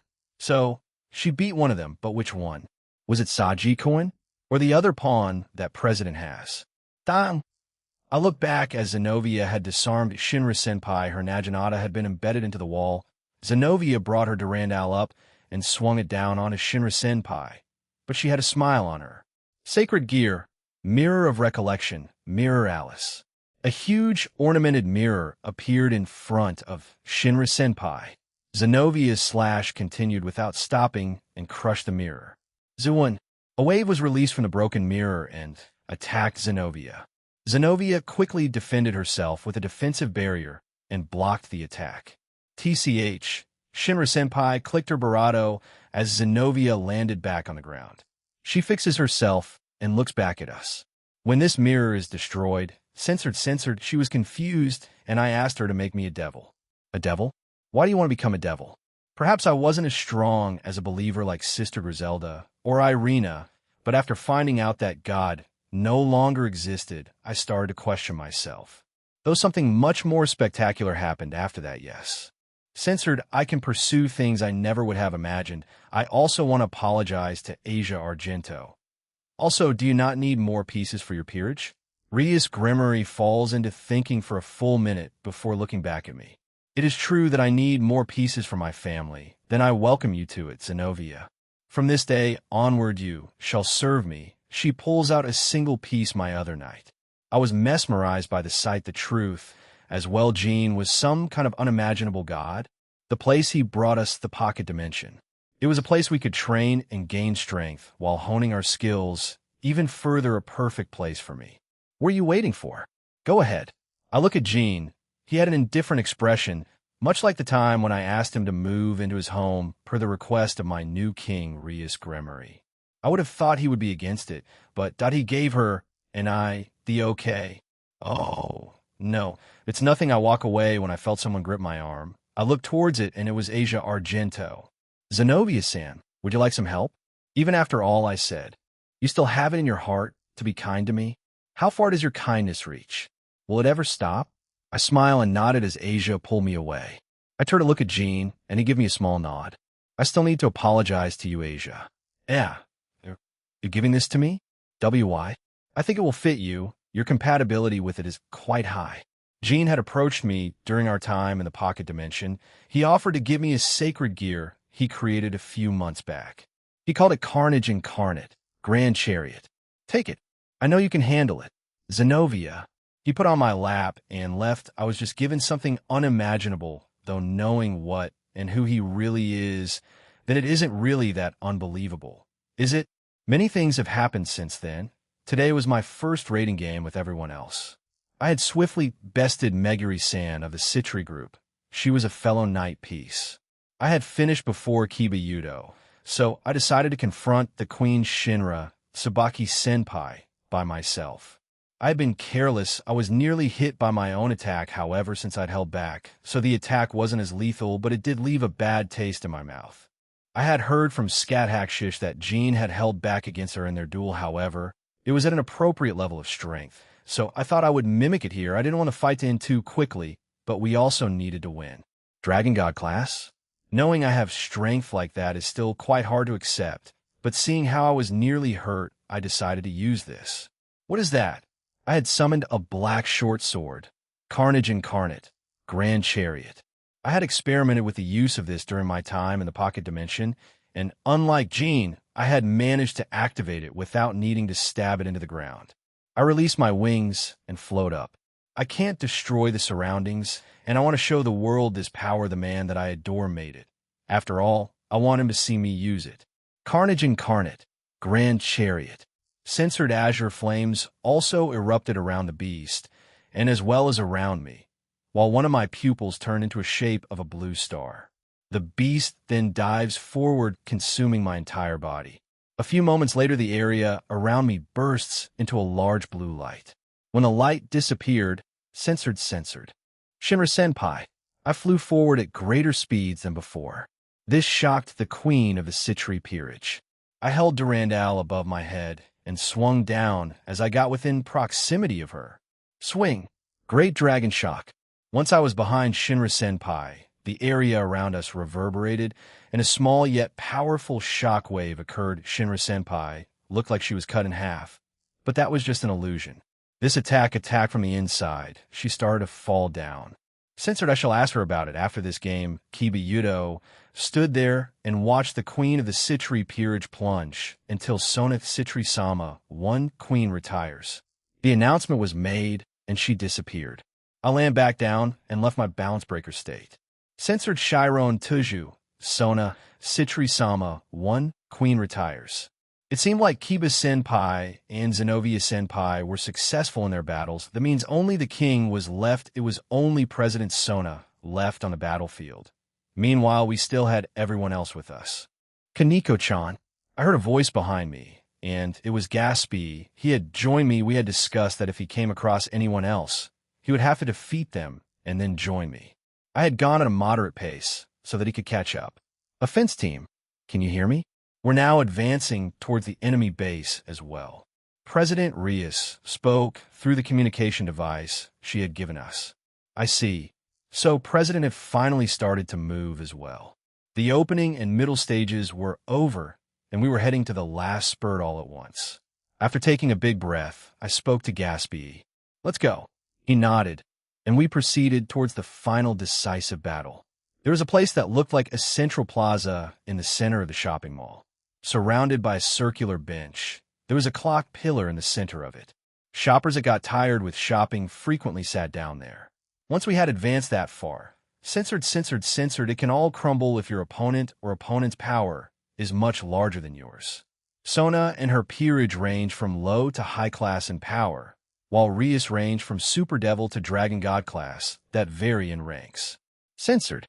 ISC didn't exist, he still managed to show it, albeit a shorter one. I look at Seraphal as she had a sad look on her. She did want her little sister to win, but I guess the gap between them was far too large at this point. Maybe their rematch in the future will be better. Jean Kuan. Surzex called out for me. Censored. Seraphal let out a sigh. He did fight Sotan and her peerage before going to meet the Greek gods, so it wasn't all that unfair they fought Draeg-chan. After all, right, I gave them a taste of what to expect through Draeg. The only thing left for Sona to do was train desperately and also come up with plans. Censored. They nodded back at me, and we made our way there. If all goes well then, after confronting Sona, this will be our second win in a rating game, even though it was mostly one-sided. Everyone fought well. Censored. She turned her gaze towards us and smiled bitterly. I then asked, Sona, why on the roof? The king must survive until the end. That is the duty of a king. If the king is taken out, the game would be over, right? Yes, I didn't question the profoundness of that. I did not expect Gasper Kuhn to win against both my Bishop S. That was when I started to doubt my own plans. Perhaps I should have made more plans. Did you know he fought against the Welsh dragon Draeg?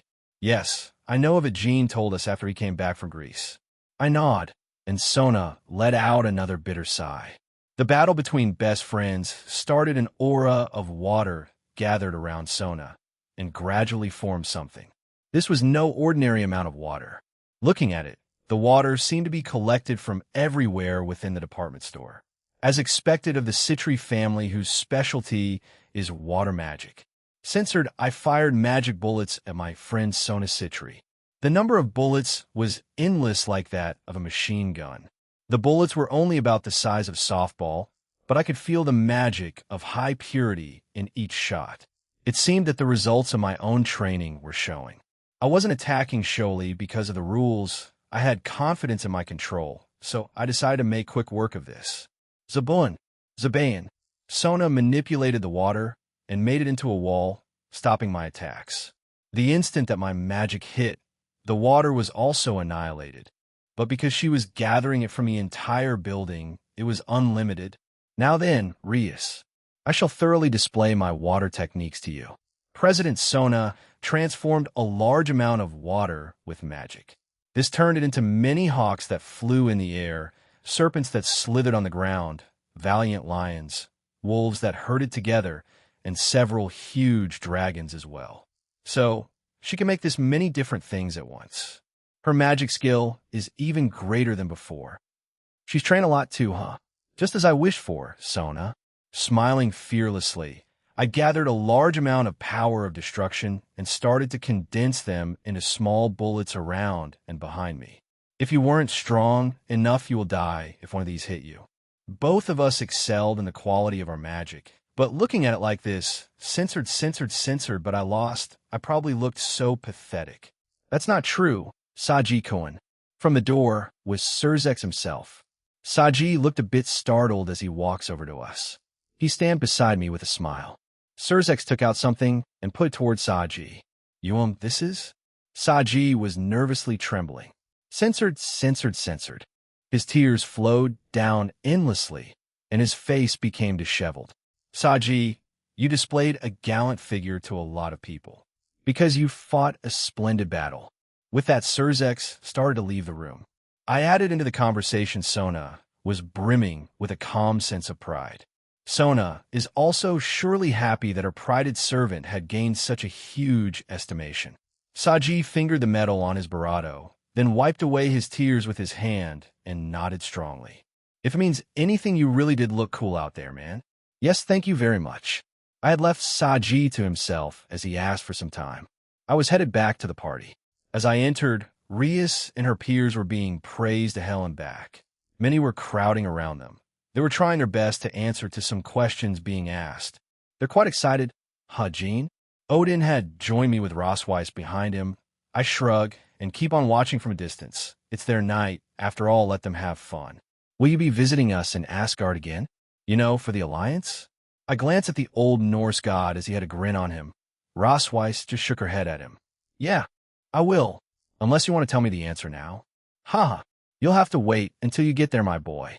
Now, where would the fun in telling you my answer now? Smack! Smack! Odin let out a hearty laugh before smacking me twice on my back. There will be more gods that want to speak with you once you come back for that alliance. But do tell me when, since I need to gather them up. Sure thing. Censored. This party won't last too long, right? A few days later, it was nearly the end of summer vacation. I, along with the Grimory group, were by the train station. The girls back at home called Rias and congratulated her. They said we would have another party at home. Well then, Jinkun. Censored. Send us a letter during your remaining summer holidays. Surzex said that while carrying his son Millikas in his arms. Astery was standing beside them. Yes, Oni-sama. You stay well as well, Millikas. Yes, censored. We all heard the doorbell ring, and Asia decided to get a Kia. We heard Asia scream, and I flashed step back ready to throw some hands. Asia Argento, we finally meet. Asia was bewildered, and my own rage was starting to come through. How the fuck did this degenerate through the barrier? Oi! Censored. Diodora tenderly took Asia's hand and kissed boom. I stopped that real quick by increasing the gravity around him and made him crash into the ground. His smug aura disappeared completely as he struggles to look up at me with shock. But he continued to speak. Hey, Asia, I came to meet you. I apologize that I couldn't greet YU at that meeting, but I think the encounter between you and I was destiny. I want you to be my wife. I love you. He had proposed to Asia right in front of me. The hot summer had come to an end, and the autumn that would likely become long would soon begin. I slowly prepared to use Hakai on him as my anger peaked.